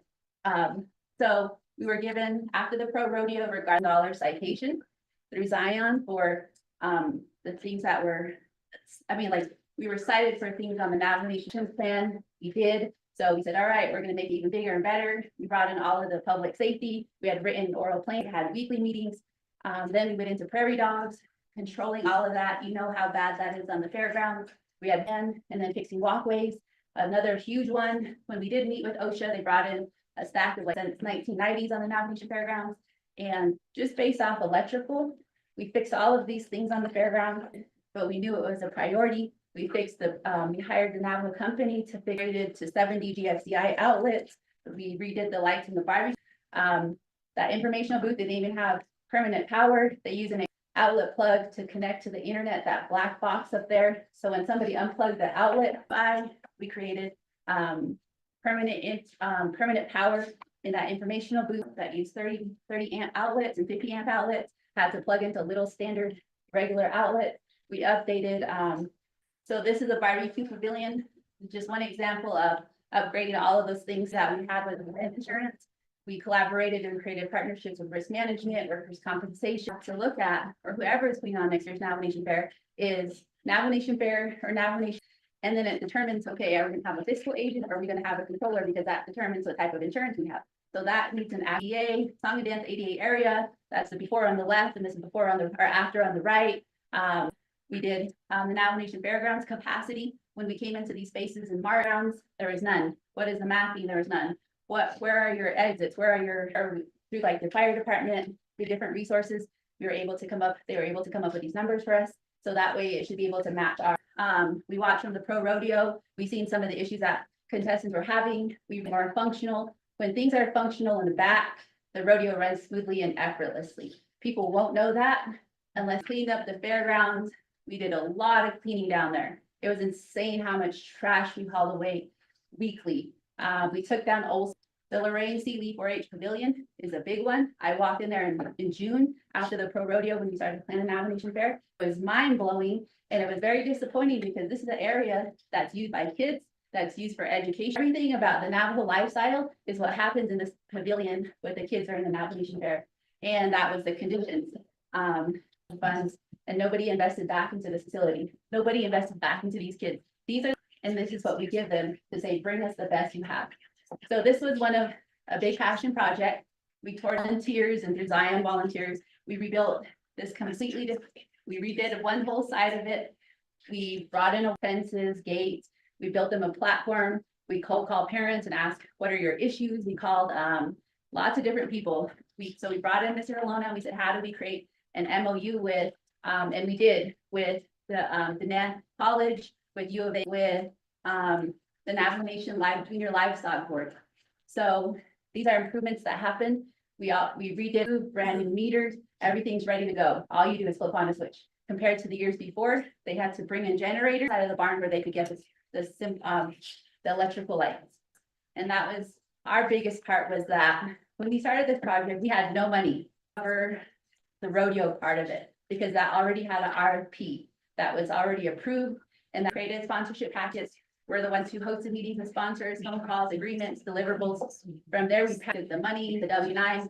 Then they worked with the coordinators on handling how much money was to be spent. The coordinators had to come to execution of events. Colleague, okay. We have a very important, go ahead and I'll go ahead and excuse some of my, maybe one of my colleagues to go down and give us an update on a discussion that's happening between the 3 branch chiefs and the delegates and continue. Okay, so in 2023, 34,000. This year in 2024, we brought in 741,000. When we sat with sponsors and met with sponsors, we gave them a menu practically and said, okay, this is how much it costs to have a song and dance at these events. We went all the way down even to selling the tractor. And we said, okay, the tractor drag is going to be $5,000. The time they come in during rail racing, when they're dragging their arena, we're going to share your messaging. We're going to do lots of different things. That's how we created the deliverables for this event. Sponsor where their money is going instead of it all just going into a pot. We were able to find sponsors for every event except the concert. And that 225,000. And we had to, we had to rely, and I'll go back onto that a little in the next slide. So last year they had $1 million. This year in 2024, based off the funding that we had, and we only had 17 events. That's where we had to look at the significance and the historical part of why do we have an Nation Fair? And that's where we just chose to have these events that are here, able to come up with that money. And that was not a priority. So we said, instead of for that event, let's rent out the facility that day. Let's rent it out. So they paid us $3,000 and provided their own awards, their own personnel, everything like that came for that. So that's just something that we did with the funding that was from council for the $737,000. That money was used for these expenses, security, parking personnel, tents, advertising. That's where the concert money came from, the powwow, and any unexpected costs. That's what we had to do, was that we had to be the bad guys. And you have to stay under that budget. You cannot go over. And there was a lot of us because they couldn't just go and do whatever they wanted anymore. They had to stick with the budget. And we're not just gonna go anywhere, take our family anywhere with no money and say, oh, let's have a grand old time, we'll worry about this later. It was like, no, just spend everything to the penny. We're always thinking ahead, we're always planning ahead, we're always saying, okay, what we did with a lot of these events that we had during the Napa Nation Fair was to say, don't use every, so, and any of the events that we told them that they had to not happy with us, but I mean, it just proves, looking at the report that Building Nations gave you, was that we came up with the 7,000, and then that would cover, and then you would subtract that Napa Nation Fair. So you can scale down an event and still have more money. For example, last year, and as big as concerts they had, their revenue came out to 921,000. This year, when we scaled down 67,000, we still made 983,000. We still made more money than for those little things that made the biggest difference in the end. Yes, of course, we had lots of challenges. Parking was a big issue. And that's where we don't know what those numbers look like. We don't know how many people came into the fairgrounds. Well, I mean, when I say, just because we want to use those as in data next year, we want to say to sponsors, we had this many people come on Friday. We had this many people come on our report, and when we're presenting data. Event insurance, machinery, the Navajo Nation Fairgrounds, all they own is a tractor and a lift. And those are at the end of probably of their lifestyle, of their life soon. I mean, like, those are pretty invested in those type of physical, and bleachers. Those are big issues, but all of those, a lot of those go back to funding. We don't have funding for it. For that 4-H facility that's there on the picture, that bleachers gonna cost $99,000. 5 rows of bleachers, 78 feet long, 4 handicap spaces, that's $99,000. And like, those are goals. Those are goals that we have to say, let's invest in the fairgrounds. And so many times this year I sat there like, man, if I had $3.8 million, if I had what they had last year, we could have bought those bleachers. We could have bought a new tractor. We could have invested in a lot of different things there. So quickly, that's our report. Thank you. Great, thank you. Thank you to DNR, to Building Nations, and also to Zion for your overall report here to Resources and Development Committee. So at this time, colleagues, I'd like to get a motion to accept the report. Honorable Simpson, second by Chair Ness. Colleagues, do you? Thank you, Madam Chair. Presenters, thank you for your presentation. The consultants and information you have, Mr. White. And I just finally questions on the presentations from Mr. Holman and Zion. The question we going to Building Nation. Oh, Mr. White's up here. And Mr. White, if you can come up next and sit next to Mr. Haluna Ashona. I understand that, you know, fair was over on September 8th. And I know you stated that you had a little, enough fair you had to, work on, and this is one, let's call it Shibboleth Fair. Again, September 8th, nomination fair. We'll find, it's only preliminary, closeout report. And you work with it, I mean, I know you have sources. Technology's there today. I don't know if this was still, everything's still done. Technology, everything works fast. And to me, I think it should have been a final report, not a preliminary report. Because again, technology, we have. And, we're trying to figure out if this fair should go on its own, run by a private entity, or take it. And to me, the one it was very successful, the amount of money that. But we need data, not just dollars. Let's go back to the ticket sales. How many adults came in? What do we need to report? Wristband, how many did you say you almost sold out of wristbands? How many wristbands you buy? Where do you go to? Do you go to adults? Do you go to see those type of children? Because I think it goes back to what events will be needed next year to accommodate age group. And pay for age were, how many entry fees were waived? Those type of stuff. So like Charlotte expended, we need data. So again, we want every year, we want to continue to prepare to succeed, either as a private food vendor. How many food vendors do we have? What type of food do they sell? Which people? Or maybe something that people got frustrated for standing in a long line because that was the only food.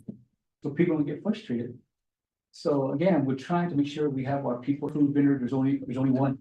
And those type of things that, you wait in line, you get frustrated. It's like Disneyland. It's the most funnest place, like when you stay in line, by midday, you're tired, it's not funny. So again, when you get your final closeout report, we want more data. So that can be utilized, make sure and better, and all that stuff. Maybe we can have more events next year.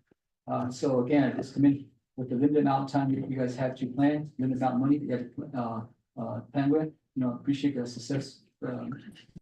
With this now, we're trying to strive to do better, and we, just like I said, more data needs to be. Again, it's something, those are things that we need. How do we make our ballot better? Maybe it was very good. So, Madam Chair, those things guys brought up, I think that, our contractor, the Build Nation needs to see that next year. And those are the things I really don't need response back, those are the resources, and make sure that, like I said, this was to a team effort, and this continue that team effort to make it, make sure. Thank you, Honorable Simpson. So again, to the presenters, to build that, this is a preliminary statement here that was provided to us. And if or when any possible outstanding transitions that are still in transit, and along with the data information as regards to so the wristband information, when will you be able to compile that information and have it before Resources and Development Committee? I stated earlier in my presentation that we'll have the final report. You'll get to check the information on what you just asked when it's all ready to go. It's not ready right now. It's preliminary. Next month? Yeah, first part of November is our timeline that. Honorable Simpson. Thank you, Madam Chair, members of RC, and I think it's so white. Again, this is a team effort. So Zion, showing information you might need, in the conference, the final report. Please ask before it's given to RC, because I don't want to go back and ask Zion to get all the information or Net Vision Naturals to get all the information. There's email. If we get that before we get the comprehensive report, again, make sure that they get all the information, to make sure we have a better, more again to that success in the fair. So this is a team effort. We got the fair to be a success this year, but more data is needed. Again, if you need more data, please we look at before the comprehensive, look at it, we might need more data from information. So that will work for me. So thank you, Kat. Honorable Simpson for that follow-up. And again, there is an outstanding task that is being requested here. I'd like to go ahead and yield the floor over to Vice Chair Johnson. My question, Mr. Alona, the contract for Building Nation per event or? Yeah. Like a year, or is there so this contract, is it just for the fairs or? The term, it started and it ends, so our ending date is the first part of November. We'll turn everything over. Okay, that's what you meant. Yeah, November. we're done after our reports and our time ends. We're done for this year's event. Okay. Yeah. Got it, okay. Committee members, Mr. Lona, also from Building Nations and we get to our soft Maggie. I'm gonna start with this here, so. Equal. Mission Eagle. Okay, I was looking and thinking about certain things, the improvements that are gonna happen. So that's the future of what it's gonna look like. And I see there's some good improvements that have been done at the song and dance, the rodeo grounds, the cleanup. And by the way, Lorraine C. Lee, she's from my chapter of Upper Fruitland. She passed on a few years ago. So is there a sign with her name on it, on the building? If not, I would like to ask, at some point, maybe we need to put a name up there instead of just having it on here like this. So, and then after that, you have sponsorships and you talk about it. The events you have here on slide 19, you have it all listed. You have the Kids Day, Junior Rodeo, Baby Contest, Elder Fest, Horticulture, 4-H Livestock Show and Sale, Exceptional Rodeo, Free Barbecue, Rodeo, Dog Show, Native Entertainment, Team Roping Jackpot, Horseshoe Contest, Wild Horse Race. But I don't see an arts and crafts competition market. And when I was listening to my brother here talking about how many, because I see in this report here from Building Nations, and Mr. White, Building Nations and Arts Market, 8,006. So the times when artists, jewelry, painting, sculpture, rugs, and you name it. Each class, each category, there was third place. And then overall market, all the artisans, there was a best of show. And the winner got, I don't know, maybe 3,000, 5,000 or 1,000, or I don't know. But I think I do understand this being a preliminary report, what it looked like, and just seeing that there's it under the market, did it happen? And that's what I was thinking about there. And the 4-H club, did the kids get paid? That bought some at auction, but these kids never got paid up to today. And what percent goes back to the fair after the auction is, just a couple of things that I was thinking about. I see everything listed on slide 19 of Zion Enterprise. And just asking about the art portion and Mr. White, just the art markets for Kagi, Eli is net 8,600, which in the ACH, Potash and the ACH. Thank you, Madam Chair. Yeah, thank you, Chair Nez. At this time, I'd like to go ahead and yield the floor back over to the presenters for a response. Madam Chair, Vice Chair Johnson, honorable delegates. Let me go back a little bit to Delegate Simpson's request, which is well noted, and we are also wanting those detailed itemized information. There were also event coordinators for all those events. There are courts as well, and that will give us the data. How many entered? Who placed first, second, third, fourth? What the data that you're looking for will be provided by the by the coordinators.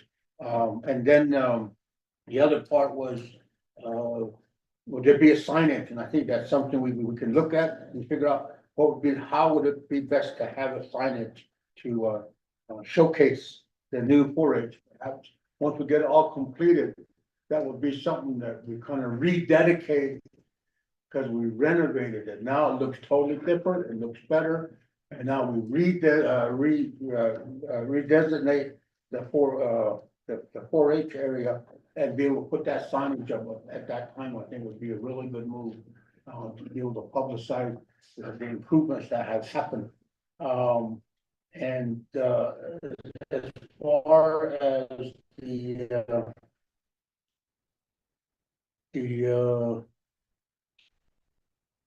I guess the arts and crafts, the challenge that we brought up, we were talking about it when we were in the planning. It's facilities.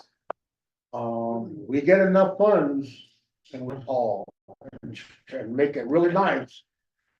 Then you'll see the artisan part come back in because number one was security. All we had was tents out there where the events were happening, were in tents out in the open. Unless they tear everything down and take it out and then come back the next day and put everything back out, dude. And so that's what happens as far as the show from the artisans competition. That is something I think we could look at, and I just wanted to add that while it was in my mind, really quick. The question about the kids, last year, when I finished painting here in Wonderall, what in Shiprock, we had a similar issue that we dealt with. We had to do it and get those kids paid. And this coming year, we have something like that happen. When these kids sell their animals in the auction, they get 100% of their funds. None of it comes back. The case moving forward. So I'll answer some of the other. Madam Chair, member just said art market here. It's for space fees that they pay for called Meadowsware. That's where those fees came in. So they fill out an application, $600 worth of space fees paid for. And we do have all that information on who was there and what they paid. One thing I want to share, Madam Chair, members, which this is, to give you a good idea of your revenues versus your expenses. And the bottom line shows if that's what this income statement is. And each of these, case in point would be powwow, $77,000. That's, and it shows every expense that was made under the powwow documentation for the powwow. So that's what I was mentioning when I mentioned ledgers, to back it up and show all the invoices and receipts paid. And the total amount is other information in terms of accounting is necessary to document, and you watch every all the money that's coming in versus what's going out. And that's important to document. So, and when you talk about the best platforms to work with and the type of programs we need to have, we're using those. We're using that with our CPA. We have a certified CPA that backs us up with all the proper documentation according to the accounting business laws and procedures that are necessary. So that type of information needs to match with the checkbook. So I have the checkbook in here and it's balanced. It balances to this number right here, the 983,000. So it's not like we're writing it down and it's all documented. It's in the system. And we use some very professional platforms. Eventbrite, we use Stripe, we use Next Gen Rodeo. So these platforms are available as tools to help you do a good job in terms of accounting what type of expenditures are happening or what types of revenues are happening. So, and all that is available, and we'll make those available in our report as we move forward. And I'm not trying to demonstrate that we're rebutting anything you're saying. We agree with you 100%. It just takes time to document these and put them into appropriate reports. And that's what takes time. So we're doing this along with this fair. And the other thing that's challenges is that some sponsorships don't come in right away. They eventually come in, and then all of a sudden, as he mentioned, there's invoices that come in that we have to get those cleared and paid out. So we're almost there. This is a real close number right here that I shared with you. We're almost there to give you a final. Just want to share that with you. I'm the Madam Chair, member of the committee. Thank you. Okay, and thank you, Ms. Jimenez, for asking those questions. I did go back and get a quote for the Lorraine C. Lee pavilion because that was something throughout the Navajo Nation Fairgrounds. There's nothing at any of those facilities that say they're all named after something. They all have a name. The Powwow Arena does not have a sign. The Song and Dance, the Annie Juanita Arena does not have a sign. The 4-H Pavilion does not have a sign. Lots of these places don't have a sign, so when I started working on this 4-H area, I did reach out to a contractor to ask, okay, I need some quotes. We knew the amazing lady that she was and what she stood for. And she does deserve a sign. So that came out to $1,400, but we didn't have the funding for it. We tried to reach out to the family and ask, okay, is this something you guys are available, that you can do? And then we just didn't hear back, but we didn't want to keep pushing because we didn't have money either. With the art show, the art show is honestly my favorite part of the Navajo Nation Fair, where they have the jewelry, where they have the photography, the paintings, everything. And that was right before COVID. And when I did go out, I need all of the questions of the logistics of the event. That's a $30,000 event. We didn't have the facility to have all those items in a safe place. The last time we had it in 29, our pieces were stolen because someone broke into Gorman Hall and took them. And that's not an issue. That's not something that we wanted to even try. It's not an option. The exhibitors spent was because it was more like a vendor space that we created. We had a plan for those tents. They either had a 3-day, they wanted to do a day pass, or they wanted to do a 3-day pass, or they wanted to do a 5-day pass informational booth. On Saturday and Sunday, 45 arts market booths. And we kept the price on those $200 for the entire time. The entire, our Navajo Native businesses to make money from those spaces. So the $200 fee, that's all we profit comes in at. The 4-H premiums, yes, they were paid. And this year, the livestock board did bring that up. And it is something that they did discuss, exhibits or events that they have, is that they keep years. They've just been giving all the money to the kids. And that's where they lack, because 4-H facility down there needs, but they don't have the money for it. So it's like, okay, you guys have to start thinking about an event, but then put money back into that event to invest in it. So that way, next year you have pins. You're not zip tying them together, because that's what they're doing now. And I looked into all of those pins as sponsors. Nobody really wanted to sponsor $25,000 of pins. With pins is going to be a couple months though. So I tried to go to every place I can go to make things happen. Try to think of every solution for every problem that we need. Okay, thank you for your response. Mr. White, I'm very happy to hear that our children got 100% of their proceeds from their livestock auction. That's really the steers and even lambs and goats. They spend, when my wife and I were 4-H leaders in San Juan County, you can order a pig in from Nebraska, a sheep and all that, and have it delivered. It'll cost about them clean. You give not only 3 times to sure the water is clean. Make sure they get a certain amount of grain, certain amount of hay, and you keep weighing them are ready. Teach them how to walk. Just, it was very expensive, and they'll have saved so much money, and they go to college smiling away. So I'm glad that they, I don't hear anything from any of my artist friends. Normally they do and say, boy, we did really well, or something like that. Booths for them. Maybe this is a start for them to start building again towards the fair to make a better fair. So Alana could answer my question is, for a few days installation for a certain amount of money. How can we not do that again and make sure that we have the money in place like 6 months ahead of time and start planning for all these things? So, thank you. I wanted to touch up on regarding the funds that is 2025 budget forms to be filled out, and that needs to go with legislation. And I believe budget, so technically it will be in the FMIS system that way. So then we don't like we did this past year. So that's what I had received from Mr. McCabe going forward, because these are revenues that are coming in grant, and that's what needs to happen. So you need your form 1, 2, and 4. Isha. But going back, real quickly, let me go ahead and give it to Arnold Simpson, and then I'll go ahead and, yield it back to the presenters.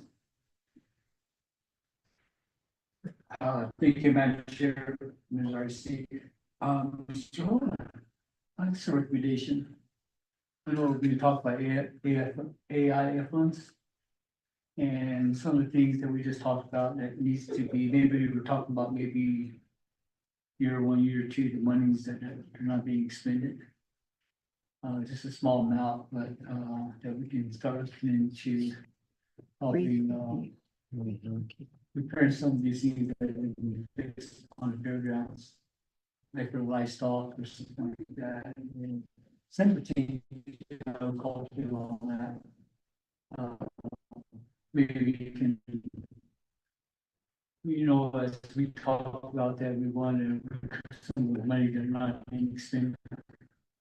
And maybe take care of some of those things that take livestock or agricultural farming or something like that in the area. And take care of. But there's money available for year three, I know that budget is supposed to come before us. I mean, reprogram some of those funds, and we're still waiting for that, but if there's not, if there's already been, reprogram and before it goes to RDC for approval. I mentioned that with the money, you want to choose something else, maybe some of that. And we keep listening to questions, so the cabinet chairman. At this time, I have questions, so I'm gonna go ahead and yield the gavel over to Vice Chair. Madam Chair, and just real quick before, who was the security firm that was, they told me my pass was fake. They wouldn't let me enter here. I couldn't back up and I was just like, I want to see the sponsor of this legislation. They call on the radio and the security standing by the window, he says, it's your lucky day. Go ahead. I didn't say anything. I just drove and got my turkey leg and lemonade. I was okay. And again, I just want to thank all the presenters that, but to Building a second page consultant, is that the consulting area of issue, and NTOA came before Navigatia, I believe it was last week, system for the fairgrounds, because the sewer system has pretty much failed for several years now, and this is a big project. A delegate of this region to see if I can try to appropriate some dollars so that in hopes that we save that $75,000 plus going forward. We need to get the funds first. The third item is on the $1,000. Is that, how is that really under the nomination fair? And only your presentation in regards to the transfer.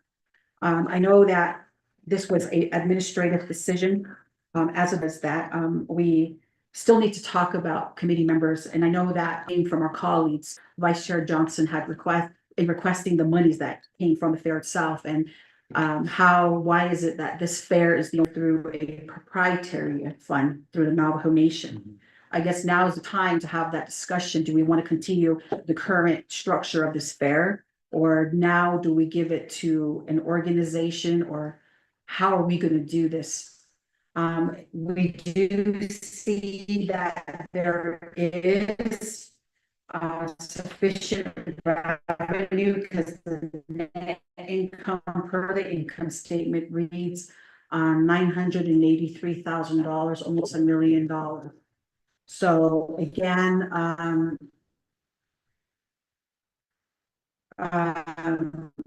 this would have to be a discussion that we would have to have. So that is really the concern that I have. And also, I know that you did mention that there has been success since you transferred the fair office out of Department of Ag, now that they can focus on their initial plan of operation objectives. So with that transfer to the division, we do need to change those plan or the plan of operation right now. And I guess what I need to understand is if you're going to still be holding this fair office and you're saying that you want to contract it out, what is, that's what I'm still trying to understand here. So we need to have a better organizational structure on this, and very well behind on a lot of their activities. across the Navajo Nation. So that is one of the areas that, this, further dialogue. And then to the Zion Enterprise, thank you so much for the report that you had given and really, you know, depicting here a lot of the improvements, the before and after pictures really does make a difference to say all the betterments that had happened on the fairgrounds. I mean, with all the tasks that you're tasked with, I hope that the planning, the logistics, the sponsorship, the marketing and advertisement, you have your graphic design, website, documents and forms, public relations, three individuals taking this whole task, and it is a lot. You know, oftentimes there's a whole team of maybe 10 to 15 that are taking care of what you've done, and you've done an excellent job. And that was seen here on this income statement versus, you know, from down to 17 really does, you know, say a lot in terms of these activities. So again, you know, I commend Fox and being able to know that for a while there was, but I'm glad that my colleagues were able to vote green on that legislation. But, you know, to avoid that last minute 11th hour issue again, I'd like to be readily prepared and hopefully working with Mr. Holona in regards to the revenue that will be the final number to get those budget forms going so that we have a legislation to drop and hopefully get those budgets approved per budget and finance committee, because we don't want to be last minute again, and let's be ahead of the game this time. So that's just the comments that I wanted to make, Pro Tem Chair. Thank you. Thank you, Madam Chair. Before I hand it over to the presenters, this actually started, you know, everything was ready to go. Legislation request was dropped, and it went through the process, and then the language and everything with the Office of Legislative Counsel, and then, you know, then BNF didn't, you know, we were ready. They were ready for summer session, and that didn't happen. And then we had to, you know, wait. So, and then we had the do the emergency legislation. So it did take some time, but we got it done. So I'll turn the floor back over to you, Mr. Molina. Thank you, Madam Chair, Vice Chair, Resource Development, honorable delegates.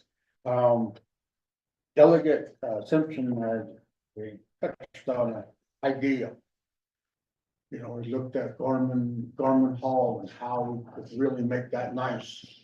And I think if we turn it into like a training facilities for agriculture, people come and learn all different aspects about agriculture. And then when it comes to the fair, then it's changed into arts and crafts. And it's not the way it is now, it's just a warehouse. We want it to really be a nice facilities. And I think we could look at doing that, turn it into a training center, and then have also multiple use doing that. So I appreciate that. You know, how we're gonna put the funds next year, I don't know. I think we should just buy a whole bunch of pigeons with it and then we'll sell more, we'll have twice as much money next year to start with. But talking with the controller, we wanted to ask him was, what are some other alternatives? How is another way that the funds can be held securely, but it's not as hard to go through to draw down, having that discussion with the controller? What are some other ways? You know, yes, it just shows how slow our system works, but we started in April and we got it done until first part of September, just trying to move funds out. You know, a lot of people keep saying, you guys can go into the nation, I mean, but anyway, that we'll definitely work on. I think we'll look at our security, Delegate Johnson, even all of a sudden my phone text coming in, people buying the shields or whatever. All kinds, and try to get that out. Session just focused on what are our options, going back to how it was on the whole aspect. Kind of down there at the fairground, there's already been another rodeo that has happened. There's been several dances going on, so they're busy getting things done. And then we're helping with some health and wellness thing, getting turf out there to them. So they're busy, and if they're not busy stuff, and you know, and they work that they're capable. So a lot of that there. Building Nathan Fair. $80 is a lot, and that's your question regarding the agriculture. One of the communicated in of their 165,000 that they very supportive of the local as well as the Northern Agency 4-H programs. So they kept that relationship going. So the 4-H over question. Um, Oh, yeah, we ordered 100 pounds and as the design and infrastructure needs to be more new toilets before. To add to what Brett said, the porta potties as well as the hand washing stations. And then we had to make sure that they were clean, they had to keep being emptied and cleaned out. There's just no most economical that we have. We don't. We had 3 companies providing toilets. We had the parade route and then internally, we had toilets inside Navajo families and visitors. Thank you. Is that Jimenez? Is in reference to the consultant, Building Nations for, is this on a contract? When did it start? Right after the PRC rodeo, paperwork, things that we need to do and eventually signed by the president. So normally, if you want to talk about our rate, if you look at this one, it's 2.8. So we're 280,000 from there. But this was a minimal amount that we requested. There's a lot of money around. There's a lot of things that need to happen.